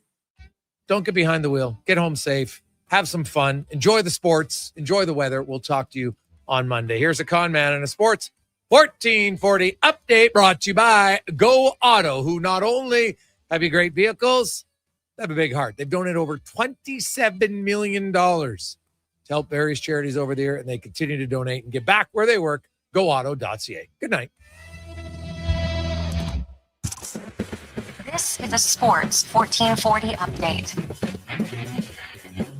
In case you missed it, the Hart nominees announced earlier today, no surprise, Connor McDavid, Nathan McKinnon, and Nikita Kucherov all a chance to win the NHL's Most Valuable Player award on the ice tonight after 20 minutes. Great